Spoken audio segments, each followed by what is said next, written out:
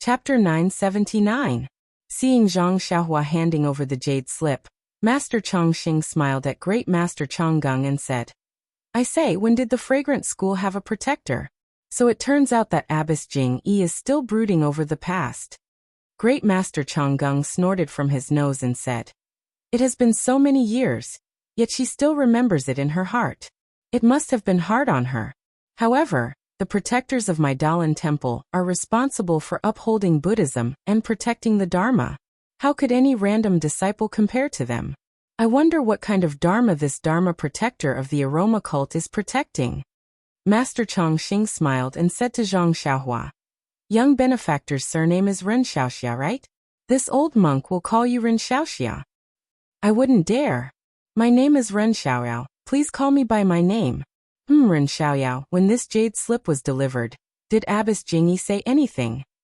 Zhang Xiaohua frowned and said, His Excellency didn't say anything special. He only said that he wanted to personally deliver it to Master Chongqing. Ha! Not only did Master Chongqing laugh, but Great Master Chonggung also laughed, causing Zhang Xiaohua to be confused. Master Chongqing finished laughing and said, Young benefactor should know that outside of the fragrant school, the Tenryu sect, and now the Righteous Tao Alliance, even if the masters of the other sects come to visit, we only need to greet them. Our Dalan temple's abbot won't appear. These three sects, especially the fragrant school, the Tenryu sect, the Misty school, and the Shendao sect, are all great sects with immortal Tao inheritances. If the sect masters come to visit, our Dalan temple's abbot will naturally meet them.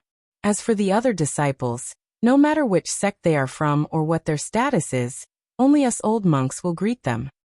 The other sects are fine since male disciples are respected. Welcoming them into the temple and offering them tea can be considered our Dalan temple's hospitality as a host. However, your sect is an exception. For many years, only female disciples have come. According to our Dalan temple's rules, they can't enter the temple, so of course, they can't meet Master Chongqing. Therefore, your sect has a lot to say about this. Especially Abbess Jingyi. Speaking of which, there's still a past. Zhang Xiaohua slightly frowned after hearing this. Master Chongqing saw this and thought that Zhang Xiaohua had other ideas, so he said, However, Abbess Jingyi naturally has her own ideas for sending you here. Although she didn't make it clear, your coming to the Dalan temple is equivalent to breaking the promise on behalf of Abbess Jingyi. If we don't let you know, it would be unfair to you. Our Dalan temple has always been merciful, so it's better to tell you so that you won't have any misgivings. As he spoke, he beckoned Kongchan over and whispered a few words to her. Kongchan had a strange expression on her face. She glanced sideways at Zhang Xiaohua, nodded slightly, and quickly entered the Dalan temple. Come, benefactor Zixia, you can't enter. Our temple will serve tea here, just like your sect master did back then. As he spoke, a group of monks placed the table and tea set under the big pine tree in the square. Master Chongqing said, Ren Xiaoyao, come take a seat first. Once this old monk tells you the reason, and the temple is ready, you can go in and see Master Chongqing. Zhang Xiaohua and Meng were puzzled, but they still cupped their hands in thanks and sat down under the tree with Chonggung and Chongqing. The small clay pot was originally used to boil wine, but now it was used to boil tea. After Master Chongqing personally brewed the tea, Zhang Xiaohua and Meng politely took the simple teacup and drank it.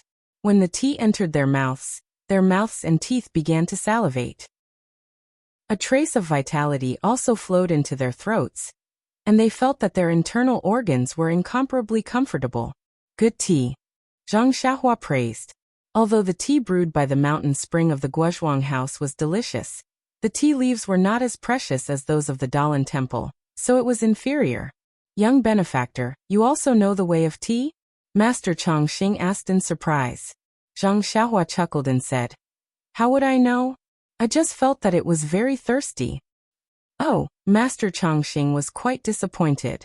He poured another cup of tea for Zhang Xiaohua and said, Tasting tea and preaching are my hobbies. Haha, I thought I had met a confidant. I'm sorry to disappoint you, Master, Zhang Xiaohua said.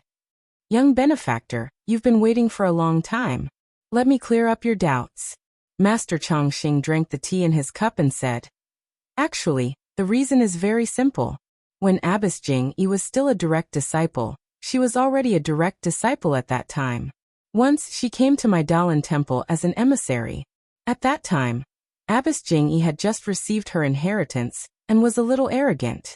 She was very angry at the rule that women can't enter the Dalan temple. So she made a bet with my Dalan temple. If she could break into my Dalan temple, I would abolish this bad rule.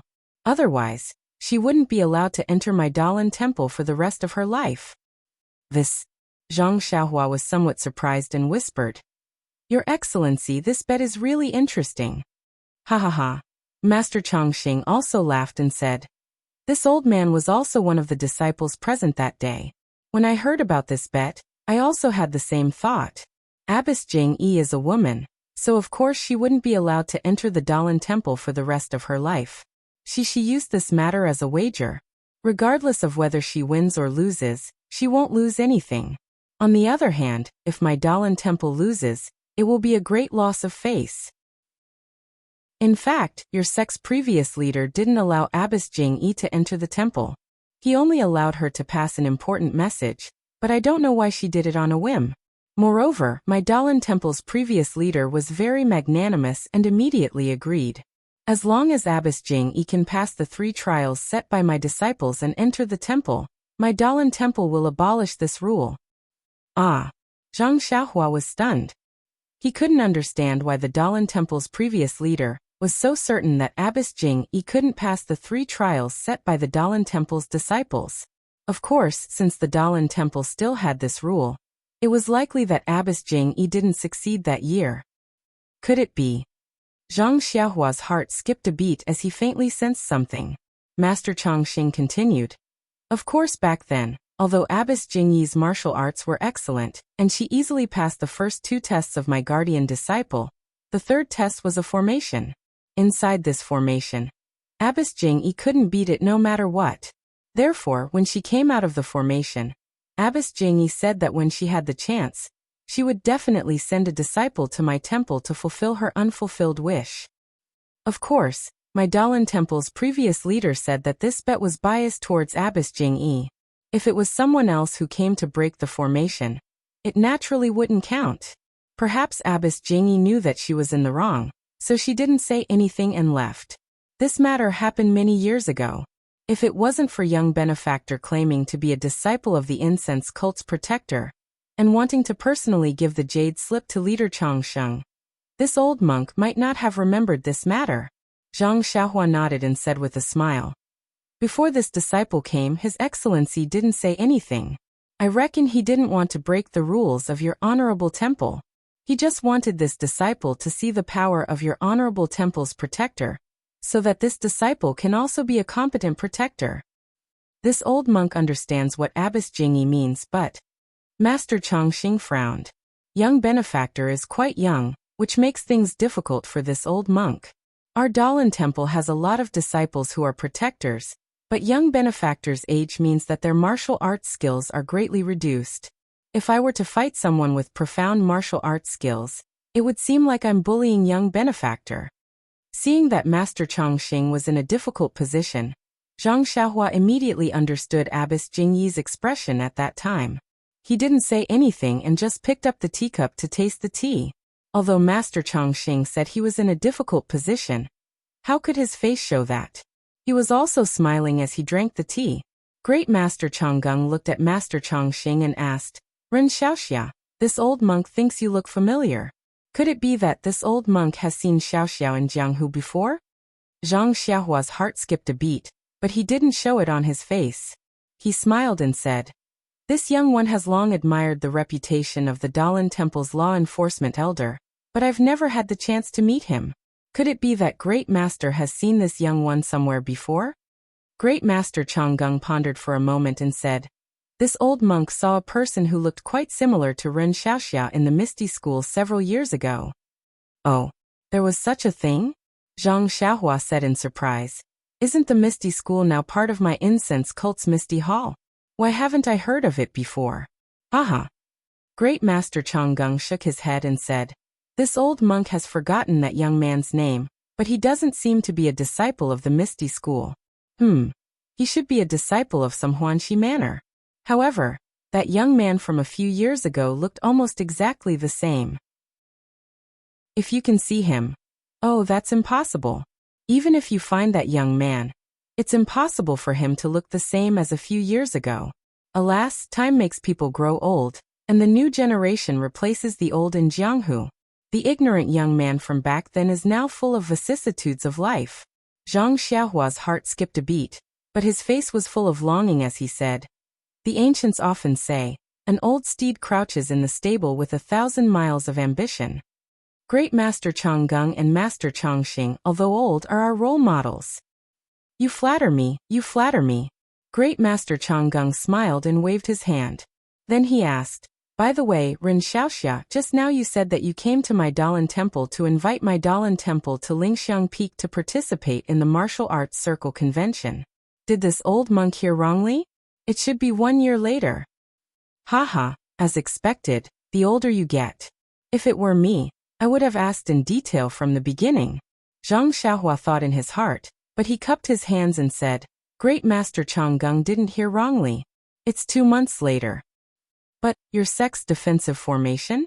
Great Master Changgung glanced at Master Chongqing and asked. "I'll let the 2 masters know that the sect protecting array of the incense sect has been opened. All disciples can freely enter and leave the incense sect." "Ah!" the 2 masters exclaimed together in a low voice. Then they sighed and said, "When the fragrance sect appears, Jianghu will be in chaos. Perhaps the entire Jianghu will face such a calamity." Zhang Xiaohua was stunned and thought, "This gatha rhymes. I only know that when the fragrance sect reappears in Jianghu, it will set off a bloody storm." "Then, your sect must have sent other disciples to send letters to other sects, right? I don't know if your sect has chosen a successor?" "Haha," replying to Great Master, "the sect leader didn't instruct us on this matter. Please forgive us." Chapter 980. Well said. Great Master Changgung smiled as if he didn't care at all. At this moment, a sudden gust of cold wind blew, making everyone's hair stand on end. Zhang Xiaohua frowned. It was almost noon, and the weather was cool. Moreover, the Dalan Temple was in the mountains surrounded by trees, so it was normal for there to be cold winds blowing from time to time. However, this gust of cold wind was obviously different from the past. It was bone-chilling and shouldn't have appeared at this time. Zhang Xiaohua didn't dare to release her divine sense in front of the 2 Dalan Temple elders, who were most likely immortals. She could only raise her head and look in the direction of the gust of cold wind. The 2 great masters were also shocked. They waved their hands and ordered a disciple to go there. The 2 great masters chatted with Zhang Xiaohua and Zhang Xiaohua for a while. Although the 2 great masters wanted to get some useful information from Zhang Xiaohua and Meng, it was a pity that they didn't want to talk. Even if they wanted to talk, neither of them was a disciple of the incense cult. There were many things that even they didn't know. So how could they satisfy the 2 elders' curiosity? Seeing that Zhang Xiaohua and Meng were so tight-lipped, Great Master Changgung was quite disappointed. He waved his hand and a disciple came forward and bowed. Reporting to the 2 martial uncles, "The Arhut formation has been set up. Please enter the formation, young benefactor." "Good, you can leave for now." Great Master Changgung ordered the disciple to leave. He turned to Zhang Xiaohua and said, "Ren Xiaoxia, the formation has been set up.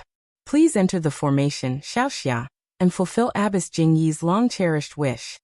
Zhang Xiaohua looked up and saw that the square in front of the Dalan Temple had been cleared. There were 18 monks of different heights and sizes, but they were all wearing the same clothes.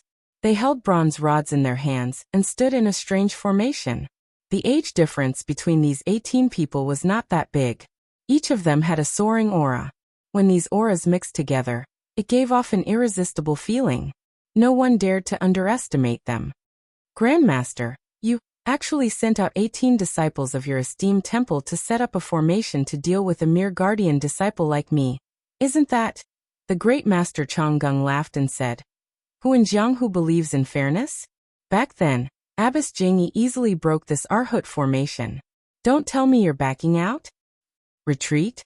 Zhang Xiaohua laughed involuntarily and said, "That's not necessary. It's just that disciple is only a guardian disciple.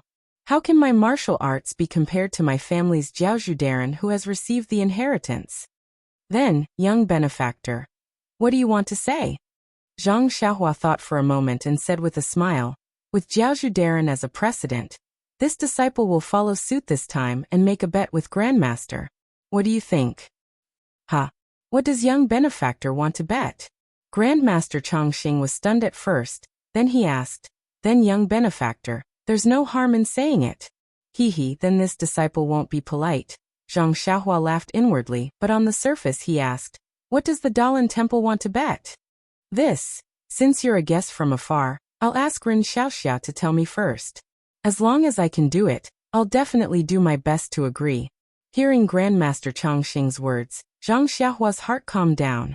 He thought for a moment and said, I've long heard that your esteemed temple's Sutra Pavilion has secret martial arts manuals that can shock the world.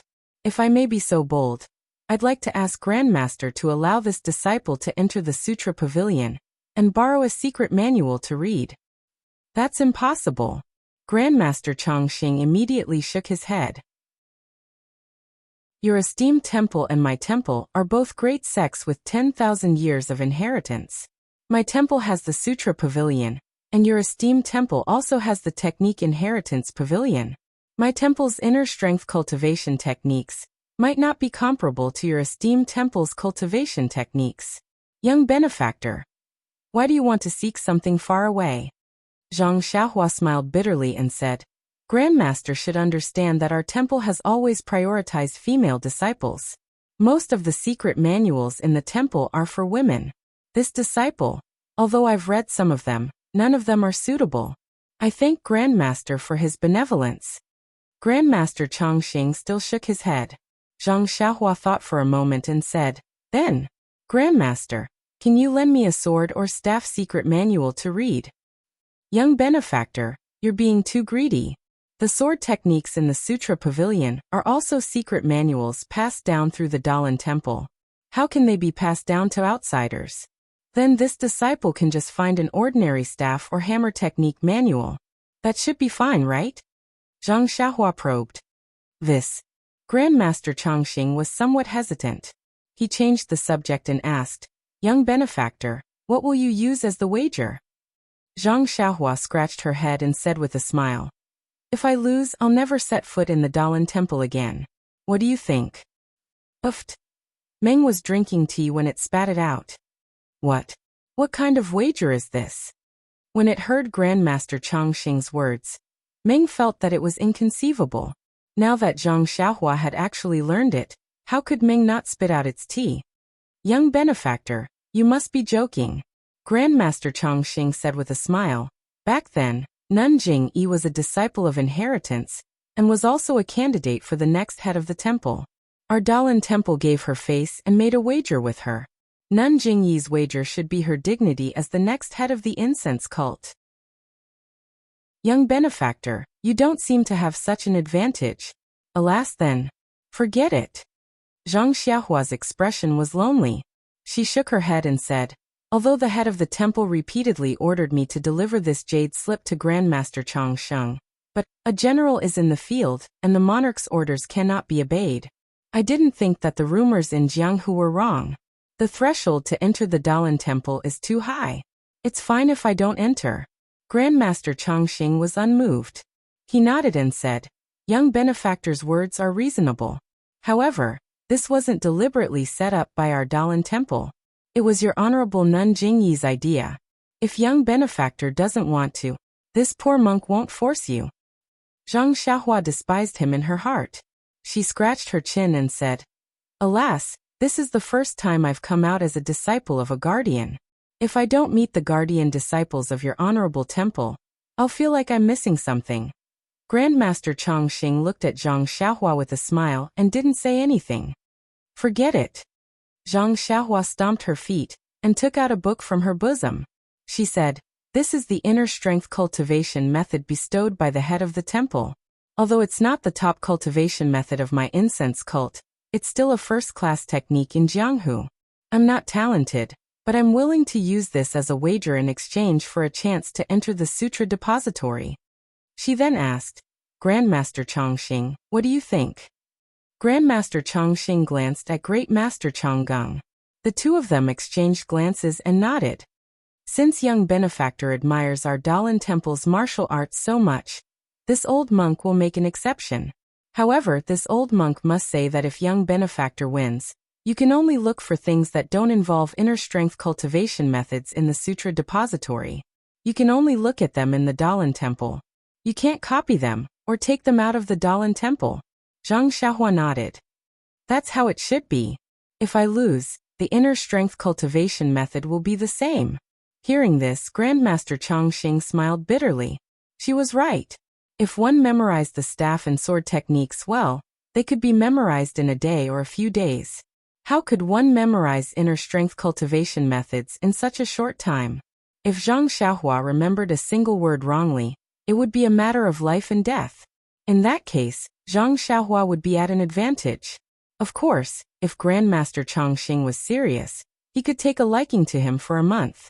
However, could Dalan Temple afford to lose face? Then, Zhang Xiaohua smiled and handed the book over. Grandmaster is an eminent monk. I'll leave this book with you for now. Grandmaster Chongqing waved his hand. No need. It won't be too late to wait until the matter is settled. All right. Zhang Xiaohua put away the book and squinted at the 18 monks standing in the square. She said, then this disciple will enter the array and try. Young benefactor, please enter the array. Grandmaster Chongqing said again. If young benefactor knows that you're no match for them, you can just throw down your sword. Our Dalan Temple will not take advantage of the victory to pursue and attack. Thank you for your mercy, Grandmaster. Zhang Xiaohua smiled and walked into the Arhat array with Hanya in her hand. When the 18 monks saw Zhang Xiaohua enter the array, they all held their staffs and put their palms together. They said in unison, Young benefactor, please give us some pointers. Zhang Xiaohua was stunned. She thought to herself, if I make a move now and can knock down one of them, won't this Arhat array be broken? Of course, this thought only flashed through her mind. She also cupped her fists and said, Seniors of the Dalan Temple, please give us some pointers. After both sides finished greeting each other, the monks immediately held their staffs in their hands. Their eyes flashed fiercely. The 18 monks were divided into two groups. Like butterflies, they wandered around. The staffs in their hands constantly knocked on the ground as they walked, making irritating sounds. Zhang Xiaohua was slightly taken aback when he saw that the 18 monks were circling around him instead of attacking him. However, when he heard the voice, he came to a realization. He activated God's guidance slightly, and the discomfort in his mind was immediately swept away. Then, Zhang Xiaohua released a little bit of his divine sense. In fact, ever since he saw Monk Kongchan, Zhang Xiaohua had been very careful to hide his cultivation and divine sense. On the other hand, he also raised his vigilance to see if there was any divine sense around him. However, when Grandmaster Chongqing and Great Master Chonggung appeared and talked for a long time, he did not see any divine sense. Perhaps the two grandmasters were self-conscious, or perhaps they did not put him in their eyes at all. Of course, it was also possible that the two grandmasters did not cultivate divine sense. However, no matter what, since he had already entered the array, Zhang Xiaohua could only release his divine sense a few feet. There should not be too much of a problem. Within her divine sense, Zhang Xiaohua was keenly aware that although the essence of the world in the Dalan Temple was not as rich as that of the fragrance cult, it was still much stronger than usual. Although the essence of the world had begun to recover, it would take several years or even decades to recover to the same level as that of the Dalan Temple. Furthermore, Zhang Xiaohua also sensed that although the 18 monks in this Arhat array had martial cultivation, their movements were rather methodical, and their rhythmic tapping sounds were actually able to stir up the heaven and earth yuan qi, gradually drawing the yuan qi in the array towards them. Chapter 981. As expected of a great sect with a legacy. It's not a joke to be able to stand for 10,000 years. Zhang Xiaohua couldn't help but admire them from the bottom of his heart. Of the 5 sects with immortal heritage, Zhang Xiaohua had seen 3 of them. Among them, The Misty School was the one with whom he had the deepest feelings and the closest affinity. However, it was also the worst of the three. Basically, it only had martial arts and no traces of immortal heritage. Only a few forbidden areas in ethereal heights could prove that the Misty School was related to immortal heritage. Even sect leader Openg was only at the level of martial arts, and not even at the peak. He didn't even have a trace of divine sense. On the other hand, the fragrance cult was full of immortal heritage. Zhang Xiaohua's series of immortal opportunities were all achieved in the fragrance cult. The fragrance cult's leader, Abbess Jingyi, was even a cultivator of immortal heritage. What about the Dalan Temple? Although he hadn't seen Master Longevity yet, just by looking at the Yuan Qi of heaven and earth in the Dalan Temple and a few ordinary guardian disciples, he could already disturb the Yuan Qi of heaven and earth with the formation of martial arts. What was there to say about the immortal heritage in the temple? The fragrance cult respected female disciples, and their heritage was also strict. The Dalan Temple, on the other hand, only accepted male disciples. Although men and women were equal in this world, men's cultivation potential was many times stronger than women's. The number of men who could cultivate was 100 or 1,000 times more than that of women. Therefore, the Dalan Temple's strength should be above the fragrance cult. Of course, as for the mysterious Tenryu sect, Zhang Xiaohua couldn't guess. After all, he had only seen Qin Shiyue and the Flood Dragon King of the Seas. Oh right, I wonder how Xiaoye and that Ajiao are doing now? Don't tell me they're buried in the sea. For a moment, Zhang Xiaohua's mind wandered. Seeing that Zhang Xiaohua's gaze was somewhat sluggish, the monks in the Arhut formation were overjoyed, thinking that they had a chance. Zhang Xiaohua was confused by the sound of the staff. One of the monks immediately raised the long staff and chopped down on her head. That long pole was full of vigor. Not only did it cause the wind to howl, even the little Yuan Qi of heaven and earth in the array surged along with the tip of the pole. Zhang Xiaohua snapped out of his daze and saw a series of afterimages flashing by the pole before his eyes. He exerted a little force in his legs, intending to use the ethereal steps to dodge. However, just as he exerted force in his legs, his heart skipped a beat. The great master Changgung has been to the Misty School and watched the martial arts exhibition. He should know about my ethereal steps. If I use it here, doesn't that mean that I am the kid he saw before? Even if he can't confirm it, he must know about my relationship with the Misty School. Thinking of this, Zhang Xiaohua's feet paused. At this moment, that wooden pole was already in front of his eyes. Zhang Xiaohua didn't hesitate and raised Hanya to block in front of his eyes. In his mind, although this long pole brought about a lot of wind, the strength of the pole was limited. Although he blocked it in a hurry, it should be more than enough. Who knew that when the long pole struck Zhang Xiaohua's Hanya, Zhang Xiaohua suddenly felt a jolt. That long pole actually transmitted an incomparably huge force, as though it was going to knock Hanya out of her hands. Zhang Xiaohua was shocked. Without thinking, he clenched his fist tightly and released it forcefully. Kung Hanya was knocked back. Zhang Xiaohua felt as though he was hit by a huge rock and retreated a few steps. But before he could steady himself, woo-woo, the sound of the wind rose again. The monk behind Zhang Xiaohua also raised his pole and mercilessly struck at the back of his head. Luckily, after the long pole hit, it immediately retracted and didn't pursue. Only then did Zhang Xiaohua have some free time. He turned his body slightly and used Hanya to block the long pole behind him. This time, Zhang Xiaohua didn't dare to be negligent. He used a total of 70% of his strength to block that long pole. It was still the same huge force as before. Zhang Xiaohua's arm was slightly sore, and he borrowed the force to retreat a few steps. He wanted to dissipate the force. Who would have thought that after the second strike, there would be another long stick coming from his left arm? My God! After Zhang Xiaohua received the third strike, he couldn't help but be shocked. Are you kidding me? How can this Dalan Temple monk be so brave and powerful? Everyone's arms have the strength of over 10,000 jin? With this kind of strength, how can they not dominate the pugilistic world? Unknowingly, Zhang Xiaohua's yearning towards the Dalan Temple was like a torrential river. But he was in the array and couldn't use his light body techniques. He could only use Hanya to meet force with force. Another cup of tea's time had passed, and Zhang Xiaohua didn't know how many strikes he had received. Luckily, his strength had always been his strength, and the Big Dipper magical fist was a daily practice, so he was able to cope with it. But after such a long time, Zhang Xiaohua once again felt that something was strange. Firstly, although there were 18 monks in this Arhat array, every time Zhang Xiaohua was attacked, there was only one person. The rest didn't join in. It wasn't like what he had thought, where everyone would rush up and attack together. Secondly, the strength of each strike was the same, which meant that the strength of the 18 monks was about the same. This wasn't much, but as time passed, the strength of the strike gradually decreased. What made Zhang Xiaohua very suspicious was that the strength of the 18 monks was also decreasing. Could it be? Zhang Xiaohua couldn't help but ponder. Following that, Zhang Xiaohua expanded his divine sense slightly. Not long after, he found something strange.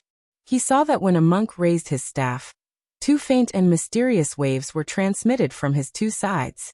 And when he struck out with his long staff, an even weaker wave was transmitted from his body to the monks on his 2 sides. Looking carefully, in the entire Arhat array, between the 18 monks, there was this strange wave that was constantly transmitted. Understood. Zhang Xiaohua's eyes narrowed slightly. This is the legendary force transmission. In internal strength, one can transmit one's internal strength to others through the hand or other body parts, allowing one's internal strength to be used by others for a period of time. Or one can attack others through other people's meridians, such as hitting a cow through a mountain. And this Dalan Temple's martial arts seniors are even more powerful. They created this Arhat array, which can actually connect everyone's strength together, using the strength of 18 people to attack one person. I can resist these 18 people, but what if there are 28 people or 108 people? How can I resist them? Moreover, if there are 10,000 people in the Arhat array, won't the Dalan Temple be invincible in Jianghu? Perhaps only the immortal Tao can deal with it. Zhang Xiaohua suddenly broke out in a cold sweat. He seemed to have thought of what Master Chongqing said just now. Seeing that you're still young, I won't use the real array. Of course, after receiving the attacks of the 18 monks, the strength of the array was gradually weakening. Zhang Xiaohua gradually understood. Since he entered the array, the Dalan Temple's monks first used the sound of the rods to disturb his mind, then used the long rods to attack, creating a situation where the one who makes the first move gains the advantage. Stick after stick, the 18 monks' strength flowed between the rods. If Zhang Xiaohua broke their coordination, or if he persisted until the 18 monks' strength was exhausted, the Arhat array would collapse on its own. He understood this logic, but if he really wanted to do it, it would be difficult in the eyes of others. Because the 18 rods in the Arhat array had a tacit understanding, stick after stick, it was seamless, and there was no room for him to take a breath to counterattack. But if he had to fight against 18 people and exhaust his strength, it was impossible for an ordinary person to even think about it. He reckoned that Nanjing Yi had also relied on her exquisite swordsmanship and the Qinggong of Chuanxiang cult to gain the upper hand in the fight against the cudgel. From there, she broke the tacit understanding of the Arhat formation and obtained the final victory. However, these 2 methods of breaking the formation were as easy as drinking water for Zhang Xiaohua. Once he understood the true essence of the Arhat formation, he naturally had a plan in his heart. Exhausting the strength of the 18 monks was indeed a waste of time. Furthermore, he still had 2 more stages to pass in the future. There were still uses for him to conserve his strength. As for Qinggong and swordsmanship, Zhang Xiaohua didn't want to embarrass himself with them, so the only thing left was to use strength to defeat the enemy. Zhang Xiaohua let out a long laugh and said, "Many thanks for the guidance of the senior brothers of the Dalan Temple. This one is going to make his move." While he was speaking, a long stick came attacking from under his armpit. Zhang Xiaohua held Bo-ri horizontally and used his strength to chop down diagonally. Dang! It hit the long stick. In his spiritual sense, he saw that the monk on the other side was about to make his move. Bo-ri didn't stop and directly waved. Woo! Before the monk made his move, Bo-ri had already struck his long stick. Seeing that Bo-ri had anticipated the enemy and suddenly appeared in front of him, the monk was greatly alarmed. His long stick trembled slightly, and before the other 17 monks' strength could reach him, he made his move. Who would have thought that Zhang Xiaohua would only lightly strike Bo Ri on his long stick, and then move his body to the side? Bo Ri rushed towards another disciple who was about to make his move. That disciple was even more anxious. According to the Arhut formation, the next one to make his move would be him. Moreover, this sequence wasn't the same every time. No matter what, he couldn't believe that Zhang Xiaohua would actually attack him before he was completely unprepared. He had no choice but to fight back. As long as he waved his long stick, he would strike. However, he wasn't in a hurry to make this move, and the flow of his strength was interrupted. This strike only had his own strength, so how could it compare to Zhang Xiaohua's Bo Ri? Just as he was about to be hit by Zhang Xiaohua's Bo Ri, he heard praise from outside the formation. Good move. Young benefactor, not only do your internal strength is profound, your mind is even more meticulous.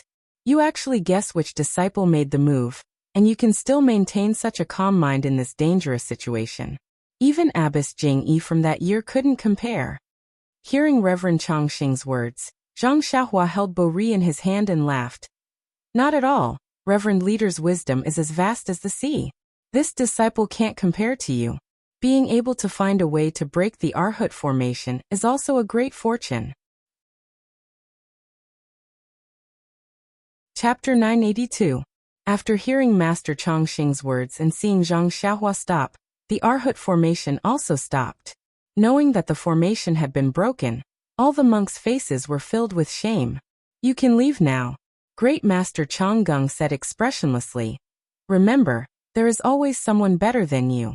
Although Ren Xiaoxia is young, his martial arts are strong and his inner strength is rare. You all underestimated him from the beginning. Thank you for your teachings, martial uncle. The 18 monks put their palms together and bowed before retreating. Meng, who was beside Great Master Changgung, anxiously ran over and asked softly, "How are you? Are you injured?" Zhang Xiaohua nodded slightly at her and smiled. "Thank you for your concern, senior sister." Meng pursed her lips and smiled, not saying anything else. A monk in black walked quickly to Master Chongqing with a heavy expression, and whispered a few words into his ear. Master Chongqing raised his white eyebrows and was somewhat surprised. He inadvertently looked at Zhang Xiaohua and gave a few more instructions. The monk then walked away. Zhang Xiaohua felt a bit strange. Something must have happened in the Dalan temple. However, he didn't cause any trouble, so Master Chongqing shouldn't have any reason to suspect him. It was rare for Zhang Xiaohua to be so magnanimous. "All right, young benefactor, I didn't expect you to break the Arhut formation so easily. It really exceeded my expectations," Master Chongqing said with a smile. "Master, you flatter me. I still have to thank you for your mercy. If there were a few more people, I definitely wouldn't have been able to break the formation," Zhang Xiaohua said modestly. Master Chongqing smiled and said, "This Arhut formation has a base of 9. There are at least 9 people, then 18, 27, until 81 people. Old Na wanted to gather 27 people, but it's a pity that the requirements for the monks to set up the Arhut formation are too high. The 18 people that young benefactor saw just now grew up together, ate and drank together, and practiced together. Among them, many people were eliminated before these 18 people were selected, and they were able to communicate with each other in mind. Alas, even if that is the case, just now, if that disciple had ignored young benefactor's longsword, when the focus of the formation had shifted to him, young benefactor might not have been able to break it so easily. It's just that, between life and death, who can blame him? Zhang Xiaohua came to a realization and nodded. What Master said makes sense. All right, let's not talk anymore. Would you like to take a rest? Master Chongqing asked. That day, Your Honorable Sex Shirtai Jing Yi also rested for half a day before continuing the next match. Zhang Xiaohua pondered for a moment and said, That's fine. Since Cult Master has learned from his mistakes, how can this disciple not follow? Very good. This old monk has some mundane affairs to deal with. Young benefactor, please rest for the time being. This old monk will return in a moment, and then I will pass through the next stage. Soon after, the two masters got up and went to the place where the cold wind came from. Zhang Xiaohua and Meng sat under a tree, accompanied by a monk who was in charge of receiving guests. Hehe, so something happened to the Dalan temple. I was wondering why they kept telling me to rest. They even used Shirtai Jingyi's story. Zhang Xiaohua looked at the monk who was brewing tea and asked, Master, may I ask where senior brother Kongchan went? The monk was a little embarrassed. Martial uncle Kongchan has something important to do. Perhaps young benefactor will see him in a while. Zhang Xiaohua was speechless, but Meng scolded. Why did you create so many problems? What are you thinking of doing? Cult Master also didn't say that we would embarrass the Dalan temple for no reason. Hehe, it's precisely because of the previous embarrassment that Cult Master didn't specifically warn us. Think about it, Cult Master promoted me to a guardian disciple for no reason. Wasn't it because he valued the strength of my arms? He didn't even ask about my background? Now that I think about it, he had already made up his mind. Even if I didn't break through the array today, he would still want me to help him gain face in the future. Meng also suddenly understood. That day on Lingering Fragrance Peak, she only reunited with Zhang Xiaohua and obtained the cult master's permission. She didn't think much about these details. Now that Zhang Xiaohua mentioned it, wasn't it exactly the same? But you don't have to take out our fragrant religion's internal cultivation method as a wager. If cult master finds out, wouldn't? Seeing that Meng was worried about her, Zhang Xiaohua's heart warmed up. She said, although it's a bit dangerous, I don't know what's so scary about the next 2 trials, but Cult Master has passed these 3 trials, and he thinks that I can do it. Perhaps I really can. This internal cultivation method is just a wager. If I don't lose, can Cult Master still scold me? What's more, do you think the mental cultivation method that the hierarch gave me is the best mental cultivation method in our fragrant cult? Meng was speechless. The Dalan temple benefited. It's not a big deal. Grandmaster Changsheng can tell Cult Master that our Dalan temple has seen your internal cultivation method. What about your protector disciple? Hehe, if you don't say anything, who will know? Meng rolled her eyes at him and said, Your little abacus is really good. That's right. This one is called the Golden Abacus in Jianghu. Ren Xiaoyao. After a while, Grandmaster Changsheng and Great Master Changgung returned. Their eyes were slightly gloomy, but their faces were smiling. They said, Young benefactor, have you rested well? Zhang Xiaohua stood up and said, Many thanks, Grandmaster. I have rested well. Please advise me. Good. Great Master Changgung smiled and waved his hand. The door of the Dalan temple opened. A middle-aged monk wearing a moon-white frock slowly walked out with a weapon similar to the sword embryo in Zhang Xiaohua's hand in his arms. Zhang Xiaohua's eyes first fell on the monk's face. She was slightly startled. Wasn't this the Kongchan monk she saw on the mountain just now? When her eyes fell on the weapon in Kongchan's arms, she was even more surprised. The weapon looked like a long sword, but it was not a long sword. If it was a sword embryo, it was 100 times more complicated than a sword embryo.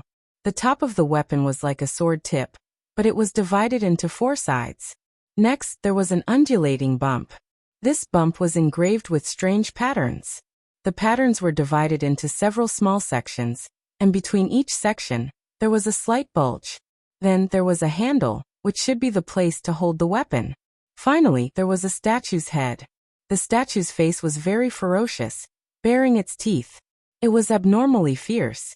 Knowing that Kongchan was the host of the second test, Zhang Xiaohua walked forward with the sword in her hand.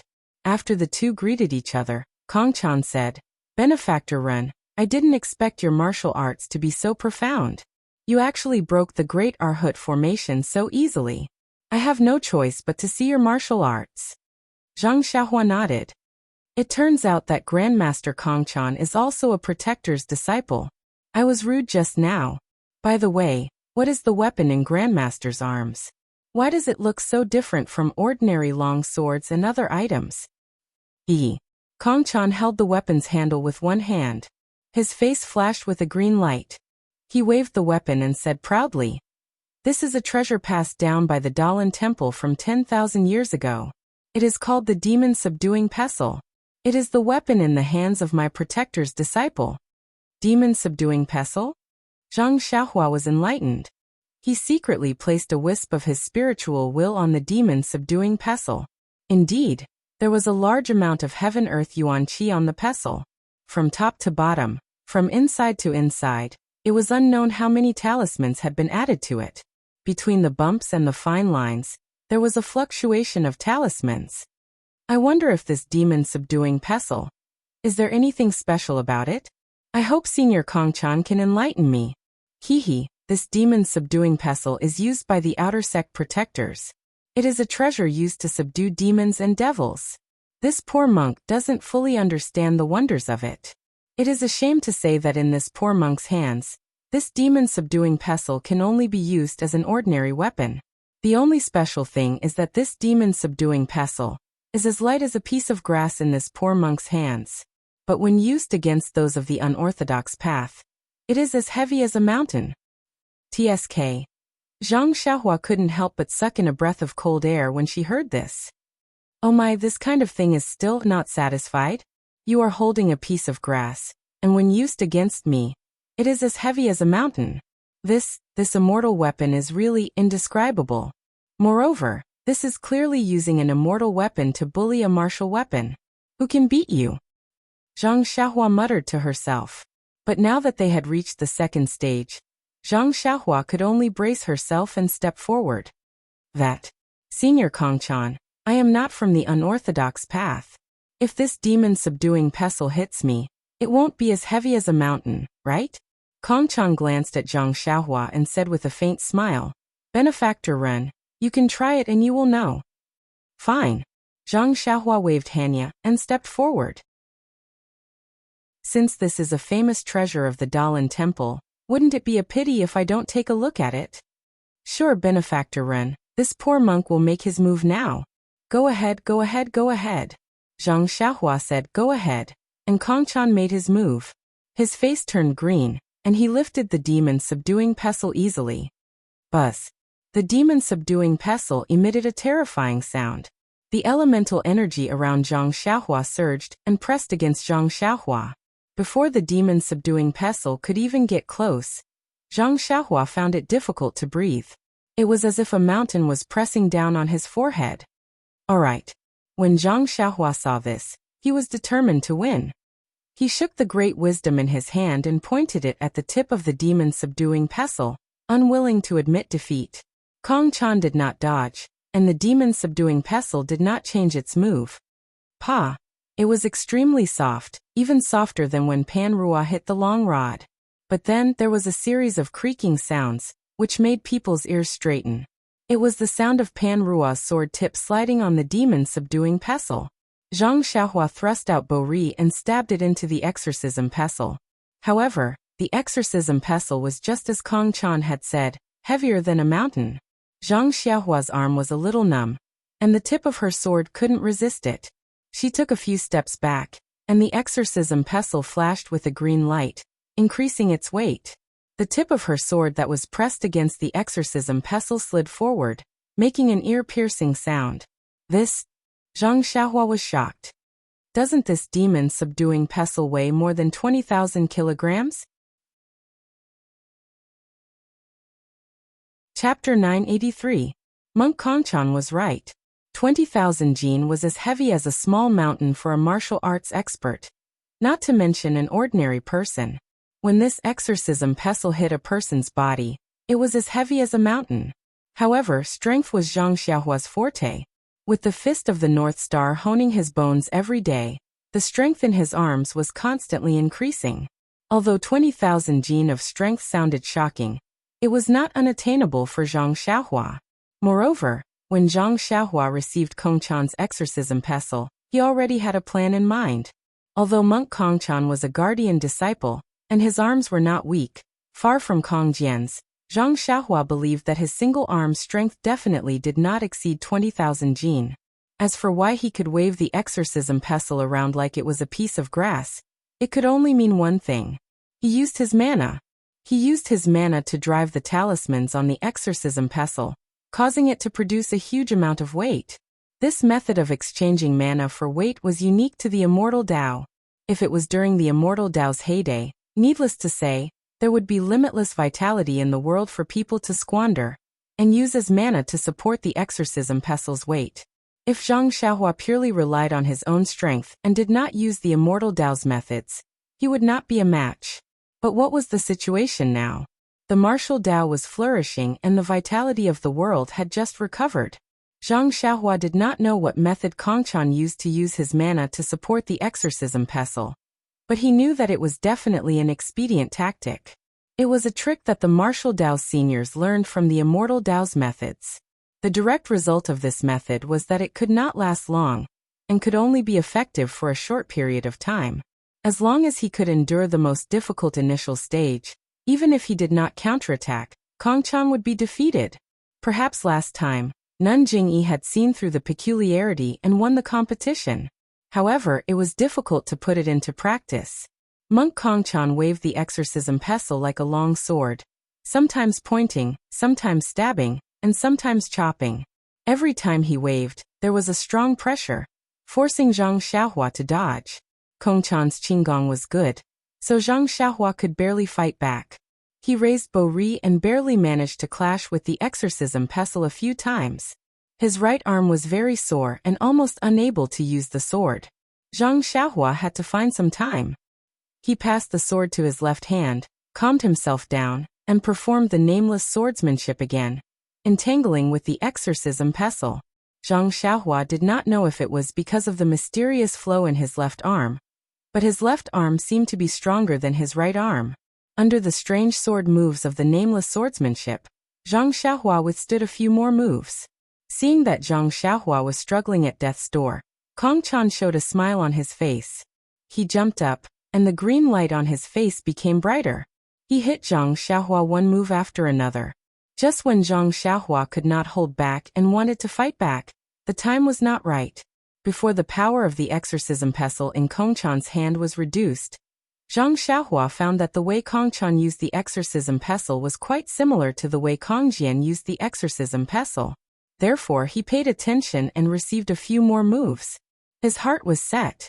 He held Pan Ruo in his right hand, laughed, and said, "Senior brother Kongchan, be careful." Pan Ruo did not touch the exorcism pestle. The tip of the sword was pointed at the flaw of the exorcism pestle. Ouch! Kongchan was stunned. Then he circled the exorcism pestle and wanted to hit Pan Ruo. However, Zhang Xiaohua's Pan Ruo was like a fish in water. It pierced Kongchan's back through the gap and did not entangle with the exorcism pestle. Therefore, there was no sound of weapons clashing on the field. The two changed their method of fighting force with force. The two weapons did not touch each other again. Outside the field, Great Master Chonggung's face was a little ugly. He said in a low voice, "Ren Xiaoxiao is really smart." He found Kongchan's weakness after fighting for a while. Although Kongchan seems to be lifting heavy weights easily, he actually consumes a lot of energy. If he continues to fight like this, he will lose in the end. Great Master Chongqing smiled. With Abbess Jingyi's temperament, she must have told him earlier. There's nothing to be surprised about. He's just a kid. If he didn't have someone to guide him, how could he see the clues? Didn't you see how Kongchan wields the exorcism pestle like a lamp? Who knows if he can hold on for long? Back then, Abbess Jingyi was also forced to use the qinggong of the incense cult. Luckily, she found the exorcism pestle's weakness. But if that's the case, Ren Xiaoyao should have started to fight when he first entered the array. Great Master Chongqing ignored him. He looked at the field and murmured, "I didn't expect Abbess Jingyi to be so narrow-minded. It's been so many years and she still remembers this. If we had known earlier, we would have changed our method. We can only use the old method in a hurry." Hehe, using the old method is enough to show the mercy of our Dalan temple. If Ren Xiaoyao can pass the 3 trials, it can be considered our Dalan temple's generosity. It can make up for Abbess Jingyi's face. If he can't pass the 3 trials, then Abbess Jingyi will have nothing to say. The disciples of the incense cult will also become the laughingstock of Jianghu. This Ren Xiaoyao is also cunning. He actually wanted to peek into our sutra depository.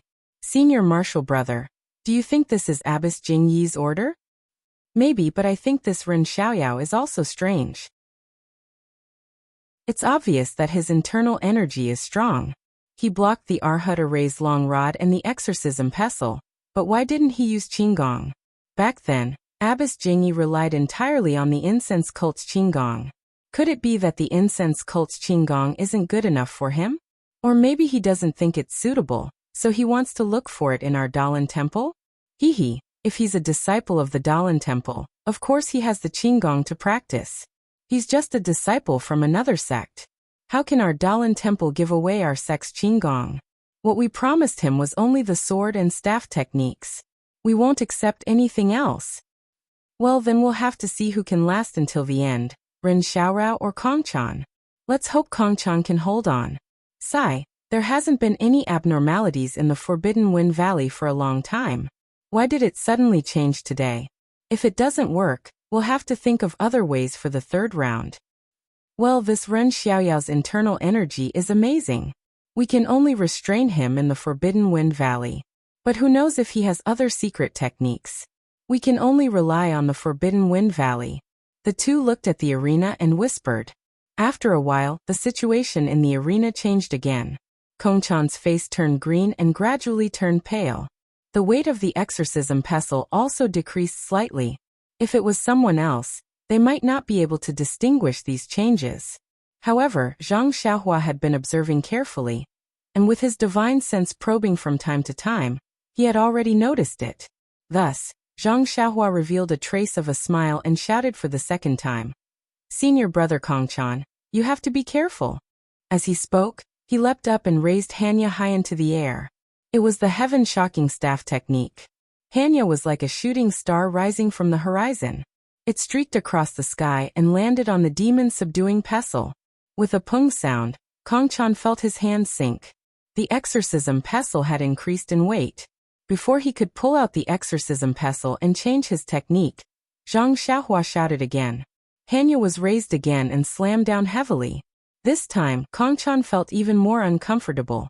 The exorcism pestle had increased in weight by several times. Immediately after, without waiting for Kongchan to react, Zhang Xiaohua attacked again and again. They were all heaven-shocking staff techniques, forcing Kongchan to use the exorcism pestle to defend himself. The exorcism pestle in Kongchan's hand became several times heavier. After a dozen strikes, Kongchan's hand trembled. He almost lost his grip on the exorcism pestle. He quickly retreated and hugged the exorcism pestle in his arms. He put his palms together and said, Benefactor Ren's strength is amazing. This poor monk is ashamed of his inferiority. Hearing Kongchan admit defeat, Zhang Xiaohua threw Hanya to the ground and sat down again. He let out a long sigh and said, Thank you, Senior Martial Brother Kongchan, for helping me. To tell you the truth, this junior is already exhausted. If Senior Martial Brother had held on for a few more strikes, this junior would have thrown in the sword and admitted defeat. At this time, Kongchan's face was pale with a hint of green. The green light on the exorcism pestle had also faded. The various talismans on the exorcism pestle had also dimmed. Kongchan shook his head and said, Even so, this poor monk can no longer continue. Benefactor Ren is still more skilled than this poor monk. Admirable, admirable. At this time, Master Chongqing and Great Master Chonggang also walked over and said, Young Benefactor is indeed powerful. You are indeed worthy of being the guardian disciple appointed by Abbess Jingyi. That day, Abbess Jingyi fought for half a day before she exhausted the guardian disciple. Sure enough, Zhang Xiaohua secretly said, but he said modestly, How can this disciple compare to Lord Hierarch? Lord Hierarch won without shedding a drop of blood. This junior was covered in stinky sweat and exhausted by luck. It's incomparable, incomparable. Master Chongqing asked, Young Benefactor, do you want to challenge the third trial? Zhang Xiaohua smiled bitterly and said, Master, I came here as a diplomatic envoy, not to provoke you. I also don't intend to throw my life away in the Dalan temple. You see, it's still early, so let me rest a bit more. That's easy. Young Benefactor, please rest. This old monk will go and prepare. After 2 hours, I will send a disciple to bring you two over. Go over. Zhang Xiaohua was stunned and said, Not in this square. Yes, the third trial is in another place. Master Chongqing didn't seem to intend to explain. Zhang Xiaohua chatted with Ming for a while and drank some tea. She looked at the sun in the west and 2 hours passed quickly. Monk Kongchan changed into a green monk robe and came over with a smile. Benefactor Ren, have you rested well? It's about time. How is senior brother? Haha, thank you for your mercy, almsgiver Ren. I'm just a little exhausted. I'll be fine after taking some pills. Looking at Kongchan's slightly flushed face, Zhang Xiaohua nodded and said, the Dalan Temple's medicinal pills are also famous. I'll have to ask senior brother to send me some later. That's easy to say. When Benefactor Ren leaves, I'll definitely present it. Kongchan smiled and said, now please follow this poor monk. Chapter 984. Where is the third test? Zhang Xiaohua asked curiously. After thinking for a moment, Kongchan whispered, the third test is in the Forbidden Wind Valley of the other temple. Forbidden Wind Valley? Zhang Xiaohua asked curiously, why is it placed there? Kongchan smiled mysteriously and did not answer. At this time, the setting sun was as red as blood. Under Kongchan's lead, Zhang Xiaohua and Ming came to a valley. They saw that the valley was bare without any trees or flowers. Even the stones on the ground were not small. They were all huge. The most peculiar thing was that the surface of these stones was not like the usual. The surface was round and looked very smooth, but when you touched it, there were many fine marks. The two of you, please come this way. Kongchan put her palms together and whispered. She led the two into the valley. After walking for an incense stick's worth of time, they came to a small open space. At this time, there were many people standing in the open space. In addition to Master Chongqing and Great Master Chonggang, there was a big man who was half a body taller than Zhang Xiaohua. This big man was not only tall, but also had a lot of meat on his body. Except for a few places that were wrapped in cloth, the rest of his body was naked. A layer of oil flashed on his naked body. Under the light of the setting sun, the thick meat on his body jumped, showing the strength of his body. His bald head was also shiny with oil. When the big man saw Zhang Xiaohua coming, he frowned slightly and reached out to touch his shiny head. His hand was like a palm leaf fan and his fingers were almost as thick as a radish. Seeing this big man, the monk standing next to Great Master Chonggang, Zhang Xiaohua did not need to look carefully. This big man must be her opponent for the third test. Woo! A cold wind blew from the valley, making Zhang Xiaohua involuntarily shrink her neck.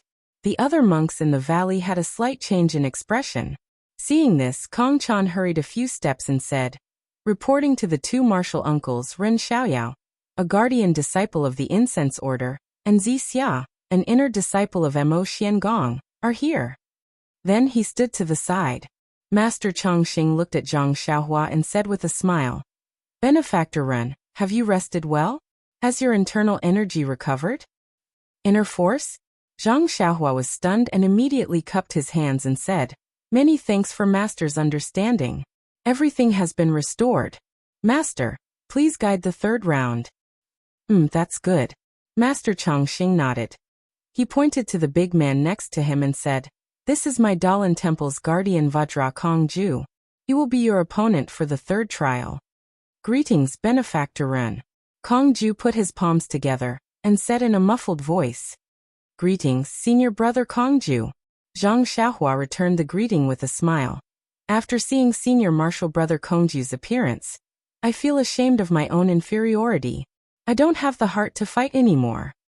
Ha ha ha, Kong laughed loudly, and the flesh on his body trembled like flowing water. Almsgiver Ren, Great Master Chonggang said. The third stage isn't a competition of strength or ruthlessness. You don't have to worry. You don't have to say anything now. You will know when you enter. Zhang Xiaohua was even more shocked. Inside, after Master Chonggang finished speaking, he dodged to the side and revealed a gap that was about the height of two people behind him. He pointed his finger and said, it's here. Zhang Xiaohua was expressionless as she looked at the narrow gap between the mountain rocks. It was very deep and there wasn't much light passing through. She couldn't see the situation inside. Then forget it. Zhang Xiaohua wanted to say something but hesitated. She would know everything once she entered. Master, please go first, Zhang Xiaohua said. All right. Master Chongqing didn't decline, and entered through the narrow gap. Great Master Changgung didn't move, and gestured for Zhang Xiaohua to go first. Zhang Xiaohua nodded, and let Zhang Xiaohua go first. The narrow gap was very long, and it took the time it took to brew a cup of tea to cross it. After passing through the gap, there was a ruin that was about 400 to 500 feet in size. This ruin was slightly different from the fragrant cult's Huanxiu. There was a platform that was about the height of a person, and there were many large and thick stone pillars, evenly distributed. The top of the stone pillars was empty, and they pierced the sky. There were many broken rocks, glazed tiles, and green bricks on the platform that were piled up messily. Master Chongqing didn't explain, and walked up a slanted staircase to the platform. There was a narrow path that led to the center of the ruin. As soon as Zhang Xiaohua stepped on the platform, she immediately felt that something was wrong. The true qi in her meridians was supposed to hide her cultivation and stay dormant, but at this moment, it was really stagnant. Moreover, as Zhang Xiaohua went deeper into the center of the platform, her true qi became more and more immobile. Although Zhang Xiaohua didn't dare to use her true qi because she was behind Master Chongqing, she could clearly feel that there was a restriction on the platform that could imprison a person's cultivation. When she followed Master Chongqing to the center of the platform, there was an open space with a radius of 10 feet. Zhang Xiaohua suddenly understood why Abbess Jing Yi was defeated in this trial. At this moment, the true qi in Zhang Xiaohua's meridians had already solidified. She couldn't control or mobilize her true qi as she wished. Zhang Xiaohua also risked releasing her divine sense, but no matter what, she couldn't separate it from her body. She then looked at the bronze cauldron and thought about the burly man behind it. Needless to say, this trial was definitely a competition of strength. The restriction on the platform could imprison true qi, so presumably, it also had an effect on internal energy.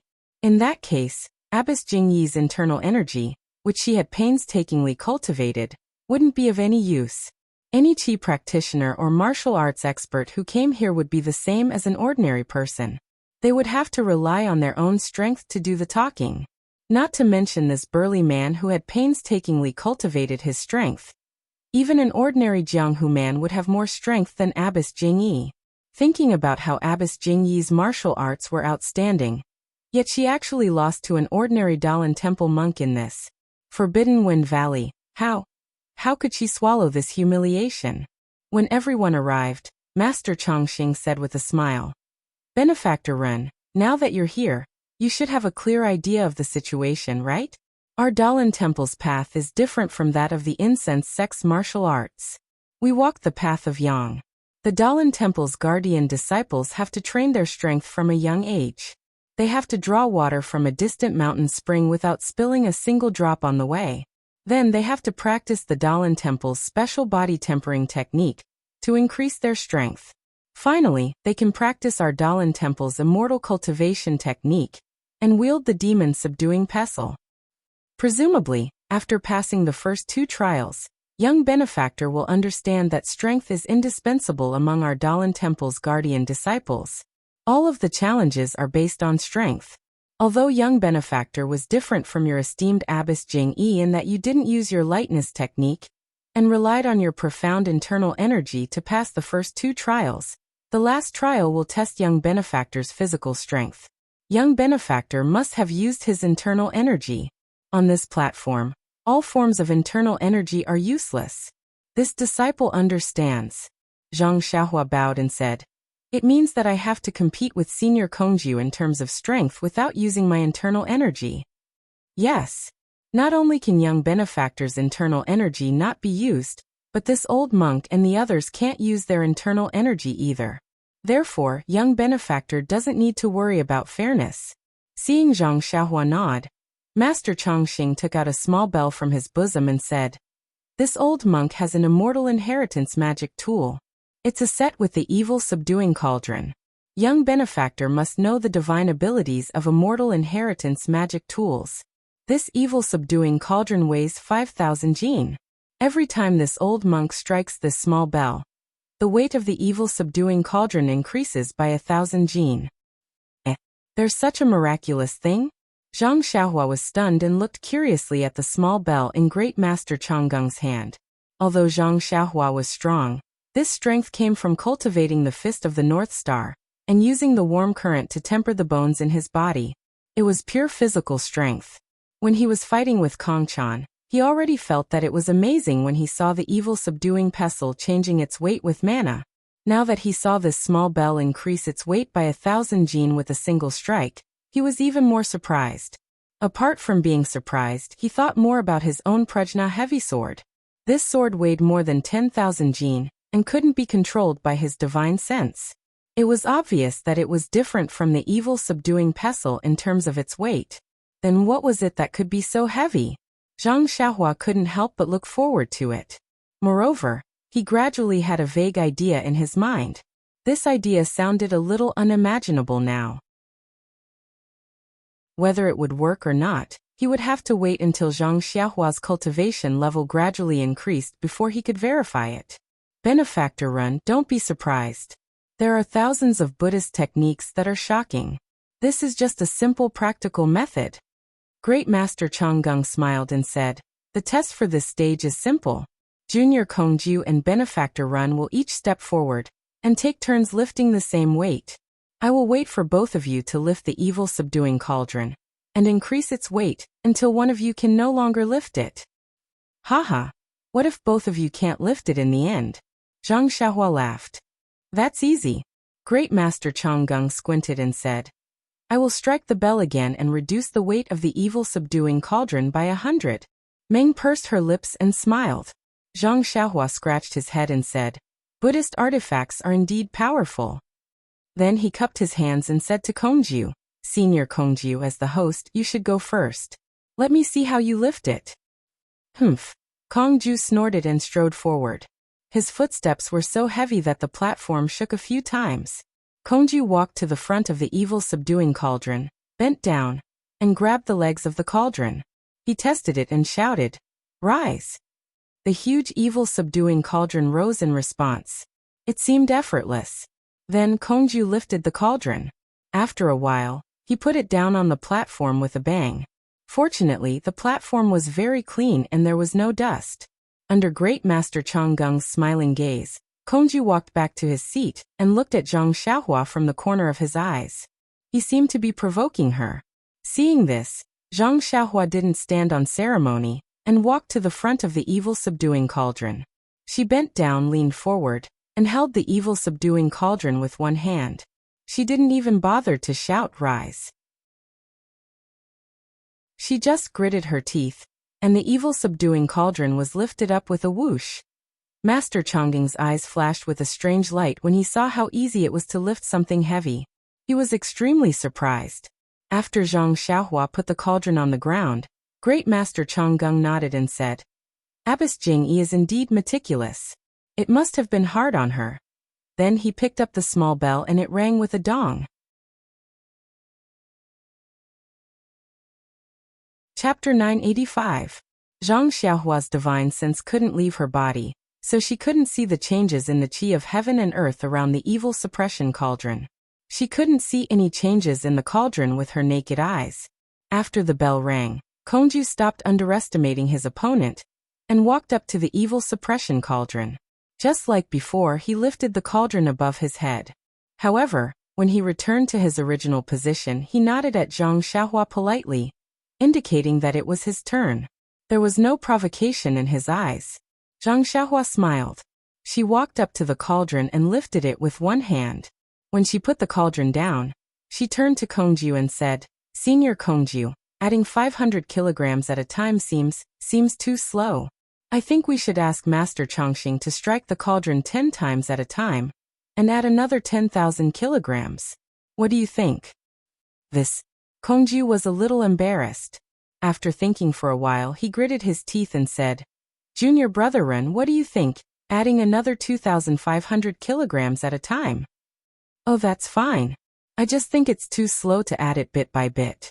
2,500 kilograms is fine too. Zhang Xiaohua agreed. Master Chongqing sighed. The small bell in his hand moved rapidly, and he struck it 5 times in a row. According to Master Chongqing's explanation, the evil suppression cauldron should weigh 11,000 kilograms. After you, Senior Kongju. Zhang Xiaohua moved to the side. Kongju walked up to the evil suppression cauldron. He wasn't as relaxed as before. First, he moved his wrists a little. Then, he took a deep breath and grabbed the legs of the cauldron with both hands. After testing it, he shouted, "Rise!" Then, he lifted the cauldron above his head. However, when he put it down this time, he wasn't as relaxed as before. It was almost as if he had thrown it to the ground. Okay, it's almsgiver Ren's turn. Kongju let out a long sigh and moved to the side. Zhang Xiaohua walked up to the evil suppression cauldron. She still used her left hand to test it. After thinking for a while, she stretched out her right hand and grabbed the legs of the cauldron. She took a deep breath and lifted the cauldron. Zhang Xiaohua's lifting process was similar to Kongju's, but when she put it down, the difference was obvious. Just like before, she slowly put it down. Dang dang dang dang dang dang. Another 5 bells rang out, and the weight of the evil suppressing cauldron increased to 16,000 jin. At this moment, Kongju's face showed that he was in a difficult position. His arms had the strength of 15,000 kilograms, which was rare in the world. He originally thought that he could lift it 10 times in a row, but no matter how strong Zhang Xiaohua was, looking at Kongju's thin and tall figure, it was impossible for her to lift it 5 times. Who would have thought that the other party would ask him to add 10,000 kilograms, and he could only agree to add 5,000 kilograms. After adding it twice, he had already exceeded his limit. This evil suppressing cauldron was no longer something he could lift. Kongju glanced at Master Chongqing. Master Chongqing nodded slightly as if to encourage him. Hence, Kongju walked up to the evil suppressing cauldron, took a deep breath, bent down, and grabbed the huge cauldron in his hands. He tested it with both hands and shouted loudly, raising the cauldron in front of him. However, just as he tried to lift the cauldron above his head, he was exhausted and couldn't move anymore. With a loud bang, the evil suppressing cauldron was thrown to the ground by Kongju, making a loud noise. Kongju's face was flushed red. He looked at Master Chongqing and returned to his original position. All right, Benefactor Ren, if you can lift this evil suppressing cauldron, you will pass the 3rd test and avenge your sect master. Master Chongqing said. Zhang Xiaohua shook her head. Since Senior Kongju couldn't lift it, I might not be able to either. Hence, I will have to trouble Master Chongqing to reduce the weight of the evil suppressing cauldron, so that Kongju and I can lift it again. Go ahead, go ahead. There's no harm in it. Master Chongqing waved his hand. It's just a few more knocks, which will consume a little more magic power. Magic power? When Zhang Xiaohua heard that, she understood that the weight of the evil suppressing cauldron wasn't for nothing. Zhang Xiaohua put on a good show. First, she walked to the front of the evil suppressing cauldron. Just like before, she tried a few times before she used her strength to lift it. Kongju's eyes were wide open, and his heart was in his throat. He hoped that Zhang Xiaohua could do the same thing as him. Unfortunately, although Zhang Xiaohua lifted it with difficulty, her face was flushed, and her veins were bulging, she was still able to lift it above her head. She even managed to stand up unsteadily. Sigh, Kongju sighed in his heart. However, when Zhang Xiaohua put down the evil suppressing cauldron, his eyes lit up. He clearly saw that although Zhang Xiaohua had thrown the evil suppressing cauldron to the ground like him, it didn't bounce a few times like he did. Instead, it was very obedient and didn't move an inch. It was as if Zhang Xiaohua had gently put it down. Tisk. Kongju couldn't help but gasp. He thought to himself, he looks like he's not much older than Kong Jian. He doesn't have much flesh on his body, but he's actually so strong. Moreover, he's so considerate of others. That's not bad. But his strength, where did he train it from? Could it be that he was really born with divine strength? Kongju sighed in his heart. However, he still stepped forward and put his palms together. He said sincerely, Benefactor Ren's divine strength is amazing. This poor monk humbly admits defeat.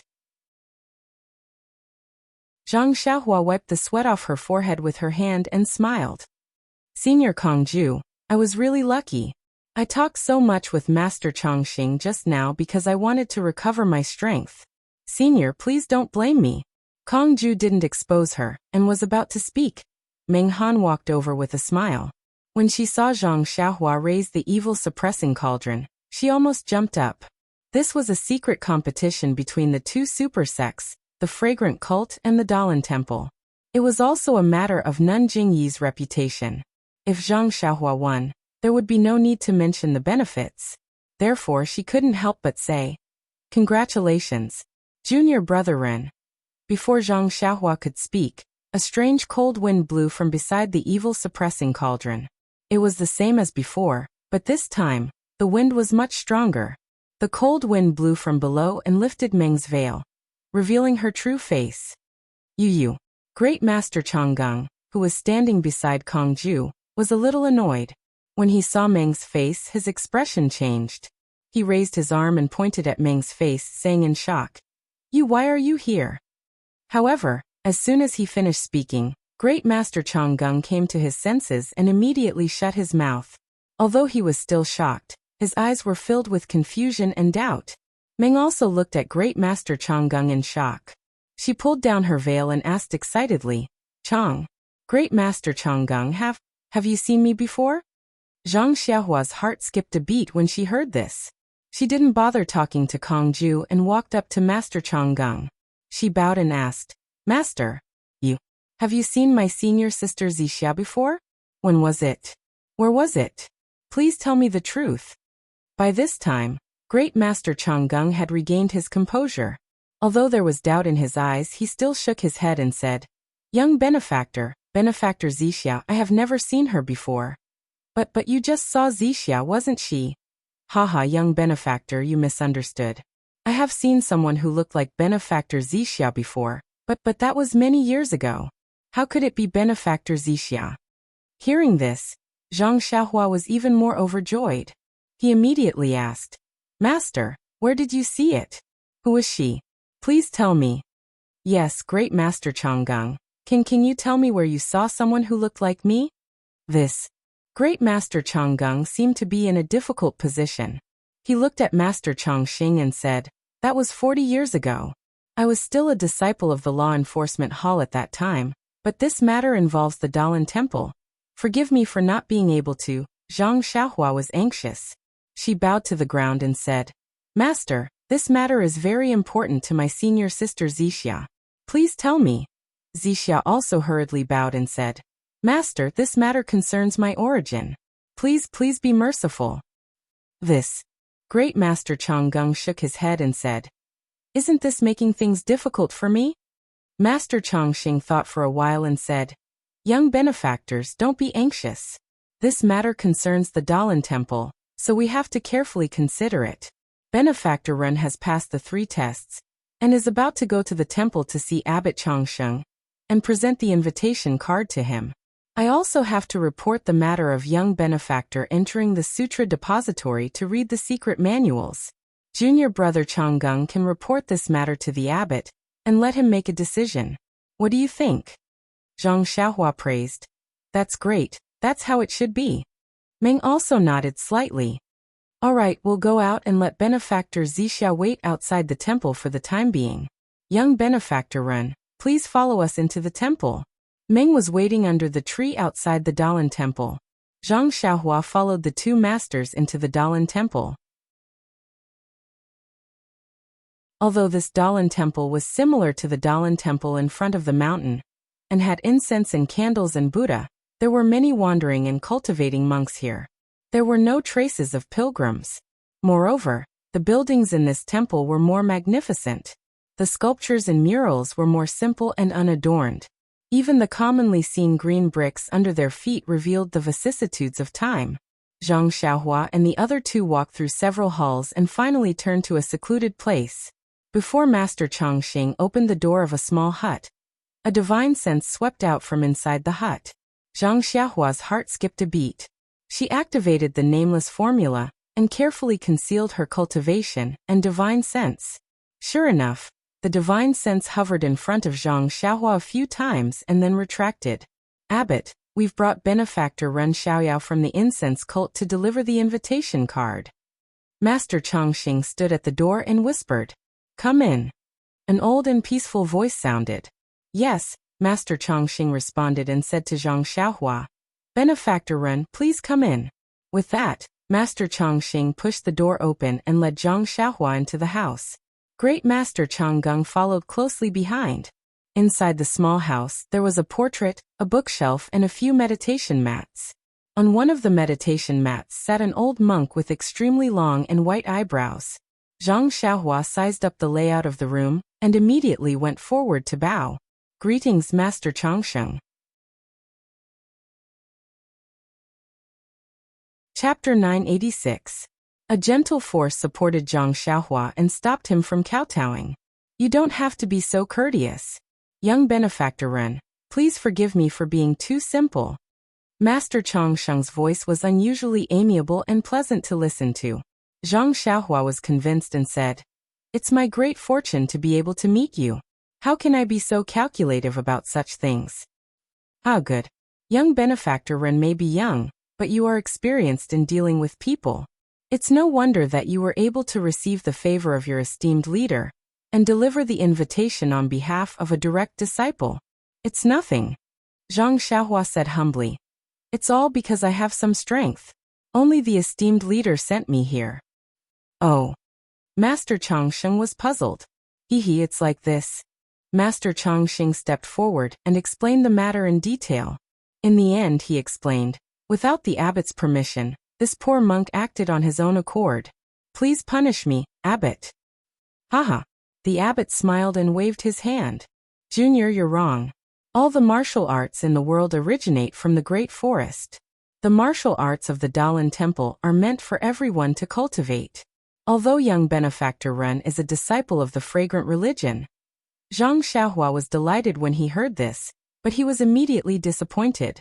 Master Chongsheng continued, although we can't let him cultivate the secret inner strength cultivation method of the Dalan Temple, there's no harm in letting him take a look at ordinary fist techniques and sword techniques. However, Zhang Xiaohua still thanked him. He wanted to learn about the Dharma swordsmanship in advance, but he was afraid that the great Master Changgung would be suspicious. Therefore, he could only keep it a secret. After receiving Master Chongsheng's approval, Master Chongsheng heaved a sigh of relief. Zhang Xiaohua took the opportunity to take out the jade slip and handed it over respectfully. He said, This is the invitation that my esteemed leader sent me to deliver. Please accept it. Master Chongsheng nodded. You've worked hard to deliver this invitation. How can I not accept it? As he spoke, he took the jade slip and immersed his divine sense into it. After a while, he raised his white eyebrows and asked, Young Benefactor Ren? Has your fragrant cult sect protecting array been completely destroyed? Yes, Master Chongsheng. Zhang Xiaohua then told him about the incense cult. Master Chongsheng frowned slightly. After a while, he sighed and said, It's fate. People in Jianghu have no choice, even if. Then he chanted the name of Buddha and said self-mockingly, As an outsider, I've made a fool of myself in front of you. Zhang Xiaohua shook her head and said, Master is merciful. In the spirit of if I don't go to hell, who will? Being in the Jianghu is really beyond my reach. Then he glanced at the great Master Changgung, who was standing beside him with his head lowered. He probed, Chongqing Abbot, I'm slow-witted. There's one more thing that I need your approval for. Is there anything else? The elder asked with a smile. At this moment, great Master Changgung raised his head and said, Senior Abbot, I know what Benefactor Ren wants. It involves the secrets of the Dalan Temple. Oh? The elder was taken aback. He turned to Zhang Xiaohua and said, In that case, would you please wait outside for a while? Zhang Xiaohua quickly got up and cupped her hands. This matter involves my senior sister Zixia's past. If possible, I hope Master can be merciful. The elder nodded slightly and smiled without saying anything. Zhang Xiaohua left the simple meditation room and stood outside. He waited for about half a meal. During this time, he wanted to release his divine sense several times to see what was going on inside. He also wanted to burrow into the ground and listen to what was being said. However, he was afraid of being discovered by the elder. More importantly, he was afraid of angering the Dalan Temple. They didn't need to punish him. They only needed to politely say, I'm sorry, this is a secret of the Dalan Temple. It can't be told to outsiders. Well, his dream of finding out about his origins was once again lost. Perhaps Zhang Xiaohua could restrain Great Master Changgang and use the bewitching finger to force him to confess. However, if the Tenryu sect's spy could escape the bewitching finger, how could the Dalan Temple not be able to do the same? Just as Zhang Xiaohua was thinking and scratching her head, the door of the meditation room opened. Master Changxing and Great Master Changgang came out. Zhang Xiaohua jumped over and asked anxiously, "Master, why?" Great Master Changgang smiled and said, "Abbot is merciful and has approved it. However, this matter happened a long time ago. Let me think about it carefully before informing you." Zhang Xiaohua was pleasantly surprised and quickly bowed. "Thank you, Master. Young benefactor doesn't need to be so courteous. Abbot has said that there's no need to thank him in person. A monk should be considerate. In addition, Abbot will definitely attend the martial arts assembly of your esteemed sect. Young benefactor can go back and report this to Shirtai Jingyi." "Thank you, Master." Zhang Xiaohua stood outside the door and bowed deeply toward the meditation room. However, a gentle force came from inside the room, supporting him and preventing him from bowing. Although this force wasn't worth mentioning to Zhang Xiaohua hesitated for a moment before standing up respectfully. "That's enough, young benefactor. Abbot doesn't allow you to thank him, so you don't need to thank him. Why do you need to be so formal?" Master Changxing smiled and said, "You'd better follow me to the sutra depository and find your sword techniques, fist techniques, and so on. We'll talk about it later." After finding clues to Meng's origins, Zhang Xiaohua was no longer as enthusiastic about sword techniques, fist techniques, and staff techniques. Thinking about Meng, who was waiting outside the temple, Zhang Xiaohua probed, "Can I go outside the temple first and tell Senior Martial Sister Zixiao about this matter?" Master Changxing waved his hand. "This matter isn't urgent. Just find a disciple and tell him about it. I'll send you to the sutra depository. I still have other matters to attend to," Zhang Xiaohua happily said. "Thank you, Master."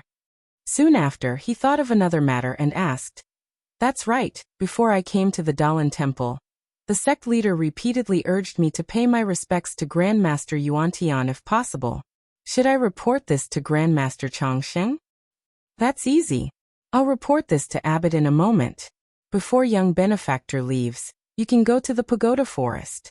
"The pagoda forest?" Zhang Xiaohua was stunned. Before he could ask, Master Changxing had already walked ahead. As if Zhang Xiaohua should know something about the pagoda forest. He followed Master Changxing to the front of an extremely ordinary pavilion. A gray-robed monk came out to welcome them. Master Changxing pointed at Zhang Xiaohua and said, "This is Ren Xiaoyao, the messenger of the fragrant religion. The abbot has decreed that you can choose a sword technique, palm technique, or any other ordinary secret manual to read in the sutra depository. You can't take it out of the sutra depository, and you can't copy it." "Yes, I'll comply with the abbot's decree. Benefactor, this way please," the monk said with a salute. "This is the sutra depository?" Zhang Xiaohua asked in astonishment as he looked at the ordinary sutra depository. "Young benefactor Ren, what do you think the sutra depository looks like?" Master Changxing asked with a smile. "This, no matter what, there should be monks with high martial arts as guards. No matter what, there should be." Zhang Xiaohua almost blurted out the appearance of the Misty School's sutra depository. "Haha, young benefactor, you're thinking too much," Master Changxing said. "Form is emptiness, and emptiness is form. No one said that the sutra depository has to be a solemn image." Master Changxing then waved his hand and said, "This old monk still has other matters to attend to. After Benefactor Ren finishes reading the secret manual, this old monk will send you on your way." "Send me on my way?" Zhang Xiaohua secretly curled her lips. This sentence seems to have two meanings. "I don't dare to nag Master. Master, please do as you wish." After Master Changxing left, Zhang Xiaohua followed the monk into the sutra depository. The sutra depository wasn't big. It was only 20 feet in size. There was a small wooden ladder in the corner that led to the second floor. Zhang Xiaohua knew that the second floor wasn't something she could go up by herself, so she didn't look there. The monk led Zhang Xiaohua to a row of bookshelves, pointed at them and said respectfully, "Benefactor Ren, this row contains our sect's collection of sword techniques, palm techniques, fist techniques, staff techniques, and so on. Benefactor Ren, please choose one. This poor monk will wait for you here." Zhang Xiaohua understood immediately. She smiled and said, "Thank you, master. This one understands." Then Zhang Xiaohua released her divine sense slightly. She used her eyes to look at the books while using her divine sense to distinguish them. Unfortunately, just as Master Chongqing had said, these were all ordinary secret manuals from the Dalan Temple. Zhang Xiaohua searched the entire bookshelf, but couldn't find any fluctuation of the Tao of Immortals. Unknowingly, when Zhang Xiaohua randomly selected a secret manual, she released her divine sense and shrouded the entire sutra depository. She checked every bookshelf one by one. Just as she was filled with disappointment and was about to use her divine sense to look at the wooden ladder again, her eyes inadvertently swept past, and she was stunned on the spot. He saw a thin and short old monk dressed in gray robes. He had a hunched back and was holding an old broom in his hand. He stood beside the wooden ladder and was meticulously sweeping the ground with his head lowered. Whoosh! Blood rushed to Zhang Xiaohua's head. She scanned the area with her divine sense again in disbelief. Still, she couldn't find any trace of the old monk. Zhang Xiaohua didn't dare to force her way in, and quickly retracted her divine sense. Even the thought of forcing her way into the sutra depository at night was dispelled. After pretending to search for a while, Zhang Xiaohua asked as if nothing had happened, "Master, who is the master sweeping the floor in front of the wooden ladder?" Hearing Zhang Xiaohua mention the old monk, the disciple was stunned. He looked at the monk in the distance and said softly, "This one doesn't know the Grandmaster's Dharma name. This one only knows that he has been sweeping the floor in the sutra depository for as long as I can remember." Then he said respectfully, "Also, I heard from the martial uncles that they have seen him sweeping the floor since they could remember. As for his Dharma name and age, no one knows." Oh, Zhang Xiaohua nodded thoughtfully. Perhaps only the head elder would know the origin of this old monk. Since there was such a mysterious person overseeing the sutra depository, not to mention others, even Zhang Xiaohua did not dare to covet it. How could the Dalan Temple not be reassured? Why are there still monks outside the door? Therefore, Zhang Xiaohua withdrew her divine sense and concentrated on looking for the secret books with her naked eyes.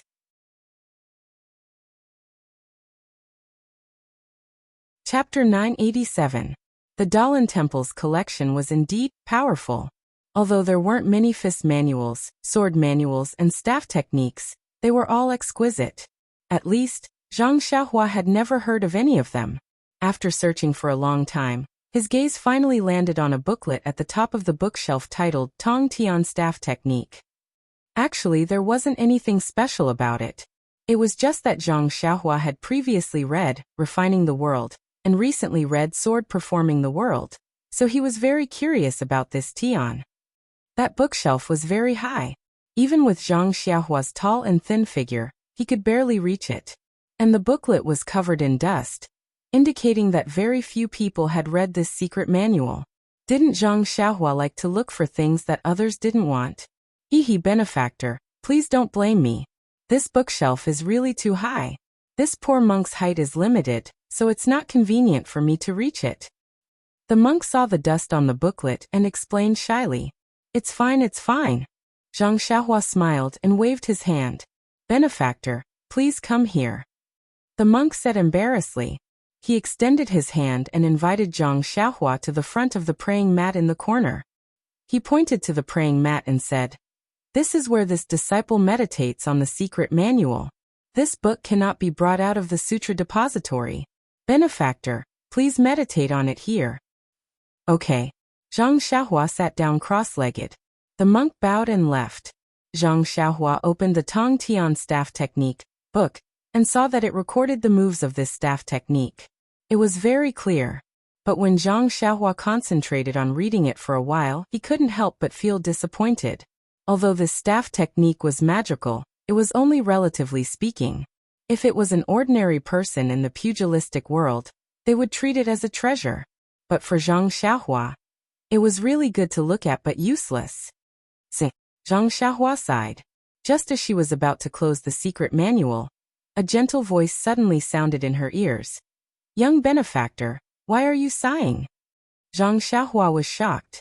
Seeing the old monk standing beside him, he hurriedly stood up and saluted. I wanted to look for a script in the Sutras depository of the Dalan temple that was similar to the demon-subduing pestle used by the protector of the temple, but I couldn't find it after searching for a long time. You see, it wasn't easy for me to find one that was faded, but it's not suitable for me. As he spoke, he handed over the heaven-piercing staff technique and probed. Perhaps Grandmaster has something to recommend? The old monk didn't even look at his secret manual. He shook his head and said, Young benefactor, is it for that sword embryo of yours? Zhang Xiaohua was stunned, and immediately said respectfully, That's right, Grandmaster. Please help me, Grandmaster. Help? The old monk shook his head. This poor monk has been sweeping the floor of the Sutras depository for many years, but this is the first time I've met someone who is fated to be like you. This poor monk has read all the secret manuals in the Sutras depository, and only this one is suitable for you. Benefactor, you have chosen well, but the way you read it is not suitable. As the saying goes, immortals are fated to be immortals. How can an ordinary person find it with the naked eye?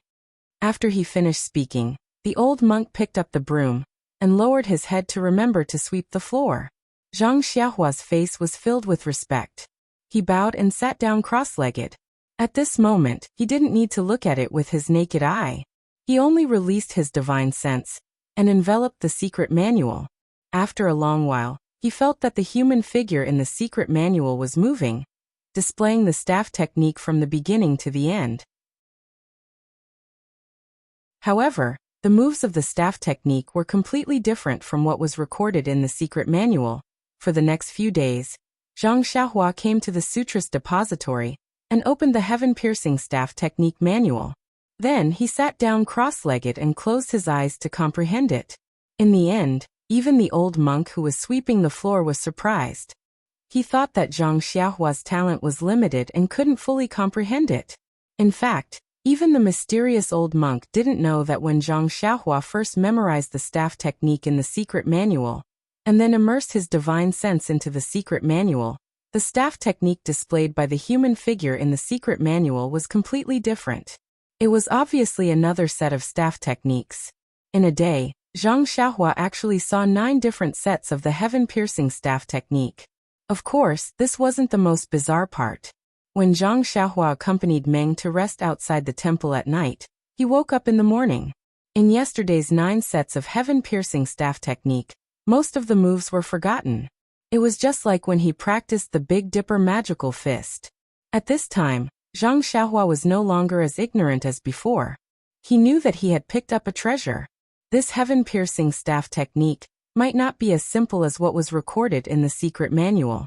Sure enough, on the second day, Zhang Xiaohua saw 9 different sets of staff techniques. However, the 10th set didn't appear. On the morning of the 3rd day, there were only a few moves left in his mind.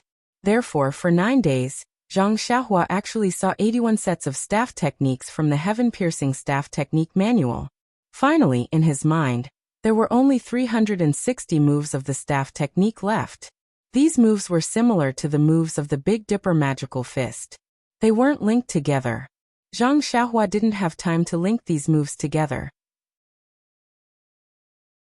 He knew that he had gotten lucky. Why didn't he hurry up and memorize all the moves? On the evening of the 9th day, Zhang Xiaohua put the heaven-piercing staff technique back on the bookshelf. He bowed to the old monk who was sweeping the floor and followed the monk out of the Sutras depository. Just as he walked to the entrance of the Dalan temple, a young monk hurriedly ran over. When he saw Zhang Xiaohua, he hurriedly bowed. Then he looked around and whispered, Benefactor Ren, thank you for your help that day. In a while, if there are disciples of the Dalan temple who invite you to the back of the mountain, please ignore them.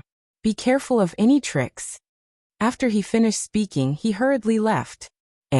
After the young monk left, Zhang Xiaohua recalled that this young monk was the one who held on to him by the mountain spring when he and Meng came to the back of the mountain to search for the Dalan temple. It was just a small matter, and he had long forgotten about it. The young monk's sudden gratitude and warning stunned him. Just as the young monk said, before Zhang Xiaohua had left the temple, another young monk came over. He clasped his hands together and said, "Benefactor Run, I am Yuan Fa. I was sent by Martial Uncle Kong Jian to deliver a letter of challenge to you." Yuan Fa? Zhang Xiaohua raised his eyebrows and asked, "Where is the letter of challenge?" "This Martial Uncle Kong Jian didn't write it. He only asked me to bring you to the back of the mountain." Although the young monk warned him, Zhang Xiaohua still nodded and said, "Please, lead the way." "Please." After Yuan Fa finished speaking, he walked away. When Zhang Xiaohua was about to leave, he heard Ming shout from behind, Junior Xiaoyao, where are you going?" Hearing Ming's concern, Zhang Xiaohua turned around and said, "It's all right. I need to teach that young monk a lesson. You can wait in the tent. I'll be back in a while." Ming covered her mouth and laughed. "Then come back early. Don't hurt that child." Zhang Xiaohua's heart warmed, and a warm feeling welled up in his heart. He waved his hand as if he was bidding farewell to the housekeeper. Looking at the path Yuan Fa led, Zhang Xiaohua's face unconsciously revealed a strange expression. This was the same path that Master Chongqing brought him to the Forbidden Wind Valley on the first day he came to the Dalan Temple. Although Zhang Xiaohua couldn't differentiate between north and south, he still had some impression of this path. "Don't tell me, little monk Kong Jian wants to throw me into that restrictive spell? Does he want to rely on his strength to teach me a lesson?" As expected by Zhang Xiaohua, when he saw the narrow gap in front of Yuan Fa, he laughed in his heart. The Dalan Temple really cares about their reputation. They didn't tell the other guardians about what happened in the Forbidden Wind Valley. Otherwise, why would little monk Kong Jian use this method to deal with me? Yuan Fa walked to the narrow gap and stopped. He pointed at the gap and said, "Benefactor Run, Senior Uncle Kong Jian is already inside. I can only go this far. Please go in by yourself." "Thank you, Master." Yuan Fa's face immediately turned red. He lowered his head and said, I don't dare." Then he ran away.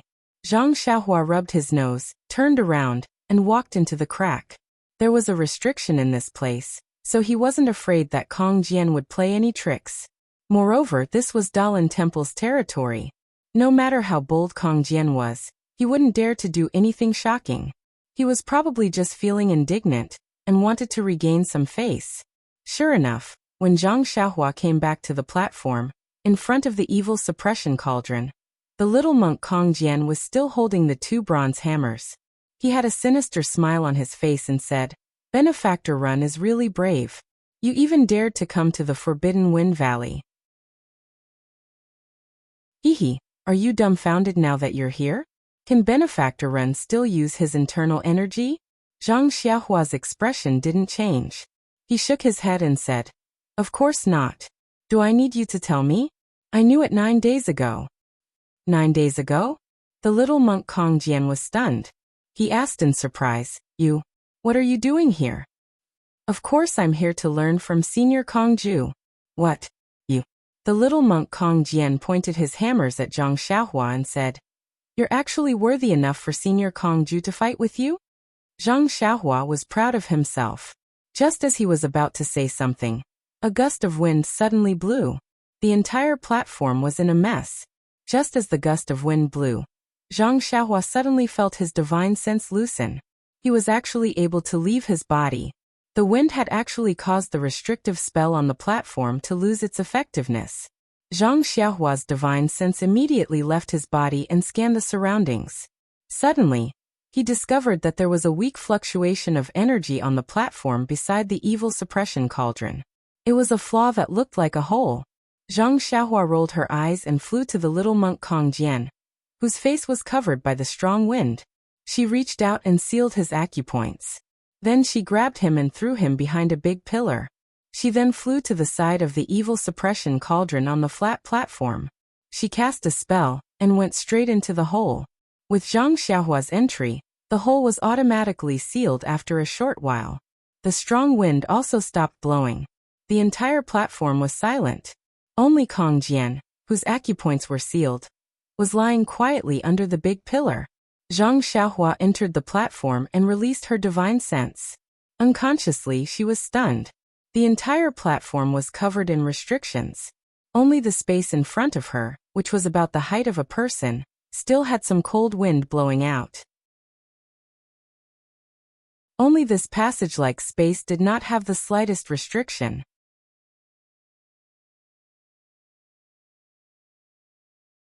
Chapter 988. Upon seeing this, Zhang Xiaohua reached out and took out the Crimson Spirit Shield. With a hand seal, the Crimson Spirit Shield flew above Zhang Xiaohua's head. A faint red light sprinkled down and covered Zhang Xiaohua. Following that, Zhang Xiaohua's figure flew out and followed the passage towards the place where the cold wind was blowing out. After about the time it took to smoke a cigarette, Zhang Xiaohua's eyes lit up. His body sank and he fell into a 10 feet square space. Before he could steady himself, a strong wind blew and rushed towards Zhang Xiaohua. Zhang Xiaohua was shocked and did not dare to let the Crimson Spirit Shield take on the strong wind. He immediately flew into the air and the strong wind swept past Zhang Xiaohua's arm, causing Zhang Xiaohua to feel a little pain. In his divine sense, the strong wind crashed into the restriction above his head and immediately rushed out of a passage that was about the height of a person. After the strong wind passed, the entire space returned to normal. Only a faint white light filled the space. It was a scene of harmony and tranquility. Although it was not lit with incense like the main hall of the Dalan temple, there was still a faint fragrance coming from it. When Zhang Xiaohua opened his eyes, he saw that in the middle of the entire space, there was a 7-jointed bamboo floating crookedly in mid-air. The faint white light was emitted by it, and it seemed that the fragrance was also coming from the bamboo. Zhang Xiaohua raised his eyebrows and thought to himself, "This bamboo, seems like I've seen it somewhere before? Don't tell me it's similar to the bamboo behind the Guozhuang house?" However, ordinary bamboo was emerald green, and when it was old, it would also wither in yellow. How could it be so sparkling and translucent, even whiter than white jade? Where have I seen it before? Zhang Xiaohua frowned slightly, but immediately, he slapped his forehead and blurted out, "Chongqing Abbot. Wasn't there a painting hanging on the wall in Chongqing Abbot's simple and crude meditation room? That painting was of a Buddha with a pale golden face, holding a bamboo that was almost identical to this one. Moreover, the bamboo in the painting was the same as the one in front of him. They both had 7 joints and each joint had a bamboo leaf that looked like it was carved out of white jade." At this moment, a cold wind suddenly appeared below the bamboo and went straight up. With a soft swoosh, a faint layer of light formed by countless 7-colored lotuses appeared around the bamboo. The light flickered a few times and after the cold wind passed, it gradually dimmed. The cold wind brushed past the light barrier and blew a passage through the restriction outside the space. Then it went straight into the space. Surprised, Zhang Xiaohua released his divine sense. He released his divine sense. At the place where the cold wind came from, a colorless bead that was almost invisible to the naked eye, and was about the size of a thumb's thumb. A wind bead? This thought immediately flashed in Zhang Xiaohua's mind. Immediately after, Zhang Xiaohua's appetite was aroused and even his divine sense was burning with desire. When he used his divine sense to look around the wind bead, he was even more delighted. What do you think? He saw that there was an extremely strange fluctuation around the wind bead, which was different from what Zhang Xiaohua usually saw. It was different from a restriction, but it was different from a restriction. It could also be said that it was not a restriction. Looking at how the fluctuation was firmly suppressing the wind bead, it was extremely similar to a restriction. Normally, Zhang Xiaohua would have to think for a while, but now the fluctuation was extremely faint. Zhang Xiaohua felt that it was like a layer of window paper that could be broken with a poke. Just as Zhang Xiaohua was about to fly to the front of the wind bead, the bamboo suddenly emitted a faintly discernible white light, followed by a faintly discernible chanting of sutras. The white light shot towards the strange restriction around the wind bead, and the restriction shook for a while. Just as the restriction was shaking, the colorless wind bead also trembled slightly, and the restriction shook even more violently. After a while, the shaking stopped, and the strange fluctuation became even fainter. The same cold wind as before rushed out from the restriction, and rushed towards the bamboo. In an instant, the chanting stopped abruptly, and the seven-colored lotus appeared. Wherever the cold wind passed, it became slightly dimmer. Ha ha ha! Zhang Xiaohua was overjoyed when he saw this, and he almost did a somersault in the air. Needless to say, the bamboo was supposed to suppress the wind bead, but the wind bead was stubborn and did not perish under the suppression. Instead, it was resisting. The cold wind was not only blowing away the suppression, but it was also on the verge of destroying the bamboo's defense. Of course, looking at the state of the wind bead, it was also struggling at death's door. The wind bead and the bamboo were in a lose-lose situation. When the sandpiper and the clam fight, the fisherman benefits. Zhang Xiaohua praised. The ancients really did not deceive me. Zhang Xiaohua naturally wanted to be the fisherman. He thought for a while, then took out 2 fire talismans and threw them at the bamboo. Pung! The fire talismans broke, and the 7-colored lotus was burned. Zhang Xiaohua was overjoyed. He stretched out his hand, trying to grab the bamboo through the hole. However, just as he was about to reach out his hand, a faint but abundant Buddha's light came from above the small lotus and covered it. In an instant, the small lotus was repaired. Although it was still weak, it still blocked Zhang Xiaohua's hand. Zhang Xiaohua was shocked. He reached out his hand, trying to grab the bamboo through the hole. However, just as he was about to reach out, a faint but abundant Buddha's light came from above the small lotus and covered it. In an instant, the small lotus was repaired. Although it was still weak, it still blocked Zhang Xiaohua's hand. Zhang Xiaohua was stunned. He thought that the defense was at the end of the line, and he could easily break it. Who knew that there would be such a change? But after thinking about it, it was normal. The evil wind was so strong that it could even break the restrictive spell, and the bamboo was able to suppress the wind bead. It must be something good. Without a few layers of protection, who would be at ease? Hence, Zhang Xiaohua threw out another fire talisman, but the result was the same. Could it be that I have to use other methods? Zhang Xiaohua pinched his chin and thought for a while. With a shake of his hand, he took out Chasing Dream. Who knew that although Chasing Dream's 8 sword radiances were extremely nimble, the Buddha's light seemed to be everywhere. The moment Chasing Dream's sword radiances left, the Buddha's light immediately repaired the lotus. Zhang Xiaohua was speechless. Although the restrictive spell was very weak, but it could not withstand the constant repair. If it continued to repair, wouldn't it be impossible to break it? Unknowingly, Zhang Xiaohua used her soul awareness to look at the source of the Buddha's light, and had the idea of taking drastic measures. Indeed, in that direction, the restrictive spell in the entire space had some strange changes. And at this moment, coincidentally, a gust of evil wind blew past and blew the lotus out again. The evil wind was stronger this time, and a ray of Buddha's light appeared again, passing through the strange restrictive spell. Right at this moment, Zhang Xiaohua's heart skipped a beat, and as if telepathic, she immediately conjured a spell and flew towards the restrictive spell. Strangely, the Buddha's light was faint, and Zhang Xiaohua flew in without any obstruction. Instead, she felt like a fish in water. At this moment, the restrictive spell seemed to have become transparent, and Zhang Xiaohua passed through it without any obstruction. Strange. Zhang Xiaohua praised in her heart. I have only practiced the fire escape technique and the earth escape technique, and I have not practiced the light escape technique. All I have now is the flying technique, but why does it feel so strange inside this Buddha's light? And why do I know in my heart that this restrictive spell can be broken? However, the flying speed was fast, and before she could understand it carefully, she was already in an unknown space. When Zhang Xiaohua came to this space, he did not need to use his soul awareness. Just by looking at it with the naked eye, it was enough to make him stunned on the spot.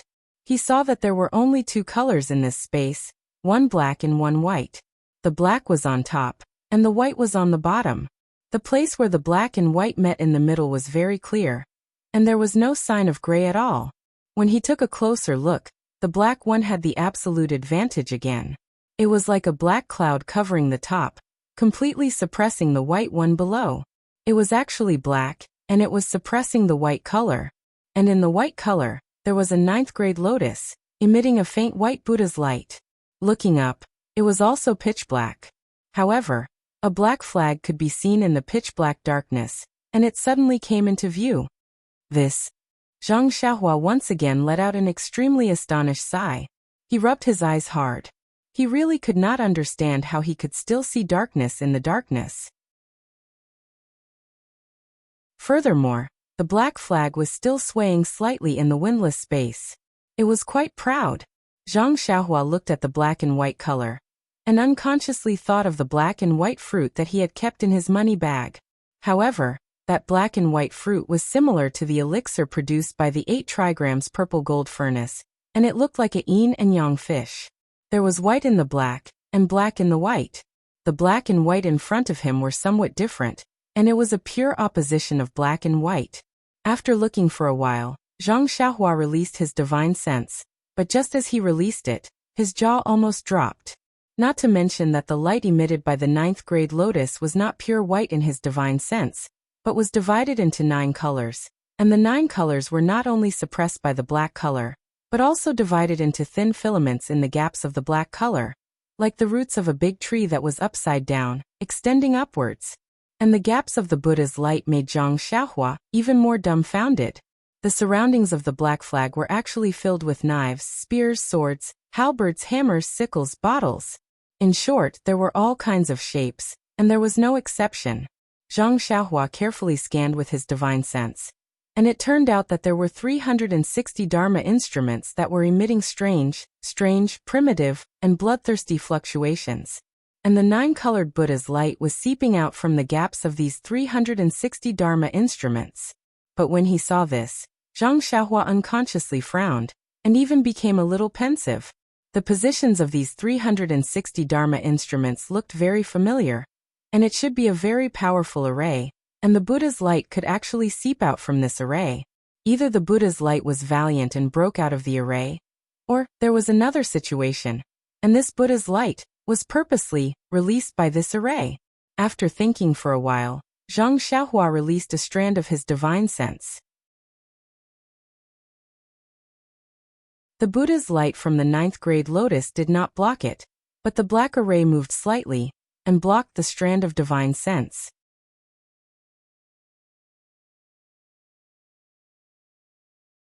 Chapter 989. The black array didn't move, but when it moved, Zhang Xiaohua saw the clues. He laughed wildly in his heart. No wonder it felt so familiar. Isn't this the rabbit amulet from the Naiwan Palace? It's just that. This magic item replaced the individual amulets, and the position of this magic item has a huge flaw. It's basically placed in the wrong place. While thinking, Zhang Xiaohua leaped and flew to the front of one of the magic items that looked like a flying hook. He looked at it for a moment and took out a jade amulet from his pocket. It was one of the rabbit amulets that he usually made. He held the amulet in his hand and carefully placed it about 3 inches away from the flying hook. Then he pointed his finger at it, and a wisp of vital energy entered it. With a swoosh sound, the amulet flashed with a golden light, and a mysterious wave was emitted. Once the wave was emitted, it seemed to have a strong suction force. It merged with the wave that was emitted from the black array. In just a moment, the golden amulet became a part of the array. Since the golden talisman had become one of the rabbit talismans, then, the flying hook-like Dharma artifact had broken free from the shackles of the original Dharma array. The waves it emitted were no longer accepted by the Dharma array. Thus, Zhang Xiaohua extended his hand and easily picked up the Dharma artifact. And where the Dharma artifact was located, a huge flaw suddenly appeared. Picking up the flying hook, Zhang Xiaohua used his divine sense to examine it carefully. It seemed that the surface of the flying hook had a restriction that Zhang Xiaohua didn't know about. Then, Zhang Xiaohua seemed to have thought of something. He reached out his right hand and took out the black jade amulet that he got from the mysterious cave. Indeed, the waves from the 2 items were very similar. This kind of vital energy seems to be different from the vital energy of heaven and earth. It should be another kind of vital energy. Zhang Xiaohua had used his illusion breaker eyes to see the different types of vital energy in heaven and earth. He knew that this method, or this magic item, was not used by the immortal Tao. Let's keep it. Maybe it will be useful in the future? Zhang Xiaohua thought and put the 2 items back into the money bag. Then, Zhang Xiaohua looked at the black flag that was fluttering despite the lack of wind, and began to think. Since the spirit design had been broken, the 9th grade lotus platform and the black flag were all exposed. How could he not take them? Thinking about it, Zhang Xiaohua released a wisp of divine sense towards the flag. Unexpectedly, as soon as his divine sense came into contact with the pitch-black surface of the flag, the surface of the flag rolled up and swallowed Zhang Xiaohua's divine sense. Moreover, a mysterious wave of energy followed the direction of his divine sense and rushed towards him. Looking at it was like a wolf that hadn't caught its prey in a long time. Zhang Xiaohua was shocked. Wasn't this situation similar to the mysterious cave? He didn't even think about it. He immediately used the method of using the incense cult's divine sense that he had obtained from Abbess Jinggang's jade slip, and cut off the divine sense. He didn't dare to let that wave of energy enter his Naiwan palace. A pain that was imprinted in the depths of his mind came from the place where his divine sense was broken. It was just like a broken limb, but this pain was 1,000 times more intense. In an instant, Zhang Xiaohua's face turned pale, and his forehead was covered in sweat. With a hoo sound, Zhang Xiaohua's body flew up. He endured the pain and flew to a high place in the space. Then he made a hand seal. The high place in the space was now only a thick layer of soil. There were no restrictions. He used the earth escape technique and rushed out of the space.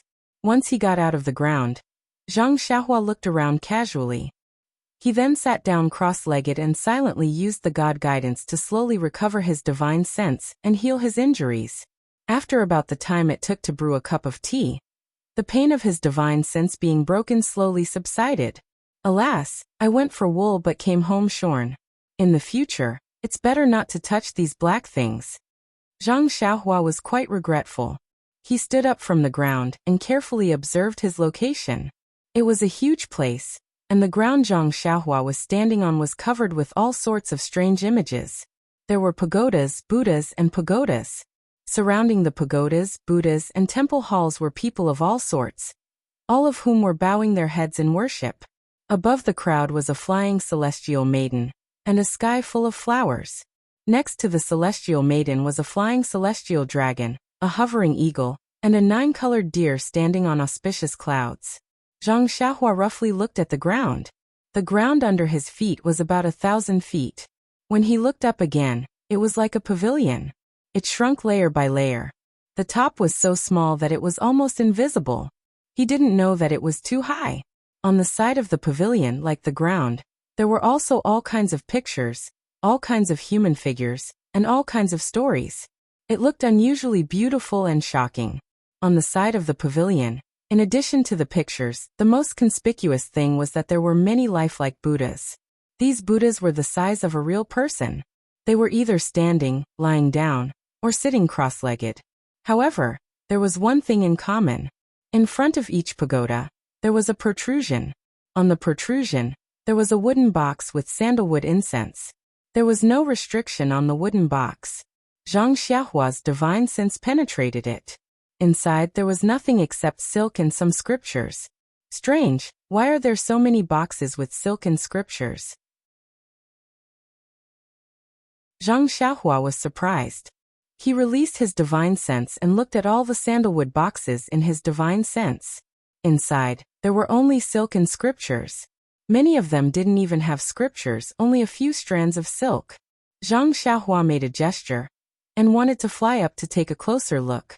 Only then did she realize that she couldn't use the flying technique in this pavilion. Moreover, there was no ladder in this pavilion with the naked eye. Releasing his divine sense, Zhang Xiaohua saw that whether it was the pictures on the ground or the pictures on the wall, there was a faint flash of Buddha's light. He still didn't find any way to go up. Zhang Xiaohua had no choice but to use the ethereal steps to search for the corner of the pavilion.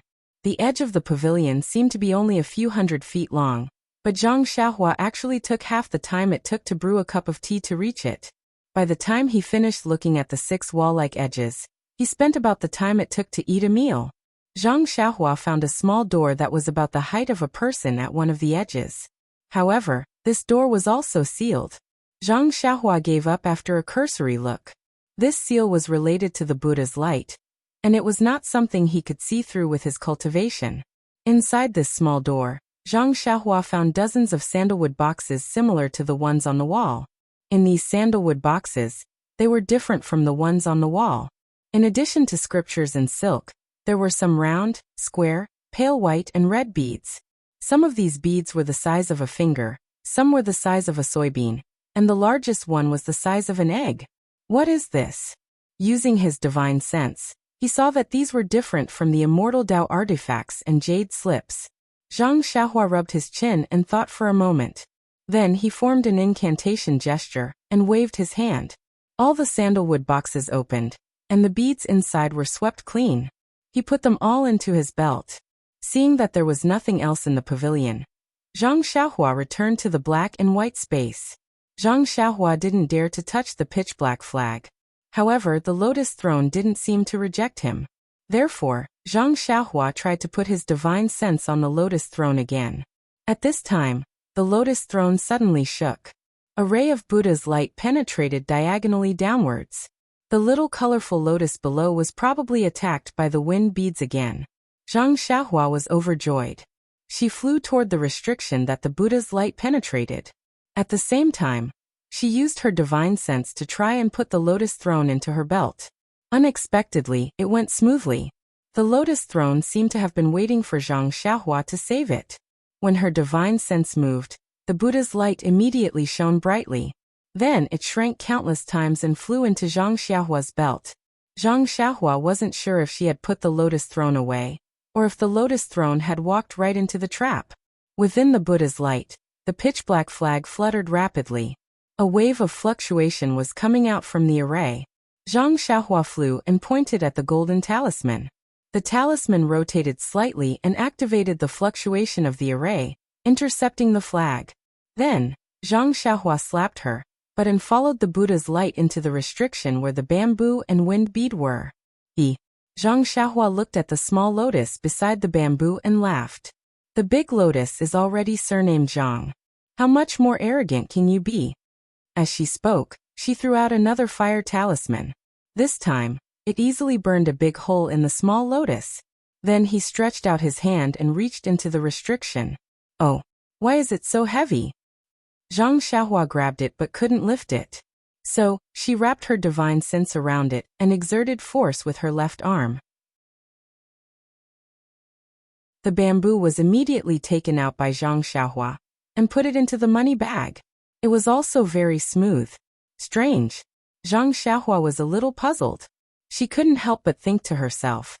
The bamboo and the lotus throne, did I take them? Or did they run to me on their own? Luckily, I separated them so that they wouldn't meet each other. The bamboo disappeared, and so did the restriction that suppressed the wind bead. The wind bead was immediately exposed in front of Zhang Xiaohua. Zhang Xiaohua smiled and reached out to grab it. But just as her hand touched the wind bead, her heart suddenly skipped a beat. Before she could retract her hand, a cold aura shot out from the wind bead. That aura was like a sharp needle, piercing through Zhang Xiaohua's index finger. A drop of golden blood dripped onto the wind bead. The wind bead trembled slightly, and the drop of blood seemed to have seeped into the wind bead and disappeared. As for the aura that pierced through Zhang Xiaohua's finger, once it left the wind bead, it immediately turned into a cold wind and rushed towards the place where Zhang Xiaohua came from. "Oh, that's great. This is a heaven-sent opportunity." Zhang Xiaohua was overjoyed when she saw the cold wind blowing a passageway above her head. She reached out her left hand and grabbed the wind pearl that seemed to have stopped moving. Then she flew into the newly formed passageway.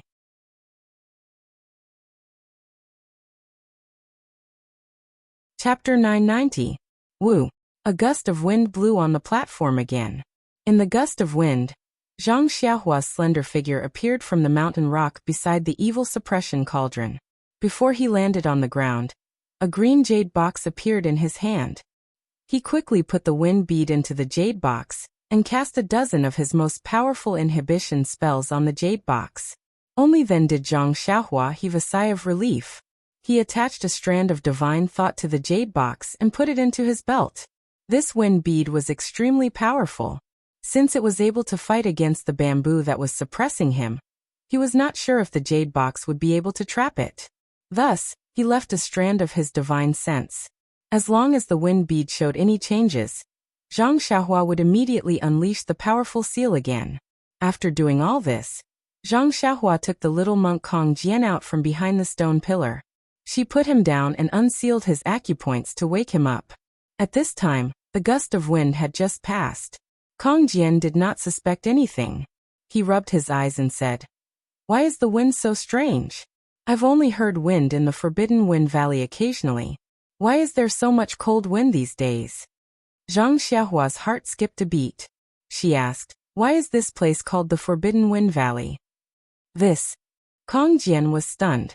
He said, "How would I know?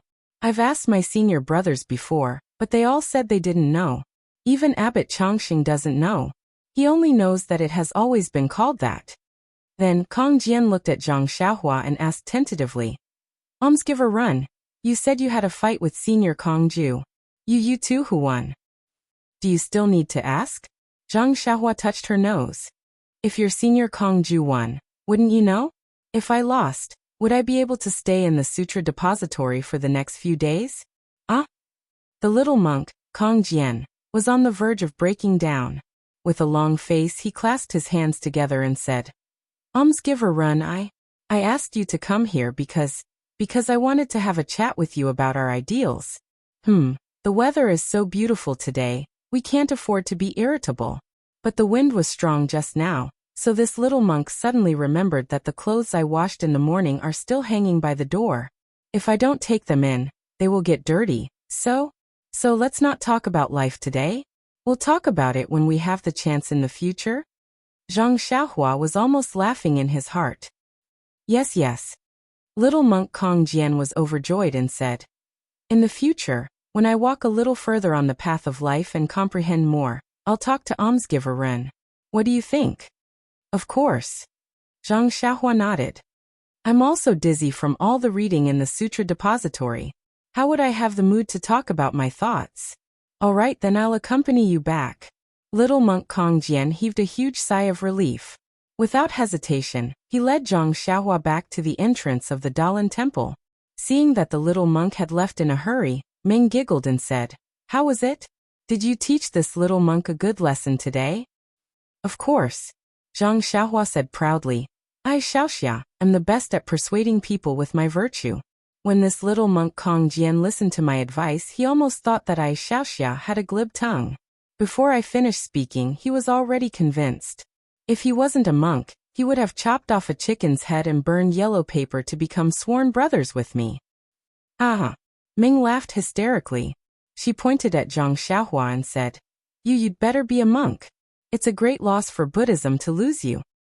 "That won't do," Zhang Xiaohua said in all seriousness. "It's only because you exist in this world that I jumped out of Buddhism. From then on, I have no fate with Buddhism. If I were to convert to Buddhism now, wouldn't the 500 years of looking back and praying in front of Buddha be for nothing? It doesn't matter if our fate is in vain, but if Buddha's promise is in vain, my sin will be great." Xiaohua. Ming was very touched when she heard this. She stepped forward and held his hand. She looked at him affectionately. Although it was close to dusk, the two of them could still see each other through their sparkling eyes. Ming was held in Zhang Xiaohua's arms. Her hot body temperature made Zhang Xiaohua restless. After a long while, Ming pushed Zhang Xiaohua away and whispered, "Xiaohua, this is the pure land of Buddhism. Don't, he." Zhang Xiaohua laughed and said, "Then, is it okay if we're not in the pure land of Buddhism?" Ming rolled her eyes at him. She looked at the Dalan temple like a creeping monster and asked in a low voice, "Today is the 9th day. What secret book did you read in the Sutras depository? Haven't you finished reading it? Is it possible that the secret book of the Dalan temple is really unique?" Zhang Xiaohua nodded and said, "It's a strange stick technique. I won't tell you the details, but..." Zhang Xiaohua hesitated and said, "I thought I could finish it in 2 or 3 days. Who would have thought that I would finish it today? Even if I'm not in a hurry, I'm afraid the monks of the Dalan temple will be anxious. Alas, I have to hurry up tomorrow. That's okay. Meng comforted her and said, anyway, we've already sent the invitation to the sect leader. There's still some time before the martial arts convention. Even if we can't go back in time, we won't delay the sect leader's matters. You can read it carefully and patiently here. At worst, we'll go back to Lingxiang Peak with Master Changsheng. Besides, the Dalan Temple has already agreed to let you read it. They can't possibly chase you away after you finish reading it, right? Not necessarily, Zhang Xiaohua sighed. Sure enough, on the 10th day, when Zhang Xiaohua immersed her divine sense into the secret book of the heavenly staff technique, and no one else appeared, the great Master Changgung appeared. The great Master Changgung smiled and said, young benefactor Ren, I heard from the disciples of the Sutra's depository that you're diligent and eager to learn. Just this ordinary heavenly staff technique alone took you 9 days. This really makes the disciples of the Dalan Temple blush with shame. As he spoke, he glanced at the secret book in Zhang Xiaohua's hands. Seeing this, Zhang Xiaohua smiled and looked at the secret book that had flipped to the last page. She closed it and handed it to the great Master Changgung. She said, this disciple is stupid and can't remember this staff technique. You didn't allow me to copy it, so I had to revise it every day. If there's anything wrong, I'll have to ask for your mercy. It's okay, the great Master Changgung waved his hands and said, all the martial arts in the world originate from the great forest. The secret books of the Dalan Temple are naturally for everyone to learn. Young benefactor Ren, just try your best to learn. However, Zhang Xiaohua was stunned. Does the great master have something to say?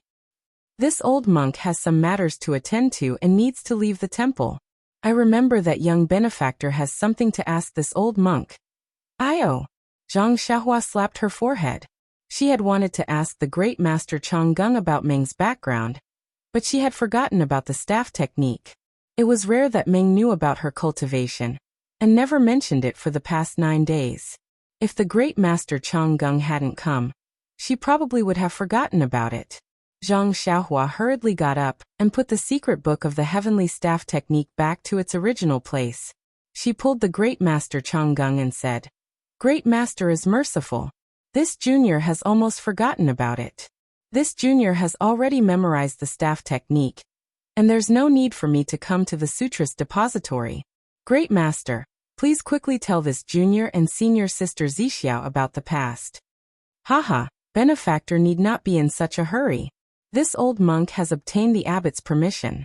Naturally, this old monk will explain everything. However, this involves the secrets of the Dalan Temple. Therefore, I cannot say too much. The great Master Changgung said as he followed Zhang Xiaohua out of the Sutra's depository. After the two of them left, the old monk frowned and floated up. It was the imperial wind technique. He floated to the front of the bookshelf where the heavenly staff technique was kept. He raised his hand and took out the manual. However, when he immersed his divine sense into it, he looked at it for a long time before withdrawing. His face was filled with confusion as he whispered, It's a very simple staff technique. How could this young benefactor be interested in it for 9 days? Could it be that his aptitude is so poor? But with such poor aptitude, how could he enter the Tao of immortality? How strange, how strange. He then smiled bitterly and clasped his hands together. Ba, the Tao of immortality has long been destroyed. For the incense sect to have such a disciple is already not bad. Even if there is something strange about it, what can be done? After he finished speaking, he floated down and continued to sweep the floor. Zhang Xiaohua followed the great Master Changgung out of the Dalan Temple. Meng was surprised that Zhang Xiaohua had come out so early today. After bowing to the great Master Changgung, the great Master Changgung took out a piece of paper and handed it to Zhang Xiaohua. He said apologetically, Benefactor Ren, regarding Benefactor Zixiao's matter, this old monk is in a difficult position.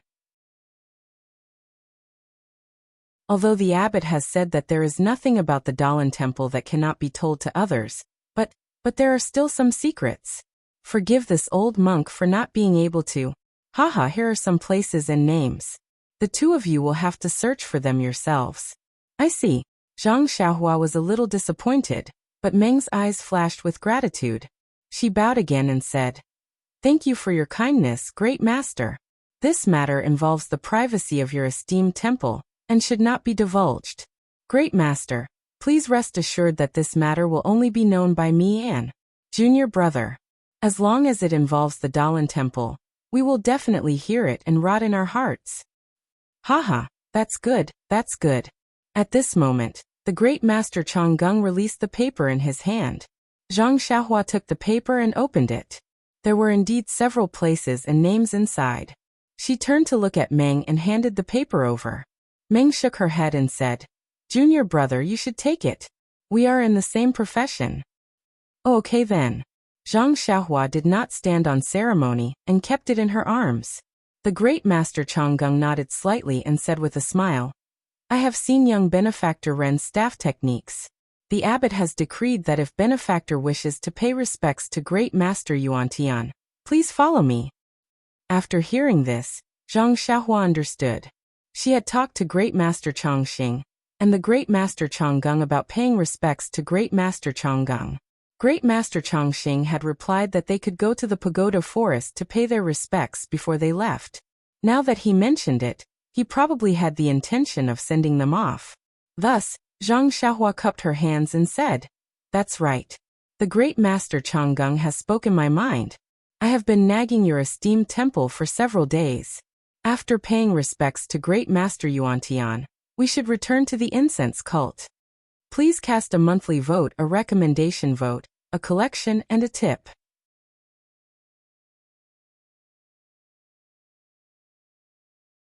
Chapter 991. Haha, I don't mean to drive you away. Great Master Changgung said with a smile. I feel that there is still some time before the martial arts conference. Yixia Town is only a few days away from the Dalan Temple. You might as well go and take a look. Maybe you can find something. Yixia Town? Zhang Xiaohua was stunned and immediately understood. Yixia Town, Ho Mingcheng. Wasn't he the one at the top of the list that Great Master Changgung had just taught her? Zhang Xiaohua felt ashamed and bowed. I was rude and measured the heart of a gentleman with my own mean measure. Please forgive me.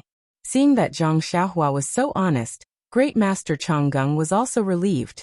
He reached out to help her up and said, It's okay, it's okay.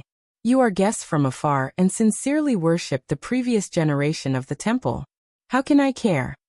Zhang Xiaohua blushed again. She was just worshipping on behalf of Nun Jingyi. How could it be like what Great Master Changgung said? Because of this, her impression of Great Master Changgung was different from before. She said, Please lead the way. By the way, Great Master, is the Forest of Pagodas very famous? Ha ha ha. Great Master Changgung waved his hand and said, Please follow me. Great Master Changgung took Zhang Xiaohua and Dream, followed by several Dalan Temple monks. They went up the mountain path on the left side of the Dalan Temple, and went to the back of the mountain. On the way, Great Master Changgung said, The Forest of Pagodas of the Dalan Temple is a famous place in Jianghu. After hearing this, Zhang Xiaohua sweated profusely. She was ashamed of her ignorance. However, the cult of fragrance has always been closed. Young benefactor Ren probably doesn't know about it, because you rarely walk around in Jianghu.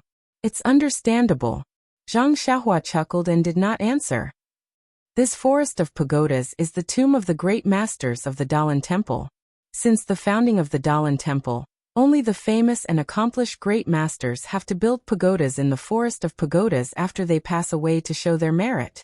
The height, size, and number of floors of the pagoda are determined by the master's attainments in Buddhism, prestige, and merit. Alas, the martial arts that Jianghu values have become insignificant. Oh, I understand. Zhang Xiaohua nodded and said, Master's ashes or bones should be placed under this pagoda. No. The great master Changgung shook his head. If that's the case, wouldn't it be no different from an ordinary grave? This pagoda is only used to commemorate the eminent monks of Buddhism. Their bones, no relics and other things are placed in the Guyuan Pagoda for preservation. Saraira? Guyuan Pagoda? Zhang Xiaohua was very puzzled. What is a saraira? Where is this Guyuan Pagoda? With the forest of pagodas, wouldn't it be convenient to place the bones in the pagoda?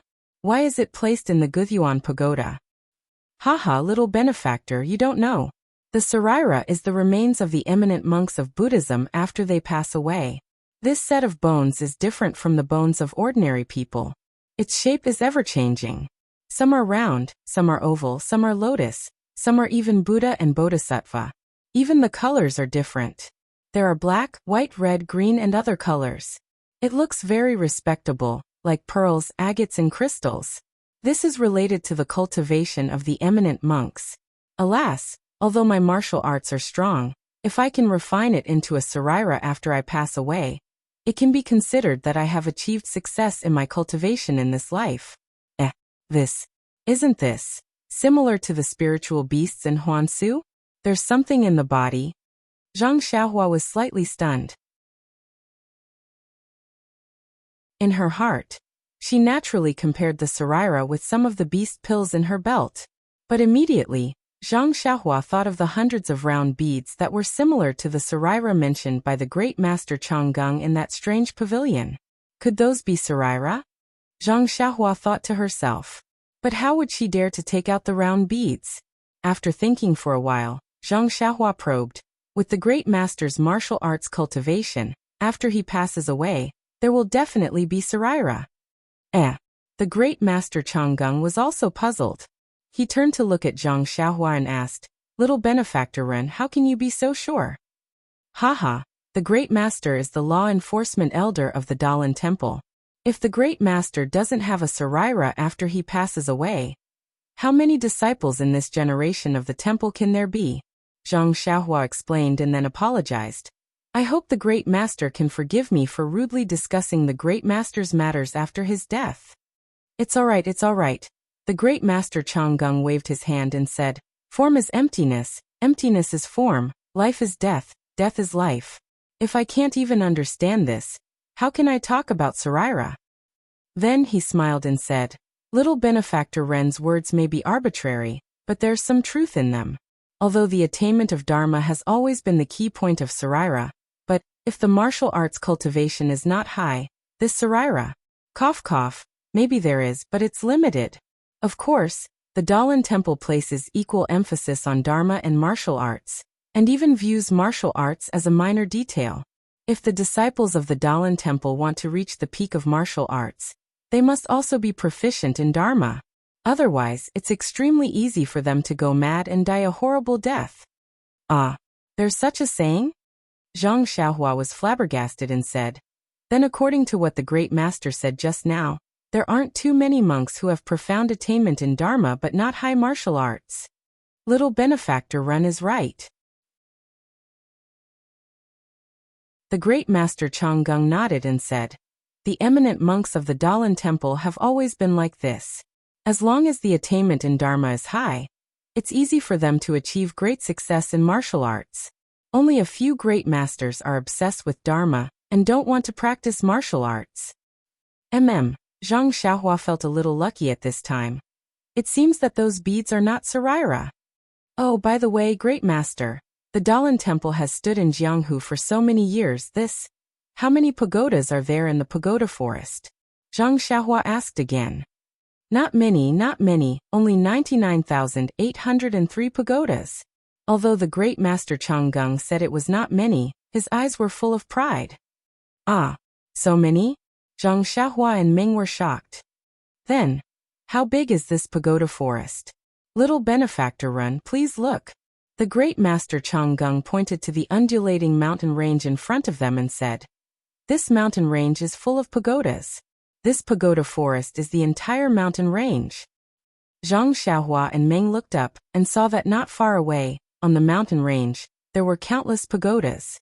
Some had 4 corners, some had 5 corners, some had 7, some had 9 corners, some were in the shape of pillars, some were in the shape of vertical triangles, some were in the shape of bottles, some were in the shape of gourds, some were in the shape of trumpets, and some were in the shape of water droplets.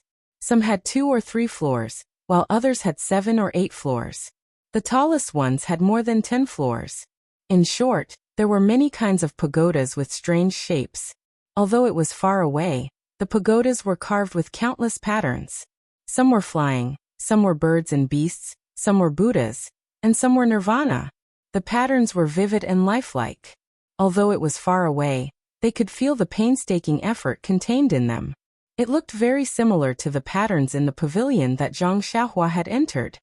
Great Master, is that the Guyuan Tower?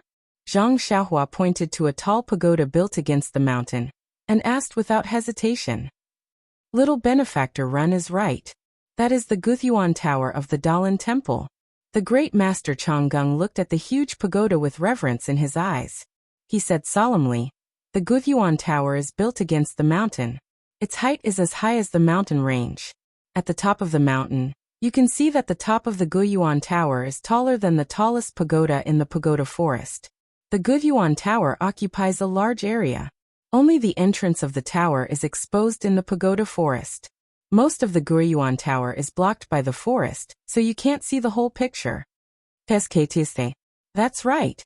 Zhang Xiaohua exclaimed in admiration. The relics of more than 90,000 eminent monks are all placed in the Guyuan Tower. At this moment, Zhang Xiaohua knew that the place she was at was definitely not the Guyuan Tower. And the round bead she had obtained was definitely not a relic. Haha, little Benefactor Ren is not completely right. The great master Changgung corrected her. There are eminent monks in the Dalan Temple who are qualified to build pagodas. Their relics must be placed in the Guyuan Tower. In addition, even if they are not qualified to build pagodas, as long as they cultivate relics, they can place them in the Guyuan Tower for worship. Ah? Zhang Xiaohua was shocked. Then the relics in the Guyuan Tower? No, the relics of the deceased great masters. Aren't they? Ba, little Benefactor Run is right. The great master Changgung put his palms together and said, there are countless eminent monks enshrined in the Guyuan Tower. Naturally, Zhang Xiaohua, who knew that the round bead she had obtained was not a relic, connected the relic in the Guyuan Tower with the monster core she had obtained. She instantly thought that if she could explore the Guyuan Tower, then wouldn't the rewards be great? However, Zhang Xiaohua immediately rejected the idea. The relic of an accomplished monk was still the corpse of a master. Ignoring the fact that the master was a person of virtue and prestige when he was alive. Even an ordinary monk was still a corpse. It was not appropriate to offend him. Looking at the huge Guyuan Tower, Zhang Xiaohua was full of regret and sighed. There are so many relics in such a tall pagoda. It's not easy to place the relics even once. The great master Changgung's face was full of admiration. He shook his head and said, little Benefactor Run is wrong this time. Why? Not only Zhang Xiaohua, but even Ming was curious. The Guyuan Tower was built by the immortal masters of the Dalan Temple. Inside the tower is the most powerful formation in the world. No one can enter. Only the relics of eminent monks need to be enshrined. As long as the abbot of each generation holds a treasure passed down in the Dalan Temple, they can enter the tower. As long as the relics are placed in a place in the tower, the relics will be automatically protected by the formation in the Guyuan Tower. There's no need for anyone to place them. Ah! Zhang Xiaohua was dumbfounded. There's such a wonderful thing? Seeing Zhang Xiaohua's surprise, the great master Changgung was very happy and said, your temple has the sect protecting formation and the peak protecting formation. It's not surprising that the Dalan Temple has this kind of pagoda protecting formation. Even an enlightened monk has the desire to win? Zhang Xiaohua curled his lips in his heart as he chuckled, and did not continue the conversation.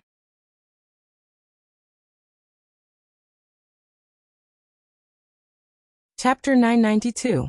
Under the guidance of Great Master Changgung, everyone came to a Buddhist pagoda that was several feet tall, and had a single story with many eaves.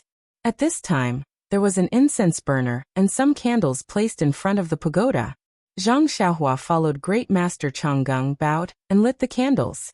It could be considered as paying respects to Great Master Yuan Tian, on behalf of Abbess Jingyi. Little Benefactor, if you have any wishes, you can also pray here. Perhaps Great Master Yuan Tian can hear your wishes in the Western Paradise. Oh! Zhang Xiaohua raised her eyebrows and looked at Meng beside her. She put her palms together and prayed silently in her heart for a moment before getting up. After paying respects to Great Master Yuan Tian, Zhang Xiaohua looked up at the huge Guyuan pagoda in the distance. She wanted to go and take a look, But Great Master Changgung turned a deaf ear to Zhang Xiaohua's actions. He smiled and said, "Little benefactor, the sect's official business is done. If you have time, you can stay in my temple for a few days and listen to Buddhist teachings." "No, Great Master. The official business is done, but there are still some trivial matters. Thank you for your convenience. I will never forget it." Disciple also thanks Great Master for your grace. Meng also expressed her gratitude. It's fine. Great Master Changgung waved his hand and said to Meng, "Our temple's rules have been passed down since ancient times. Benefactor Zixia didn't even take a step into the temple and stayed outside. I hope Benefactor won't blame me." I wouldn't dare, Meng quickly replied. "I still have some matters to attend to at the Guthyuan Pagoda, so I won't see you off." As he spoke, Master Changgung took out a few jade bottles from his bosom and said, "These are the Dahuan pills and Xiaohuan pills secretly concocted by my Dalan temple. They have miraculous effects for healing injuries. I promised them to you earlier, so please accept them." "Haha," Zhang Xiaohua said with a smile. "Great Master is indeed a trustworthy person. In that case, I won't stand on ceremony." "Haha, why stand on ceremony? This old monk knows that your fragrant religion also has healing panaceas. The effect may not be worse than these." Zhang Xiaohua slapped his forehead and said, "Grandmaster said so. This little one is lacking in manners." Senior Sister Zixia. Meng suddenly understood. She took out a bottle of Yuhuandan pill from her bosom and handed it to the Great Master Changgung. She said, "This is the Yuhuandan pill used in our cult. Disciple has come out this time. Jiaozhu's gift is limited. Grandmaster, please kindly accept it." Great Master Changgung politely accepted it and said, "Your cult's Yuhuandan pill and my temple's Dahuan pill are both healing panaceas. Although they are not the same, they have the same effect. If you take both together, you will get twice the result with half the effort." Then he took out a thin booklet and said, "When this old monk was young, he wandered the Jianghu and found a book called Poison Scripture. It contains vicious methods and powerful poisons, which are contrary to our temple's benevolence. This old monk has always wanted to destroy it, but the contents are very classic. Moreover, if used properly, they can save lives. Therefore, I have never found a better way. Now that I see that young benefactor is benevolent, I would like to gift this poison scripture to you. I hope that benefactor will be benevolent and not use poison without permission." Then he handed the poison scripture to Meng and added, "Benefactor, please swear that this poison scripture will never be used on the disciples of the Dalan temple." Meng frowned slightly and wanted to decline. Zhang Xiaohua glared at her and secretly said, "This is something that has been delivered to your door. Why decline? Just take it as an exchange for the Yuhuandan pill." Seeing Zhang Xiaohua's meaningful glance, Meng accepted the poison scripture and swore. "Very good." Great Master Changgung put his palms together and said, "This old monk will not send you off. We will meet again at the Martial Arts Assembly on Lingxiang Peak." Zhang Xiaohua and Meng also bowed and bid farewell. Accompanied by a few monks behind them, they returned to the Dalan temple. At this time, Monk Kongchan was already waiting for them. He smiled and said, "The abbot has ordered this poor monk to send you off." Very good, very good." Zhang Xiaohua cupped her hands, tidied up, and led the 4 odd beasts. Meng also led the big white horse and followed Monk Kongchan out of the Dalan temple. When they reached the front of the mountain, Kongchan smiled and said, "Even if you accompany me for 1,000 miles, we will still have to part. Benefactor Ren, this poor monk is very gratified to have met an opponent like you. This poor monk still needs to cultivate. I hope to spar with you again at the Martial Arts Assembly." "Don't." Zhang Xiaohua waved her hand and said, "The Martial Arts Assembly is a matter for the leader of Lingxiang Peak. I am only a guardian disciple. Even if something happens, Senior Mo Shuigong will stand up for me. It has nothing to do with me." "Hee, of course if Senior Kongchan is itchy, we can still spar in private. Ha ha ha, Benefactor Run is straightforward. It's settled then." The two of them high-fived and bid farewell. My goodness, what is recorded in this poison sutra? The rising sun gave off warmth. On a wide official road, Zhang Xiaohua rode on the 4 odd beasts and held the thin book in her hand. Meng, on the other hand, was riding a white horse. She smiled and looked at Zhang Xiaohua quietly. Really, Meng, don't you want to take a look? How to use poisonous insects, how to pick poisonous plants. There are even drugs that can make people fake death. TSK. If I didn't look, I wouldn't have thought that there are so many ways to make people beg for death. There are even poisons that can control people's minds? Why? Zhang Xiaohua flipped through the book and suddenly felt that this thing was similar to what she had obtained from a jade slip from Abbess Jinggang. Meng shook her head and said, Monk Changgung is a little strange. I can't tell what he is thinking. Since he trusted me and gave me the poison sutra, why did he make me swear? If I poison a monk of the Dalan temple, what can the oath do? Moreover, if I poison him, do I have to ask if he is a monk of the Dalan temple? He didn't say that this poison sutra can't be given to others. If I give you the poison sutra and don't read it, even if I poison a monk of the Dalan temple, I won't violate the oath. Don't tease me. Hee. No wonder you specifically said in the oath that you have to use the poison sutra to poison a monk of the Dalan temple to fulfill the oath. It turns out that you have this kind of intention. I admire you. You admire my ass. Meng rebuked and jumped on the back of the 4 odd beasts. She pinched Zhang Xiaohua's ear and said, Anyway, I am by your side. If anyone poisons me, you will protect me. If I want to kill a monk of the Dalan temple, you can use the methods in the poison sutra. I didn't do anything and you didn't swear, so you didn't break the oath. My wife is wise. Zhang Xiaohua nodded slightly. Before he could lower his head, Zhang Xiaohua cried out, Io, can you be gentler? Meng tightened her grip and said with a red face, Who is your wife? When did I agree to it? My God, you are holding my hand. Who do you want to marry? Zhang Xiaohua suddenly turned his head and broke free from Meng's small hand. He said, Is there anyone in this world who is more handsome than me? Meng's face turned red and she covered her mouth. She almost fell off the 4 odd beasts. Zhang Xiaohua quickly grabbed Meng's waist and placed her in front of him. He wrapped his arms around Meng's waist and his face was filled with happiness. Meng closed her eyes and enjoyed this moment of tenderness. Meng didn't break free until she heard the faint sound of horse hooves in the distance. She said in a low voice, Xiaohua, I think we should go back. I always feel uneasy. This Isha town, it's okay if we don't go. As long as you are with me. Even if I can't find my family and don't know my background, what's the big deal? Looking at Meng's sad and determined eyes, Zhang Xiaohua's heart ached. He held Meng's small hand and said, Everyone has a family. A fallen leaf must return to its root. If you don't know your background, you won't be at peace for the rest of your life. Besides, if you want to be my wife, don't you want to marry me officially? If you still have family in this world, don't you want to let them know and make them happy? Who said I want to marry you? Meng was so shy that her earlobes turned red. So we have to go to this Isha town. We have to go to all the places on the list. We have to figure it out.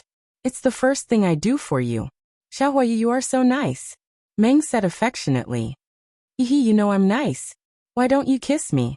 Zhang Xiaohua said shamelessly. You. Meng rolled her eyes at him and then looked around.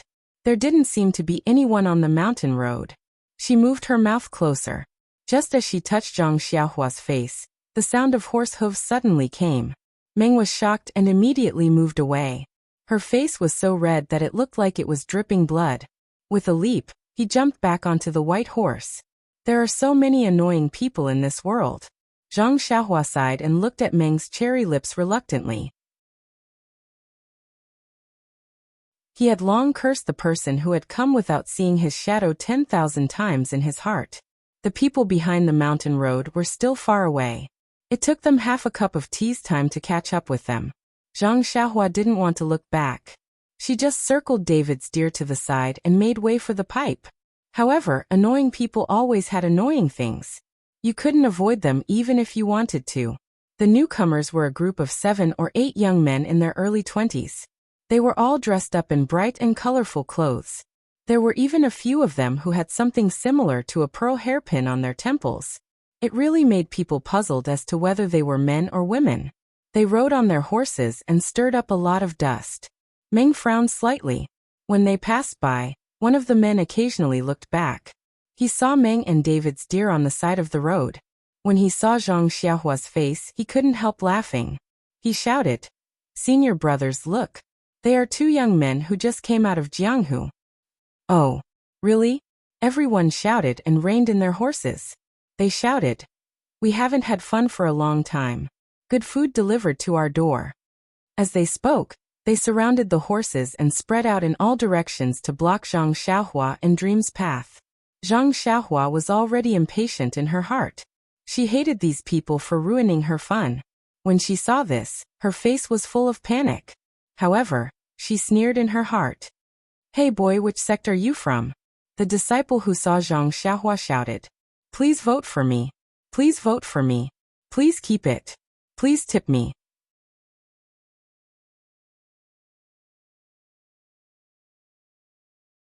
Chapter 993. This little one is from Beta's school. I don't know what senior brothers. Do you have any advice for me? Zhang Xiaohua seemed to be so scared that she was tongue-tied. Beta's school? The disciple was obviously surprised. He turned around and asked, "Senior brothers, have you ever heard of this Beta school?" No, maybe it's a small mountain sect. How could we have heard of it? The disciples burst into laughter. Senior brothers. Zhang Xiaohua cupped her hands and smiled. "I don't know which sect you are from. When we went out, the elders of our sect told us to get in touch with the senior brothers and sisters in Jianghu." Hee, of course our sect is famous in Jianghu. Why don't you guess? The disciple laughed. Ha. Zhang Xiaohua thought for a moment and said, "Are you a senior brother from the Righteous Alliance?" The disciple slightly frowned and shook his head. "No." "Ah." Zhang Xiaohua was shocked and asked curiously, "Are you a senior brother from the Tenryu sect?" "You little brat, we are colluding with you, but you are joking with us. Why don't you say that we are disciples of the fragrant religion and Dalan temple?" Zhang Xiaohua scratched her head. "Senior brother, didn't you say that you are from a famous sect? I don't know much about the sects in Jianghu, so I can only say this much." "Humph." The disciple sneered. "You are just making fun of us. We are the ones making fun of you. So why are you still quibbling?" "I am innocent." Zhang Xiaohua also shouted, "Senior brother, please explain." "You little brat, listen carefully. We are disciples of Luoying Island." Luoying Island? This time it was Zhang Xiaohua's turn to sneer. He had never heard of this name before. Even Nie Qinyu had never mentioned it before. From this, one could see the reputation of Luoying Island. "You brat, I'll let you know that my Luoying Island is second only to the four great sects. If you make friends with us, you can also report to the head of the Beta school when you return to the sect." Zhang Xiaohua was really speechless. He had seen the super big sects of Jianghu, the Tenryu sect, and the Dalan temple. He was also a disciple of the fragrant religion. He had even seen the Misty School and the Rejuvenation Valley. And he also had the identity of Immortal Panin, so how could he put this Luoying Island in his eyes? "I'll listen to senior apprentice brother's instructions. How can we befriend Luoying Island?" Ha, at least you're sensible. A disciple clamored and said, "When I first came out of Jianghu, needless to say, I was played with many times. Hee, you brat, you're lucky to have met us. We'll teach you a little lesson, and let you know what is called Jianghu." Then he glanced at the Dalan temple from the corner of his eyes. He had already taken off his veil, and was barefaced like before. At this time, he saw a stranger staring at him and couldn't help but frown. Zhang Xiaohua was even angrier. He reached out his hand to grab the great wisdom sword. Who would have thought that the disciple would say something that made him not know whether to laugh or cry? "I see that your senior apprentice sister also has a peach blossom face. I think she has an affair with you. And I don't need to guess. Your sect sent the two of you out to gain experience together. It must be because they want to help you. Only in times of crisis can you see true feelings. Moreover, in Jianghu, it is very normal for people to be intimate with each other. How about this? You kiss your senior apprentice sister in front of us, and let us have some fun. Then we'll consider you have passed the first test. Zhang Xiaohua laughed in his heart. He pulled back his hand from Great Wisdom Sword and said to the dream with a crying face, Senior apprentice sister, look. I told you that Jianghu is dangerous, and you still insisted on following us. What should I do? Be obedient and let me kiss you. Anyway, I've already kissed you many times. This time won't make a difference. In the dream, Zhang Xiaohua was teasing her. She couldn't help but get angry and scolded. Go to hell. If you still want to listen to me talk to you in the future, immediately send these people away. I can still consider it. Otherwise, don't even think about it for the rest of your life. Seeing that the dream was angry, Zhang Xiaohua didn't dare to pretend anymore.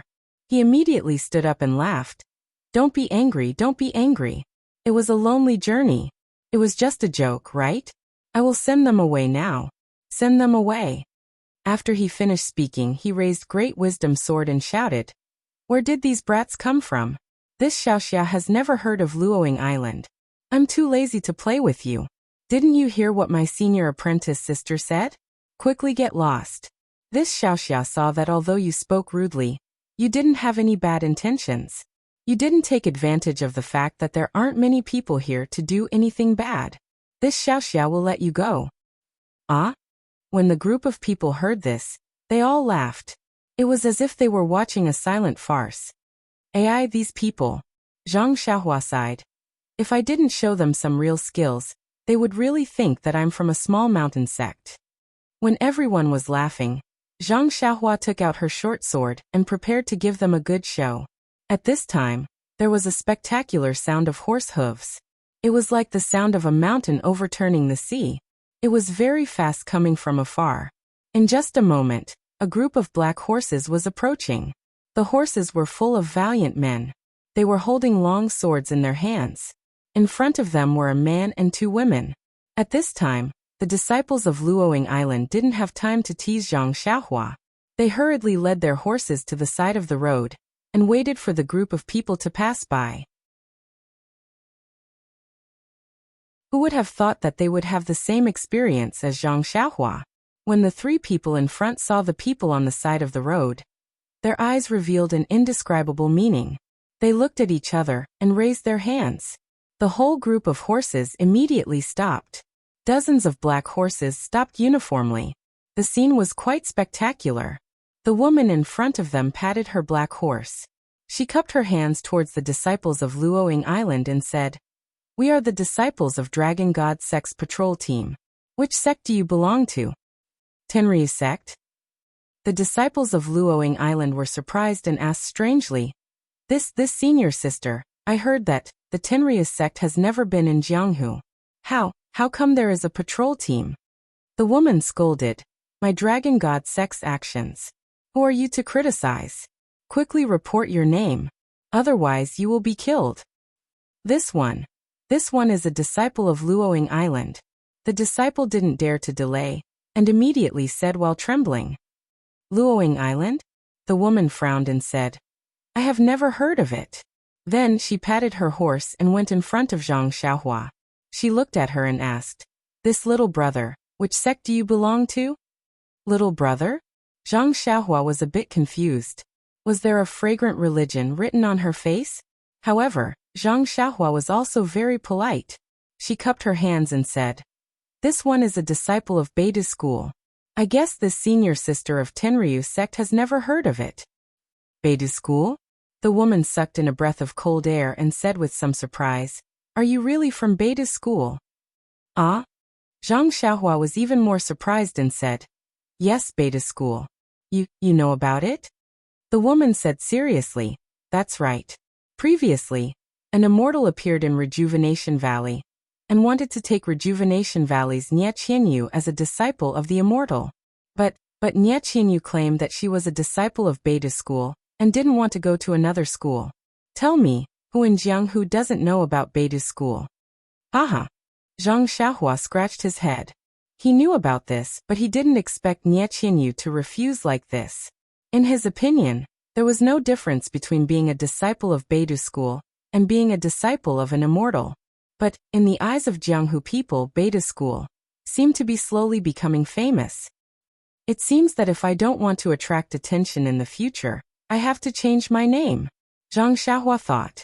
Then he looked at the dream and said, This one doesn't know what senior sister said. My Beta School is indeed a small mountain sect. I also don't know where this rejuvenation valley is. The woman looked at the dream and asked, This is your senior sister? Yes, she is my senior sister. May I ask this girl's name? The woman turned her head and asked the dream, What's there to ask about a small mountain sect's disciple? The dream was obviously in a bad mood and didn't want to pay attention to her. The Tenryu sect's female disciple didn't take it seriously. She said with a smile, Miss, you have a big temper, but I don't know why. Then she turned her eyes to the Luoying Island's disciples and asked curiously, Could it be that these guys from Luoying Island have done something despicable? Bah. The dream gently spat and said, We are just fledglings who have just left the sect. The Luoying Island's senior brothers want to teach us the rules of Jianghu. Naturally, we have to listen. As for what they do, they dare. The Tenryu sect's female disciple laughed and didn't ask any more questions. She turned back and whispered a few words to the other two disciples. Then, she looked at the people on the side of the road. She raised her hand and made a strange gesture. Then she rode her black horse and led the way. Behind them, a group of big men also urged their horses. However, when the group of horses passed by, a dozen men suddenly came out of the group and surrounded the 6 Luoying Island's disciples. Zhang Xiaohua and Meng Li were a few steps away from them. The Tenryu sect's disciples separated them from the Luoying Island's disciples. Before Zhang Xiaohua realized what was going on, there were screams coming from the circle. Ayo, why did they suddenly kill us? When Zhang Xiaohua and Meng Li urged their horses to come over, the screams stopped. The Tenryu sect's disciples turned their horses around. They were expressionless. They didn't even look at Zhang Xiaohua and Meng Li. They patted their horses and went straight away. On the side of the road, the 6 people who were still alive a moment ago were now paralyzed on the ground. There weren't many bloodstains on their bodies, only some blood seeping out of their throats and chests. It was obvious that they were no longer alive.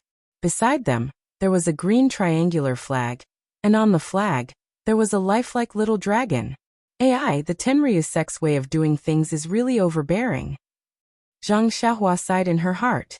They didn't ask for the reason. Just based on their own likes and dislikes, they took away 6 lives indiscriminately.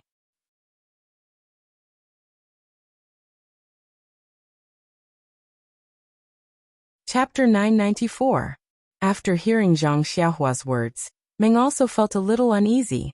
She whispered, Xiaohua, I'm just angry at them. They don't have good intentions. Zhang Xiaohua patted her head and said, It's none of your business. I guess that senior sister from the Tenryu sect also encountered something like this when she was young. In fact, I was going to get angry just now. It was inevitable that I would have a conflict with them. Moreover, they are acting so gentle and refined now. Who knows, they might change their attitude in a moment. Alas, there's no such thing as good and evil in Jianghu. Perhaps only the Tenryu sect's clean methods can prevent people from bullying them. Maybe, but I think the Tenryu sect is not as bad as the rumors say. At least, they didn't do anything to us. You're right, but there are 6 living people after all. Forget it. Why are we talking about them? Let's hurry up. The Tenryu sect's sudden appearance in Jianghu is also an important matter. We still need to report to the sect leader. Xiaohua, I suddenly understand. Didn't the people from Luoying Island ask the people from the Tenryu sect? Why didn't anyone know that they were patrolling? Why? That must be it. As long as they report their names, there will be no survivors. Of course, no one will know. Nonsense. Aren't we living well? Zhang Xiaohua disagreed. Let's go. We should hurry to Yixia town. Meng didn't argue with him, and the two of them rode along the main road. Although the two of them were fast, when the sky darkened and they arrived at a rather large town, they still didn't see any Heavenly Dragon sect troops. When they arrived at the town, Zhang Xiaohua led David's deer, and was about to go forward to inquire. Suddenly, her heart skipped a beat. She glanced at the crowd in front of her. However, the crowd looked hurried. They were either going home looking for a place to stay, or shopping. There was no one suspicious. What's wrong? What's the matter? Seeing Zhang Xiaohua suddenly stop, Ming quickly walked over and asked. It's nothing. I just feel like someone is staring at us. Zhang Xiaohua looked ahead unwillingly. Where are they? Meng Yi looked over and probed. Are they from the daytime Tenrya sect? No. Zhang Xiaohua was very certain. Although the people of the Tenrya sect are highly skilled in martial arts, but I should be able to find them. Besides, they wouldn't do something so boring. You have to remember that we are just ordinary students of beta school. Meng Yi looked at it for a long time, but didn't see anything. He asked, Are you sure? I didn't see anything. Maybe I am overthinking it. Zhang Xiaohua was also not confident. After that, Zhang Xiaohua walked to a street vendor and asked softly, Sir, may I ask, is this Yixia town? The old man who was selling vegetables looked up at him and nodded. This is Yixia town. Are you looking for an inn to stay in? As he spoke, he pointed with his finger and said, About 1,000 feet ahead, there's an excellent inn. Zhang Xiaohua turned around and said, Thank you, sir. But I still have something to ask. Oh, please tell me. The old man probably hadn't seen such a polite person in Jianghu. He said happily, I have lived in Yixia town for more than 60 years. There is nothing in this town that I don't know. Haha, that's great. Zhang Xiaohua was overjoyed and asked, Do you know a person called Ho Mingcheng? Ho Mingcheng? The old man was stunned. He frowned and thought for a long time. How old is he? Where is he in town? What? Zhang Xiaohua curled his lips. If I knew where he was in town, would I still need to ask you? But he said, I don't know how old he is, but he must be over 40 or 50 years old. The old man thought for a long time and finally shook his head. Little brother, I'm old and my brain isn't very bright. I can't remember this person's name. You'd better go to the inn and ask the waiter. They've heard a lot and seen a lot. Maybe they'll know. Zhang Xiaohua thought it was reasonable. When he was about to leave, he asked again, Then, sir, is there a big family with the surname Ho in Yixia town? Oh, of course I know. One is in the west of town. The current head of the family is called Ho Feng. His family has thousands of acres of fertile land in the North Mountain. The other family is in the north of town. The head of the family died young. Now he is a widow with 4 children and runs a jade business. But there is no one named Ho Mingcheng in either of them. I am sure of that. Zhang Xiaohua gave a thumbs up to Meng and said goodbye to the old man. She went straight to the inn that the old man mentioned. The waiter of the inn was really clever, but he still didn't know that there was a man named Ho Mingcheng in Yixia town. Zhang Xiaohua and Meng were not surprised. The great master Changgung said that Ho Mingcheng was from 40 years ago. It was doubtful that Ho Mingcheng was still alive, let alone remembered after so many years. Therefore, Zhang Xiaohua asked about the specific location of the 2 families with the surname Ho in town. Zhang Xiaohua and Meng were resting separately. It was late now, so it was not a good time to visit. The next morning, Zhang Xiaohua and Meng finished washing up and were about to leave the inn with their horses. At this time, there was a noise from the shop in front of the inn. Do you know? Just last night, something big happened in town. Something big. What big thing could it be? I heard the faint sound of a gong outside, and there was a lot of noise. It is late at night, and I am too lazy to get up. Alas, you said that the weather is unpredictable, and people are unpredictable. The Ho family has accumulated a lot of good karma for their whole life. How did they end up like this? The Ho family. Someone asked curiously, Brother, do you mean the Ho family in the west or the north? Nonsense, of course it's Ho Laofeng from Jinshi. He's always been kind to the people around him. Although he's not a Buddha in every household, he sends cotton in winter and wrinkles in summer. Why did this natural disaster fall on his family? Tell me, although the widow and her son from Jinbei are usually extremely harsh, the heavens may have burned them on account of them seizing the family property.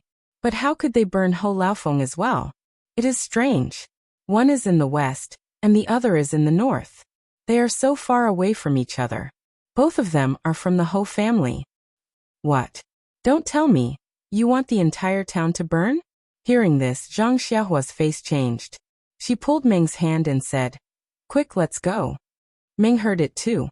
She gritted her teeth and said, Let's go. There must be something fishy about this. When the two of them arrived at Ho Feng's house, they couldn't help but feel disheartened. This was a rather large house, but at this time, it had been reduced to broken bricks and tiles. The charred wooden beam still had some faint flames, and there was a faint white steam rising from the top of the house. It should be the water vapor from the people in town putting out the fire last night. There were quite a number of people gathered in front of the charred house. Zhang Xiaohua found a young man with disheveled clothes and water stains on his body and asked, Brother, I'm just passing by. There seems to be a fire here? Looking at your appearance, you should have participated in the extinguishing of the fire last night, right? The young man looked at Zhang Xiaohua and nodded. That's right. In the early hours of this morning, the house suddenly caught fire. I happened to live nearby, so I was the first to know. The young man recounted what he had seen last night inside. It's a pity that old Master Ho was such a good man. Yet he was burned alive in there. Alas, there isn't a single person left alive in the entire Ho mansion. Not even one? Meng gritted her teeth and asked. That's right. The officials were here just now. I heard from them that they just came from the Ho family in Jinbei. It's not the same as here. All the corpses were found in the rooms. None of them escaped. Many thanks. After hearing the young man's words, Zhang Xiaohua retracted his divine sense. That person was right. There was not a single living being in the Marquis's mansion. Do you still want to go to the north to take a look? Zhang Xiaohua turned to ask Meng. Meng shook her head blankly and said, No need. The fire was strange. If only one family encountered it, it would be fine. But two families with the surname Ho encountered it. If there is no connection, no one will believe it. If Ho Feng's family is like this, then there is no one alive in the other family. What's the use of going there? Could it be that the Dalan temple did something? Zhang Xiaohua frowned. I don't think so. If the Dalan temple wanted to hide it, they could have just not written the names of Yixia Town and Ho Mingcheng. They could have even not given us the list. How could we force the great master Changgang? Could it be the Tenryu sect? Zhang Xiaohua immediately thought of what she saw on the official road. That doesn't make sense. Meng shook her head. Has the Tenryu sect ever been afraid of anyone in Jianghu? Even if there was something that could be used against them, would they care about it being exposed? Even if you and I know, what's the use? Besides, we are only looking for Ho Mingcheng to ask about my background. What does it have to do with the Tenryu sect? That's right. The Tenryu sect can't know our purpose. Zhang Xiaohua nodded. But then she frowned. Could it be that someone is following us? Yesterday, when I was asking people in the town, someone overheard us? Immediately, Zhang Xiaohua felt his hair stand on end.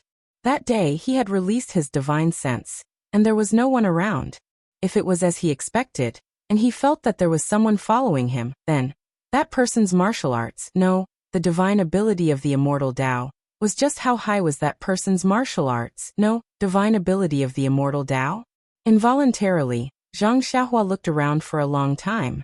Then, she released her divine sense to check carefully. Unfortunately, the morning in Yixia Town was the same as in other places. Only the early birds were looking for insects. Meng was stunned when she saw Zhang Xiaohua's nervous expression. She looked around vigilantly.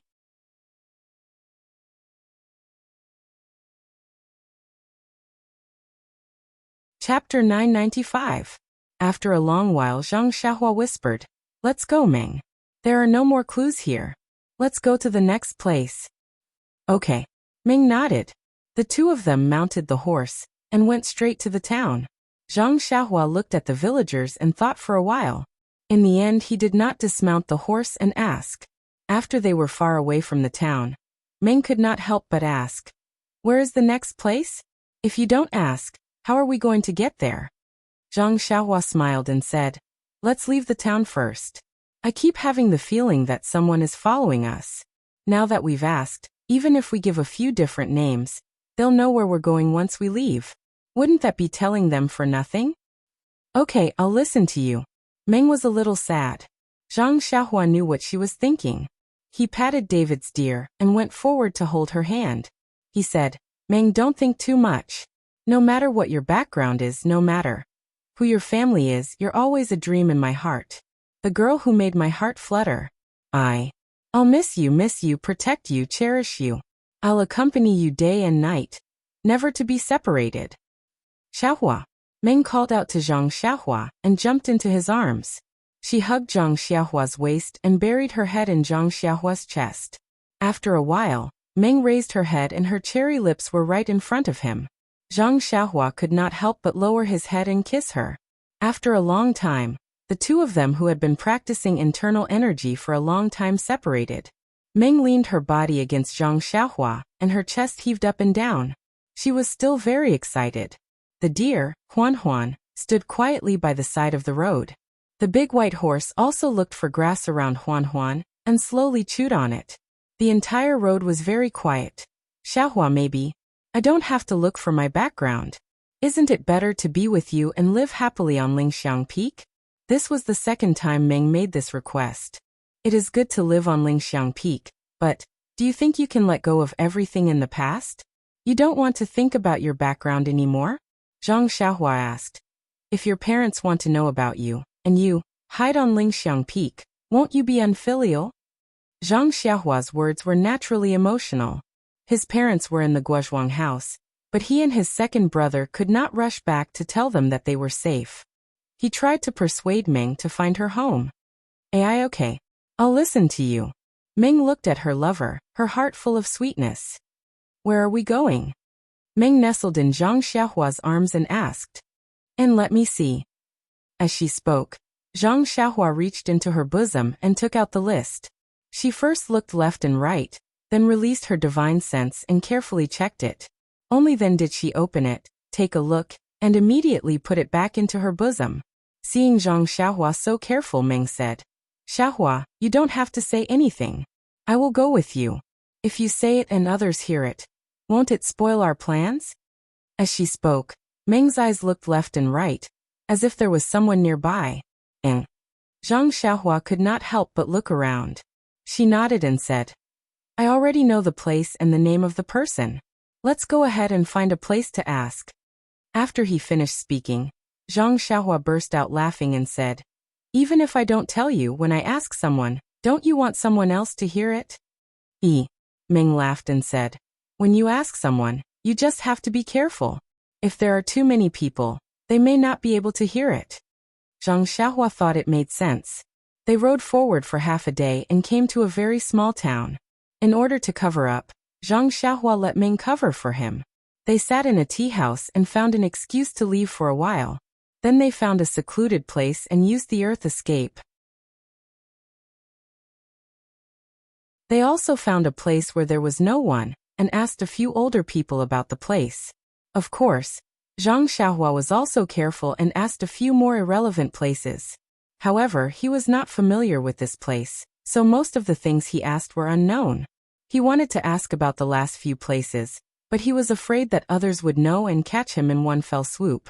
When Zhang Xiaohua appeared in the tea house again, there was a faint smile on his face. Meng knew that he had a plan in mind, so she was also happy. She accompanied Zhang Xiaohua to have some tea and snacks, and then they continued on their way. Next, they went to Baiquan Mountain, which was an ancient martial arts family. Although they came out of Yixia town and went in a random direction, they gathered together. Even if the direction was wrong, the difference was not big. Although it was a small matter, it also made Meng feel refreshed. She felt that God had opened his eyes and allowed them to find some clues smoothly. Zhang Xiaohua was happy to see Meng Yao, and Zhang Xiaohua was naturally happy to accompany her. The two of them chattered about something, but looking at their happy appearance, it was similar to going on a scenic tour. After a day and a night, they came to the front of a mountain at dusk. Is it here? Meng looked at the tall mountain and asked. Well, it should be. This is Baiquan Mountain. The second person on the list is a person named Cheng Miao. I have asked the people in the town yesterday. It seems that there is a Cheng family in Baiquan Mountain, which is a martial arts family. It has been entrenched for many years. The mountain is so big. How can we find it? Hee, it's very easy to find. The Chung family is not on the mountain, but in a place called Chung Village at the foot of the mountain. It is at the mountain pass of Baiquan Mountain, built by the mountain. Is it there? Meng pointed with her finger. It should be. Zhang Xiaohua looked at the smoke rising from the foot of the mountain in the distance and said with a smile, "Let's not rest this time. Even if it is dark, we have to go to Qing Village first." "Yes," Meng said with a smile. The two of them walked for half a meal, and were much closer to Qing Village. Suddenly, Zhang Xiaohua looked at the smoke in the distance and shouted, "Oh no, this is not smoke. I am afraid." As she said that, she patted David's deer and immediately rushed to Qing Village as fast as lightning. However, when they arrived, the scene in front of them stunned them. The whole Qing Village had been turned into ashes. The smoke they saw just now was only the black smoke of the village when it was set on fire. This. Zhang Xiaohua stamped her foot and immediately released her divine sense.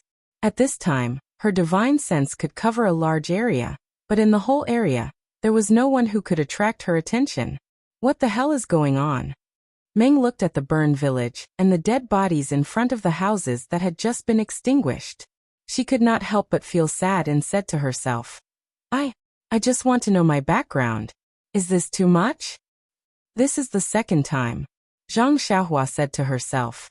If the incident in Yixiao Town was accidental, then the incident in Baiquan Mountain was inevitable. This must be related to Meng's background. But what is it about Meng's background that can't be known by others? Moreover, even Meng herself does not know the contents of the list. How could others know? Dalan Temple. Zhang Xiaohua's mind immediately flashed. Only the great master Changgang or the elders of the Dalan Temple know about the things on the list. Could it be that the Dalan Temple pretended to be sanctimonious and gave us the list on the surface, but secretly erased all traces of it? It must be.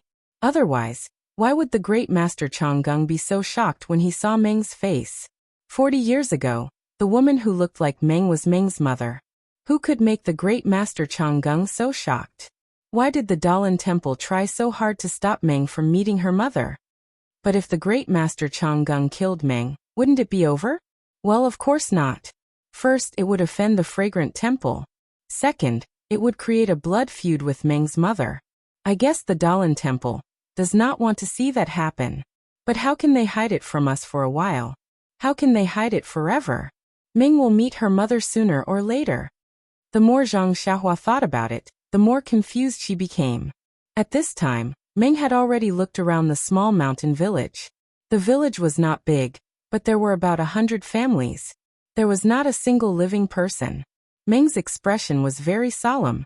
When she came to Zhang Xiaohua's side, she was already determined. There are no living people, right? Zhang Xiaohua asked knowingly.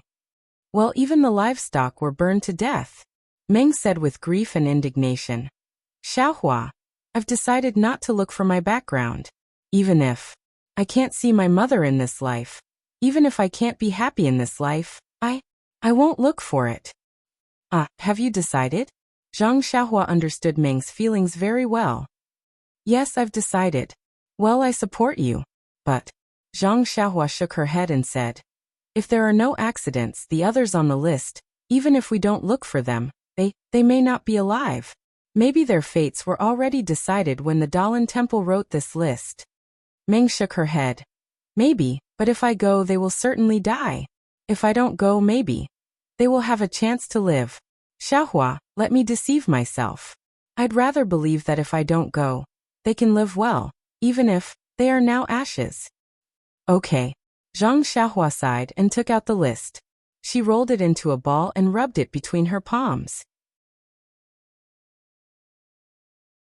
It turned into scraps of paper, and the handwriting could no longer be seen.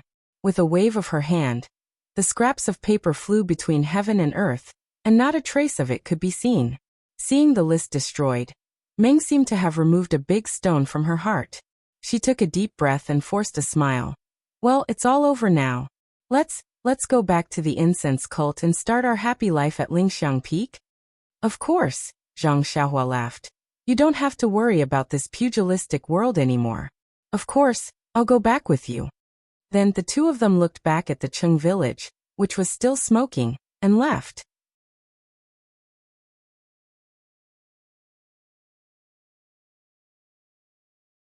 Chapter 996.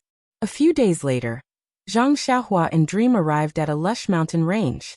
Dream smiled and said, I thought that the mountains in our sect were beautiful. But now, it seems that I'm just a frog at the bottom of a well. There are so many beautiful mountains and rivers here, but the scenery is different from each other. Each has its own unique characteristics, each has its own unique charm. None of them are worse than the sect's. That's right, even the place where the Dalan temple is. The whole mountain range may not be smaller than Zhuanxiang cult. That huge Guyuan tower seems to be no worse than Huansu. Fortunately, Zhuanxiang cult is now open. There will be plenty of opportunities to come out in the future. Maybe after the martial arts convention, we can ask the leader for a job and walk around the surrounding mountains. Zhang Xiaohua clapped her hands. That's right, that's what it means to laugh proudly in Jianghu. Unlike now, we have to go back after just a few days. I don't know the name of this mountain. We're just walking around blindly. It'll be troublesome if we want to come back in the future. Isn't that easy? Just find someone to ask. Just as they were talking, Zhang Xiaohua was suddenly stunned. He looked into the distance thoughtfully. When Dream saw this, she also turned her head. Before she could see clearly, the sound of weapons clashing could be heard from that direction. Zhang Xiaohua was even more puzzled and blurted out. Why is he here? Oh. Dream looked at the figure in the distance and said, You can see him. Yes, it's someone I know, so it's easy to recognize him. You know him in Jianghu? Dream asked curiously. Yes, let's go and see. The person I know seems to be unable to hold on. As they spoke, the two of them spurred their horses and rushed forward along the mountain path. In the time it took to drink a cup of tea, the two of them reached the peak of the mountain. At the peak, there were more than 10 people with weapons in their hands, surrounding the two carriages. In front of the carriages, there were two people, one big and one small. The small one was about 5 or 6 years old, and held a toy sword in his hand. He was fighting with a skinny man in his 20s. The man's sword was casually parrying the attacks. It was obvious that he was just playing around. The big one at the side was bare-chested, revealing his bulging arms. He held a sword in his hand, and was fighting with a tall and fat man. The man also held a sword in his hand, but it was thicker and wider than usual. When their swords clashed, sparks flew. On the mountain path, Zhang Xiaohua used his divine sense to observe the situation. He shook his head. Earlier at the foot of the mountain, she had seen that the man's sword skills were rusty. He only relied on his arms and some strength. His opponent seemed to be willing to let him win. He only exchanged blows with him and did not take the opportunity to kill him. Therefore, she followed Dream up the mountain path. Sure enough, the man used his strength to shake off the sword. He was somewhat impatient and said, Chu Zhigao, do you think it's fun? I've already let you have more than 100 moves. Don't you know that you're not my opponent? Why do you still want to make a pointless struggle? The man who used the sword was the street performer that Zhang Xiaohua saved at Lu Town Square. The bone-solidifying pill formula was also obtained from this man called Chu Zhigao. Chu Zhigao said angrily, Of course I know that I'm not your opponent. But, you destroyed my home and burned down my house. Do I have to grovel and beg you for mercy? You really don't know what's good for you. My Jingli manor was only interested in your formula. I gave you face and asked you to hand it over. Why can't you listen to the manor lord's advice again and again? Don't tell me that it's really hard to hear? Bah! Chu Zhigao's spit almost sprayed on the man's face as he shouted. How shameless! This Chu Zhigao's medicinal plaster is passed down from my ancestors. How can you exchange it for just 10 taels of silver from Jing Manor?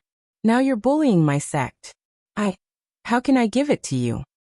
Haha, Chu Zhigao, do you think your Horned Dragon Mountain is still the Horned Dragon Mountain from 10 years ago?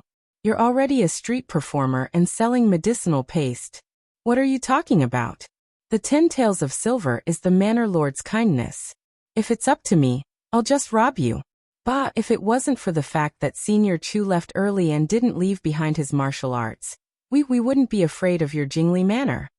Li Er, don't waste your breath on him. Just take him down.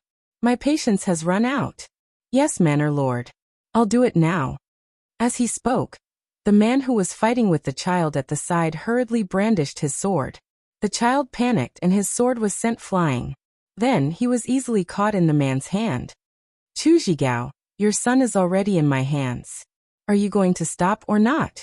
When Chu Zhigao saw this, he let out a long sigh and threw his padao on the ground.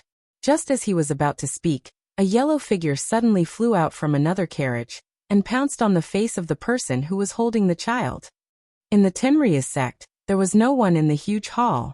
Suddenly, there were sounds of hurried footsteps coming from outside the hall. When the footsteps reached the entrance of the hall, they stopped. After a while, there was still no movement. A strange black figure appeared above the hall. Then, as if he was flying, he flew to the tall chair in the hall. A voice came from the bamboo hat. What's the emergency?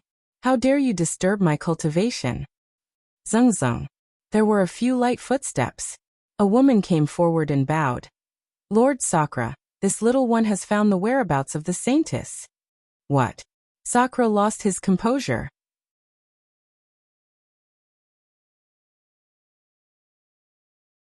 He immediately stood up from his chair and shouted, Where is Ya? Reporting to Sect Master, the saintess is now in the Dalan Temple. What? The bald donkeys from the Dalan Temple? They actually dared to shackle the saintess of my dragon god sect? Men.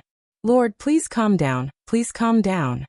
The woman hurriedly said, The saintess isn't imprisoned by the Dalan Temple. She is an envoy of the fragrant religion. She is here to deliver an invitation to the Dalan Temple. Invitation?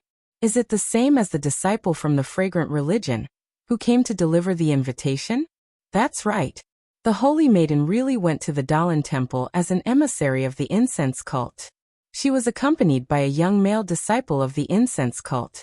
According to the news from the Dalan Temple, this male disciple is called Ren Xiaoyao. He is the only disciple of the incense cult. Ren Xiaoyao? The only disciple of the fragrant religion? Sakura's expression relaxed. He sat on the chair and asked curiously, When did the fragrant religion have a disciple of the fragrant religion? Isn't this going against the Dalan Temple? What is the saintess situation? Reporting to Lord, the saintess seems to have lost her memory. She doesn't remember anything from the past. Even when our spies in the Dalan Temple tried to probe her using the secret code, the saintess didn't have any reaction. Of course, perhaps the saintess has other arrangements. This subordinate doesn't know. Spies? How did the Dalan Temple's spies know the saintess' appearance? Sakura was somewhat angry. Lord, please calm down. The woman was very afraid. She whispered, Didn't Lord want this subordinate to hurry up? This subordinate has sent out some of the saintess' portrait. Lord, rest assured, this subordinate knows that the portrait of the saintess will not be leaked. Moreover, they also don't know who the person in the portrait is. Sakura asked again, Is the saintess returning to the fragrant religion? No, the woman revealed a strange expression and said, The saintess left the Dalan Temple and went in another direction. However, this disciple has already sent people over. But for fear of affecting the saintess, this disciple didn't dare to approach. Good, inform everyone that we are heading to the fragrant religion. Lord, you are going to participate in the martial arts convention? The woman was surprised. Didn't Lord Garuda set off a few days ago? But immediately, the woman came to her senses and bowed. Reporting to Lord, this subordinate will arrange it right away. In the fragrant religion, in a quiet room on the fragrant peak, Nun Jingyi was sitting on a chair. Nun Xuezhen was also sitting expressionlessly below. Lord, the disciples who went out to deliver the invitations have already returned. Although Peacock and Yuyan haven't returned, there is still news. Only Zixia and Ren Xiaoyao.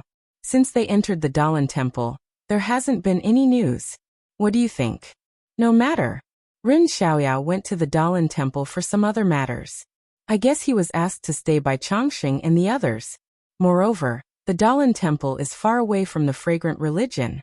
I'm afraid the news will be delayed. By the way, is there any other news about the immortal Dao people from Rejuvenation Valley? Replying to Sect Master, there isn't.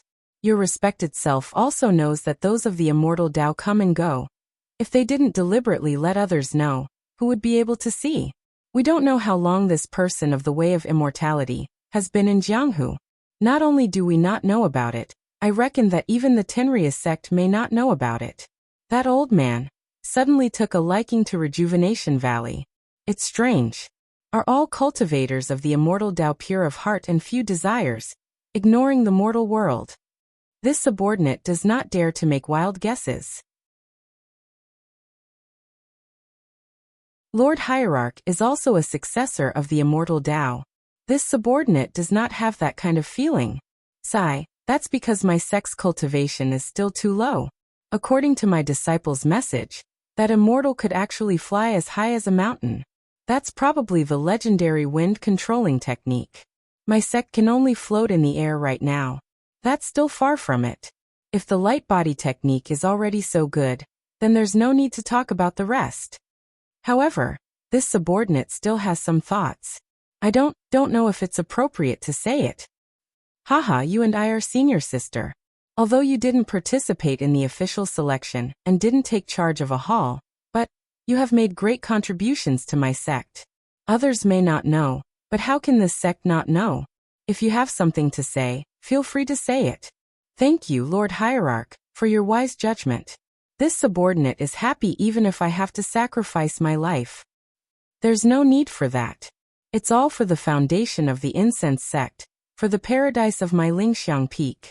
It's like this, Lord Hierarch. As the saying goes, there's no smoke without fire. That person of the immortal Tao doesn't usually appear in the world. Why did he appear after Zixia came to Don't Worry City?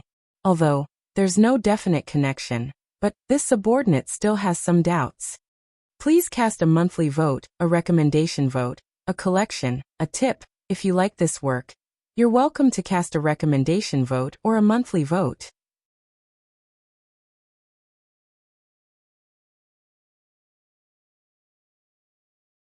Chapter 997. Haha, so junior sister Xuezhen already knew? I thought you would keep your mouth shut. I didn't expect you to bring it up today. Please forgive me, Hierarch. When I first saw Zixia, I had some suspicions. But Hierarch is as wise as the sea. You must know my suspicions. Since you insist on keeping Zixia, you must have your own plans. Of course, I didn't dare to have any other ideas. Moreover, according to my observations over the past few years, there was nothing strange about Zixia. It seemed that she was really kept in the dark and didn't know anything. But senior sister Jingshuan's death didn't seem to have anything to do with her. Alas, not everyone can see the true face of the saintess of the Tenryus sect. Even in the incense cult, only I had the chance to see her. Junior sister Xuezhen must have met her by chance in Jianghu in her early years. Yes. That was more than 40 years ago. Therefore, senior sister Jingxian brought this Zixia back to the fragrant cult. Although she had good intentions, for a poor child who did not know her origins and had lost her memories, she did not know that she had already brought a hot potato back to lingering fragrance peak. Hierarch, do you also think that Zixia is the daughter of the saintess of the Tenryu sect? Nanjingyi smiled bitterly. She knocked on the chair with her hand and said, Zixia's face is almost exactly the same as the saintess of the Tenryu sect 40 years ago. I'm not blind. How can I not see it? If you say that Zixia has nothing to do with the saintess of the Tenryu sect, then no one will believe it. This is also the reason why I didn't give her a veil and didn't accept her into the Emotian palace. I understand. Others think that Hierarch tolerates Zixia because of senior sister Jingxian. You even let her participate in the Orchid Evening refinement. Actually, our cult doesn't dare to offend the Tenryu sect too much. Besides, we also want the Tenryu sect's spies to quickly recognize Zixia's face, so that this matter can be reported back to the Tenryu sect. Then we can send Zixia safely back to the Tenryu sect. However, junior sister Jingxian met with a mishap. This sect was astonished. Such a mysterious method should have been done by the Tenryu sect. since the daughter of the previous generation's saintess was by junior sister Jing Xian's side. How would they dare to do such a thing? So, sect master, you think this purple mist might not be? That's right. Our church had some doubts, so we sent Zixia to accompany Ren Xiaoyao to the Dalan temple. That's strange, sect leader, but why didn't you send him directly to the Tenryu sect? Wouldn't we know after a test? Nun Shuizhen was very puzzled. Junior sister Shuizhen, although our cult can't confirm that Zixia is the descendant of the Tenryu sect's saintess, according to old legends, the previous saintesses of the Tenryu sect were all the daughters of the Tenryu sect's sect master Di Shirtian. We can't risk sending Di Shirtian's daughter to Di Shirtian. Isn't this a clear slap to the Tenryu sect's face? Ordering sect master Di Shirtian's daughter around? Oh, I understand. Nun Shuizhen was enlightened. Sending Zixia to the Dalan temple can first test the Tenryu sect's reaction, and second tell the Tenryu sect that we didn't know this was the descendant of your saintess. Sect master is brilliant. Haha, junior sister, you only know one thing but don't know the other. There's a second reason why we sent Zixia. Sect leader, please enlighten us. That's Ren Xiaoyao. Ren Xiaoyao? That silly brat? Nun Shuizhen was even more baffled. Isn't he just a lucky brat? He's not just lucky. Nun Jingyi smiled wryly. He's the only person our sect can't figure out. Didn't he call himself some beta school? A small mountain sect? A sect like that is as common as a carp crossing a river in the Jianghu. Who would remember it? Sect leader, you can just send someone to investigate. The key is that he's a beta school. Our sect has already sent people to investigate, but it hasn't been long enough, so we haven't made any progress. However, do you remember what Rejuvenation Valley's Nie Qianyu said in front of those from the Immortal Tao? Of course I do. She's just an infatuated child who doesn't understand the ways of the world. She's still thinking about Ren Xiaoyao in her heart. It can't be counted as real. But junior sister, haven't you thought about it? Does the formation Rejuvenation Valley used to face the enemy have anything to do with Ren Xiaoyao? That's impossible. Nun Shuizhen immediately shook her head. Rejuvenation Valley has been established for over 1,000 years. It's not strange for them to occasionally obtain some formations from the Immortal Tao that can resist martial arts. What does this have to do with Ren Xiaoyao? But don't forget, Nie Qianyu told the seniors from the Immortal Tao that she'd already obtained some of the Beta School's incantations for internal strength. Nun Shuizhen really hadn't paid attention to this sentence. Our sect has already sent people to investigate. Nie Qianyu's constitution is weak and she can't practice martial arts. Therefore, the martial arts passed down in Rejuvenation Valley are only practiced by her eldest sister, Nie Qianrong, and second sister, Nie Qianxiu. She doesn't even have the strength to truss up a chicken. But look, she's already obtained some Beidu School's incantations. Needless to say, they were passed down by Ren Xiaoyao. This incantation. What kind of incantation is it? Can it allow a woman who can't practice martial arts to practice it? Why don't we have the disciples of Carefree City ask Nie Qianyu? It was possible in the past, but now it's no longer possible. Nun Jingyi shook her head. The jade talisman given by the Immortal Tao Senior is too dangerous. Even the Tenryu sect, TSK, they wouldn't dare to use force. Then she said thoughtfully, the strangest thing is that Ren Xiaoyao has the incantation for this internal strength incantation, but his own internal strength isn't good enough. His lightness skill is a complete mess. When he barged into Lingering Fragrance Peak, he relied entirely on the strength of his arms. That sword embryo is also half-baked. Not exactly half-baked. It should be some kind of strange sword technique. Don't you think this is strange? So, Lord Sect Leader sent Ren Xiaoyao to Huansu? Nun Shuizhen was enlightened. That's right. Our sect wanted to see Ren Xiaoyao's true ability. It's just that this guy is a troublemaker. Just as he entered Huansu, a huge change happened there. Could it be that Lord Sect Leader suspects that the huge change has something to do with Ren Xiaoyao? It'll be great if it has something to do with him. Nun Jingyi smiled bitterly. To be able to mess up Huan Su's array. What kind of immortal Dao cultivation does he have? Even our sect won't have this kind of ability even if we cultivate for another 60 years. Ren Xiaoyao, how could he have it? And the most reassuring thing is, Nun Jingyi looked out the window and sighed. Ren Xiaorao, he actually gave me the Chao Huan pill that Imo Qingshan found. Imo Qingshan? Chao Huan pill? Nun Xuezhen cried out in shock. Imo Qingshan, is he still alive? Chao Huan pill? Isn't that the legendary immortal Dao spiritual herb? Once consumed, it'll immediately. Imo Qingshan died long ago. I don't know when he died. Sigh, it's been hard on him. Then she sighed again. Junior sister Xuezhen is right. I didn't expect that the Chao Huan pill in the immortal Dao's legends would really exist in Huan Su. Think about it. If that Ren Xiaoyao was a person of the immortal Dao, how could he return the Chao Huan pill to our sect? He only needed to consume the Chao Huan pill himself and destroy the thing that Imo Qingshan left for our sect. Who in this world would know that it was Ren Xiaoyao who took the Chao Huan pill? Yes, Sir Cult Leader is right. It can only mean that Ren Xiaorao doesn't seem to understand. He's indeed a person of the martial Dao, and he's also from a small mountain sect. No wonder Sir Cult Leader was so protective of him in the past. It turns out that there's such a reason behind it.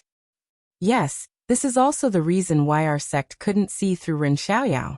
However, this isn't the reason why our sect trusts Ren Xiaoyao. This time we sent Ren Xiaorao to be with Zixia. It's also because we want to see what kind of person he is. Who cares what kind of person he is? He's not a person of the immortal Dao. Didn't you hear that the immortal Dao senior hasn't heard of Beidou school? Since he's a person of the martial Dao, there's no way he can escape from our fragrant cult. But junior sister Xuezhen, you seem to have forgotten something. What is it? Abbess Xuezhen asked curiously. Nie Qianyu? Abbess Jingyi smiled. Junior sister, have you forgotten?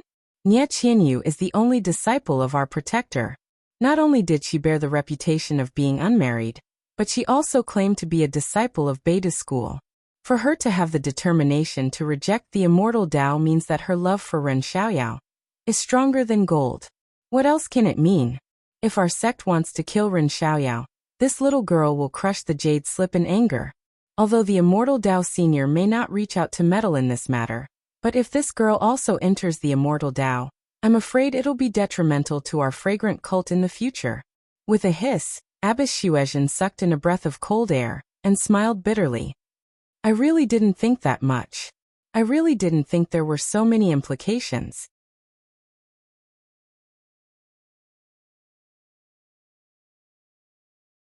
Pulling one hair will affect the whole body. I really can't act rashly. But this little girl doesn't seem to know about the matter between Zixia and Ren Xiaorao. If she knew, would she still act like this? Abbess Xuezhen probed. Alas, who knows? The most difficult thing to understand in this world is love. No one knows what Nie Qianyu is thinking. Maybe it's because of love that she hates, or maybe it's because of love that she loves even more. But this isn't something we need to consider. Anyway, Ren Xiaoyao is our protector. If we can use him, then use him. If we can't use him, then don't use him. Leader, you're brilliant. Abbess Xuezhen bowed and said. I didn't expect Leader to be so clear about these details. I thought Leader had only heard of Nie Qianyu's name. Junior sister Xuezhen, you must remember that the details determine success or failure. Any small link can affect the big picture in the end. Haha, well, we've said so many useless and depressing things. Now, let's talk about something that makes people happy. Abbess Jingyi stretched, which was rare for her, and said with a smile, have you done the things I asked you to do? Please cast a monthly vote, a recommendation vote, a collection, and a tip. If you like this work, you're welcome to cast a recommendation vote or a monthly vote.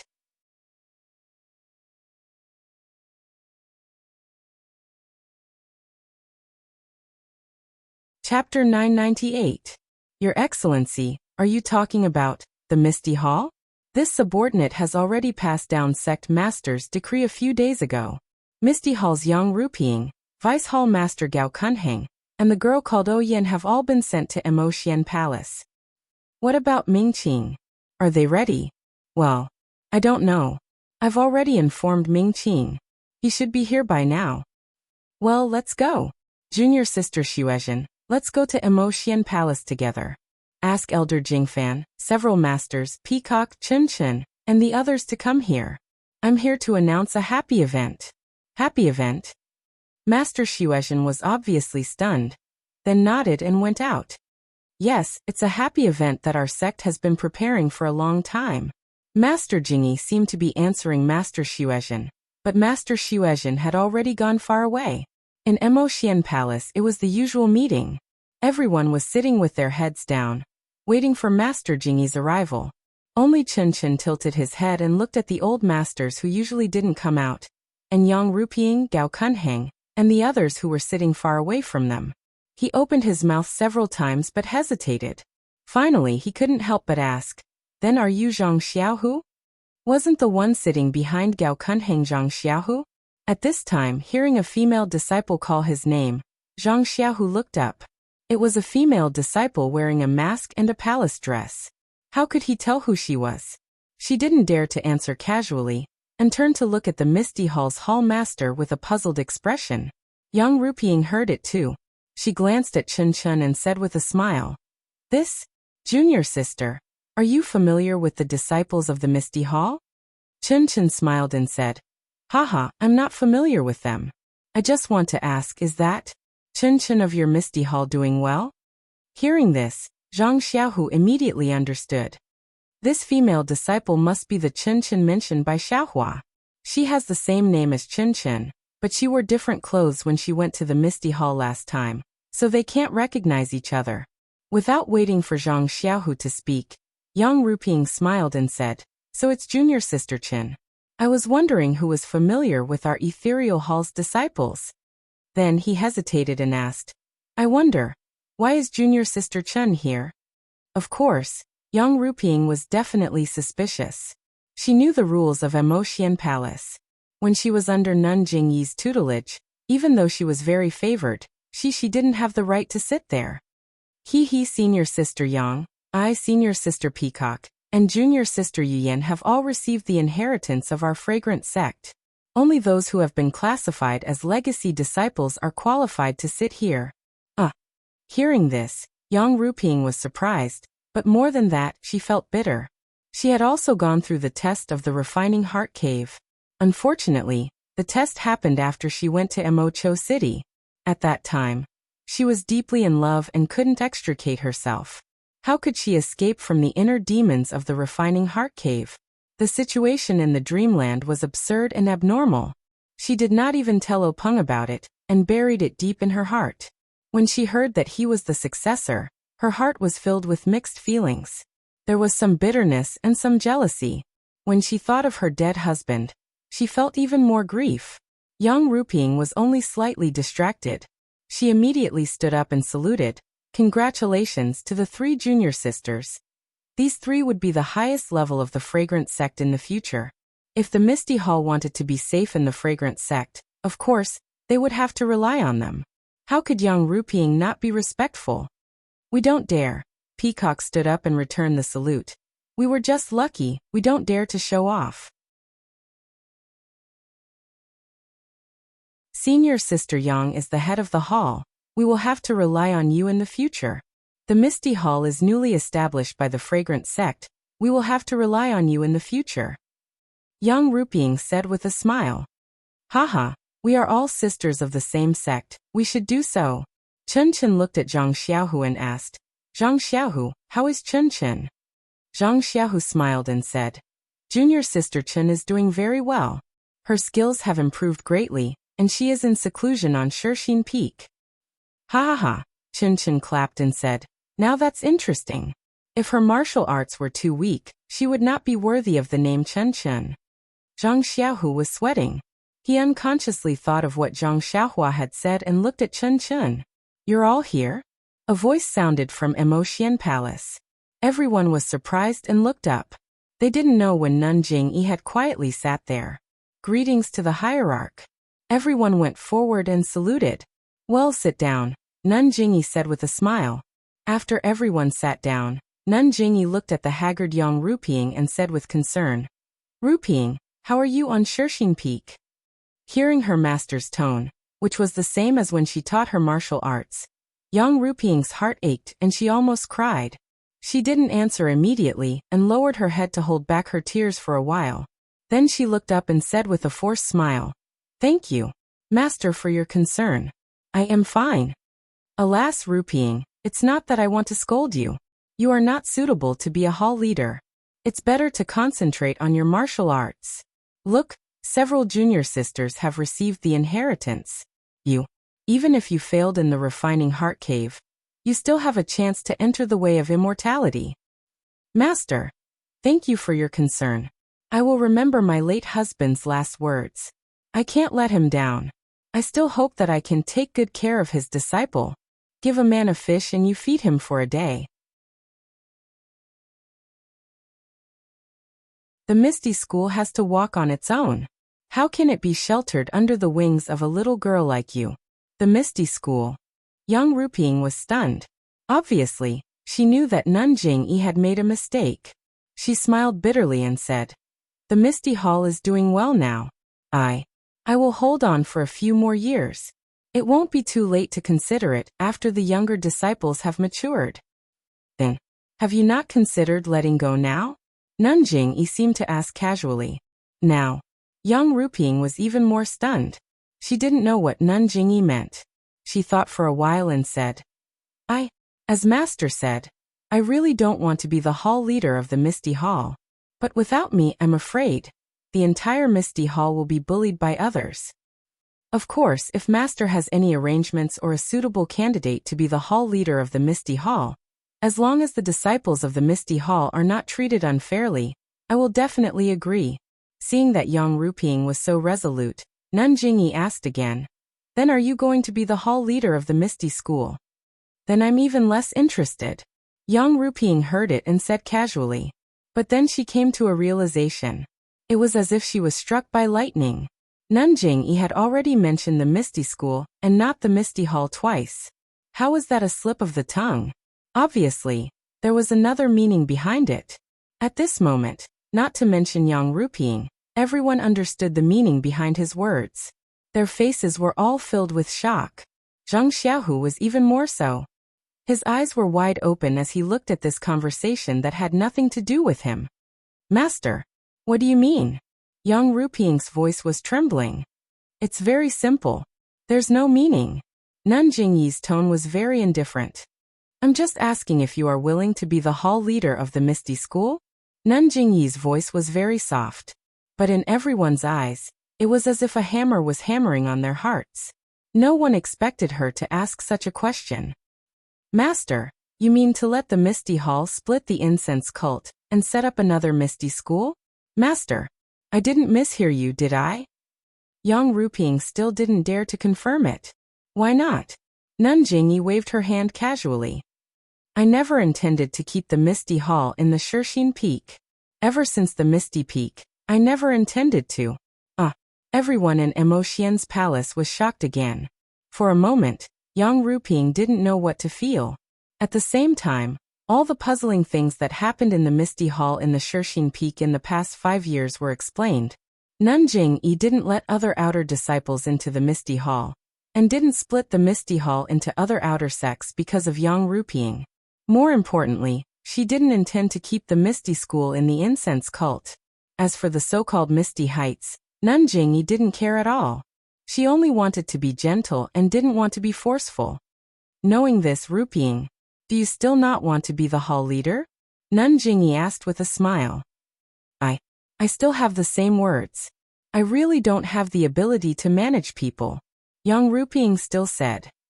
I'm already struggling to manage the Misty Hall under your wings. How can I manage the Misty School? If you have a more suitable candidate, I'm willing to stay in the Shirxing Peak. Well, good.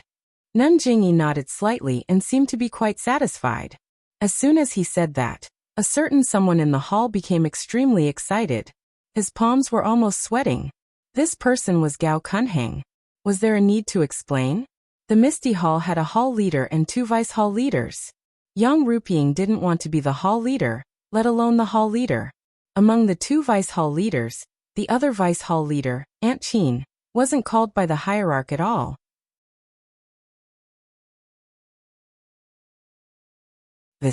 Did he need to be told? The new hall leader of the Misty School must be him. Sure enough, Yang Ruping turned her head slightly to look at Gao Kunheng. Gao Kunheng also felt the cult leader's gaze at the same time. He immediately raised his head and puffed out his chest, acting like a loyal subordinate who was unafraid of death, willing to sacrifice his life, and willing to work hard. Unfortunately, Nun Jingyi was wearing a veil, so he couldn't see whether she was satisfied or not. However, just as Gao Kunheng was waiting for Nun Jingyi to clarify her words, Nun Jingfan interjected. Gao Kunheng almost wanted to kneel in front of Nun Jingfan and beg her to be more polite and not interrupt. He heard Nun Jingfan clap her hands and say, "Honorable cult leader, I really don't know what to say. To tell you the truth, I really didn't expect honorable cult leader to let go. It's much more brilliant than holding it in your hands."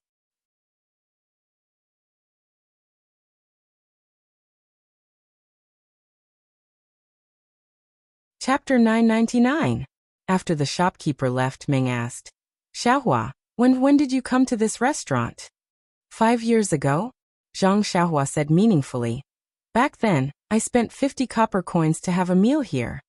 Ha ha ha, 50 copper coins? Ming gradually understood the meaning of 50 copper coins after leaving the chanting incense cult. She couldn't help but chuckle. But before she could finish laughing, she suddenly woke up and grabbed Zhang Xiaohua's arm. "Xiaohua, you said 5 years ago? Wasn't that when I met you?" "Yes, that's right." Zhang Xiaohua nodded solemnly. "It was 5 years ago when I met you in Shirtai outside Poyang town." God bless me. God bless me. Meng's eyes were almost filled with tears when she heard that.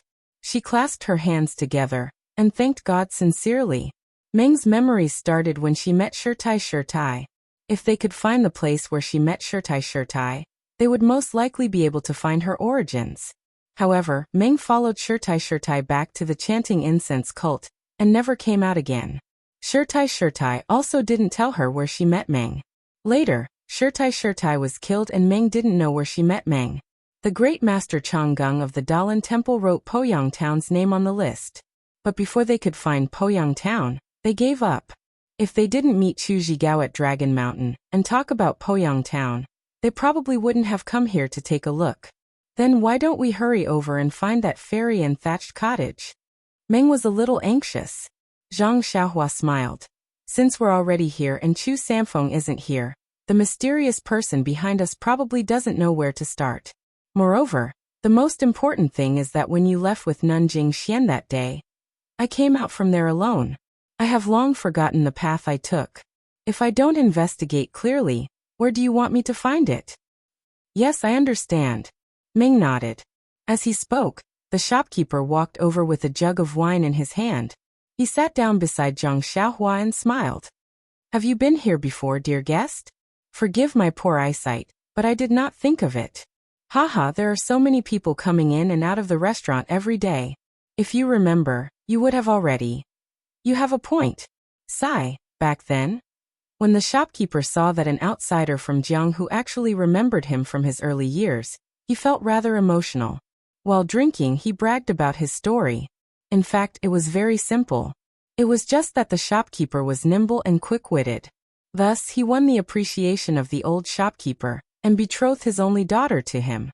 While the shopkeeper was showing off, the waiter served a few secret dishes and the spicy chicken offal. Looking at the spicy chicken offal that was already in her memory, Zhang Xiaohua was very emotional even before she ate it. That was then and this was now. In just 5 years, the vicissitudes of life had changed so much.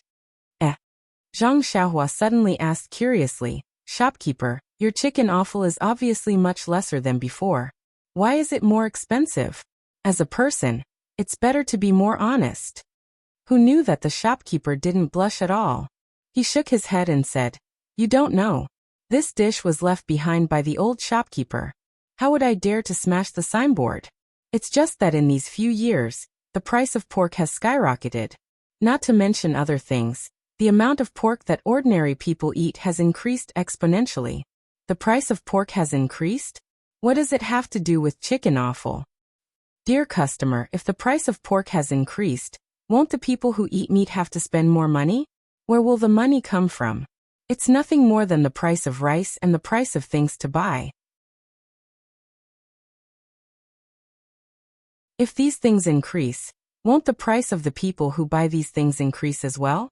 Then, not to mention other things, won't the price of the ingredients, feed, and waiter in the other shop increase as well? Since the price of feed will increase, won't the price of the chicken offal or chicken offal in the other shop increase as well? If that's the case, won't the spicy chicken offal in front of you also increase in price? Zhang Xiaohua was flabbergasted and speechless. He'd been wholeheartedly focused on cultivating the immortal Tao, and had never imagined that the affairs of the world would be so complicated. How could a small restaurant like this contain so much knowledge? How could it reveal so many things in the world? Karma and reason. Unknowingly, the hand of karma in the heavenly Tao galaxy became a little clearer. Dear customer, dear customer? When he heard the manager's call, Zhang Xiaohua seemed to have awakened from a dream. He was jolted awake from his immersion in the comprehension of karma. Come, guest. Try my spicy chicken giblets. Does it still taste the same? Although the chef has changed, the taste should still be the same. Under the shopkeeper's hospitality, Zhang Xiaohua, who hadn't eaten meat for a long time, also ate 2 mouthfuls. As for the taste, please, it was all spicy. Back then, Zhang Xiaohua had drunk a few pots of tea.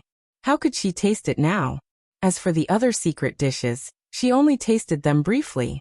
It was the same for Meng. After eating a little, she put down her chopsticks. She still wanted to hurry and find out about her origins. Dear customer, is it not delicious? Seeing Zhang Xiaohua and Meng put down their food after a few mouthfuls, the shopkeeper was very surprised. Haha, it's nothing. It tastes the same as before. It's just that. I'm not hungry or thirsty. I only came in because I saw an old friend. Oh, by the way, shopkeeper, is there a mountain god temple around Poyang town? Mountain god temple? The shopkeeper was stunned and said casually, no, there isn't. I've lived here for more than 20 years. I've never heard of any mountain god temple. How is that possible? Zhang Xiaohua said curiously, I've been there before. It's on a mountain outside the town. Oh, I see. The shopkeeper patted his forehead and said, Dear customer, you're talking about the small temple on Python Mountain, which is more than 10 miles west of the town. That small temple has been abandoned for a long time. As for whether it's a mountain god temple or not, I don't know. If you hadn't mentioned it, I wouldn't have thought of this small temple. It's west of the town. Haha, that's great. As he spoke, Zhang Xiaohua reached into his bosom and took out a silver ingot. He smiled and said, the food is still the same as before. Not bad at all. The last time I came here, I only spent 50 copper coins. This time, no matter what, I cannot be stingy. When the shopkeeper saw the silver ingot, he quickly waved his hand and said, Dear customer, you don't have to be like this. I already said that it's 50% off. You only need to pay 1 silver ingot. 1 silver ingot? Or 50% off? Zhang Xiaohua was stunned. When she was at Huanxi Manor, her monthly allowance was only 3 coins.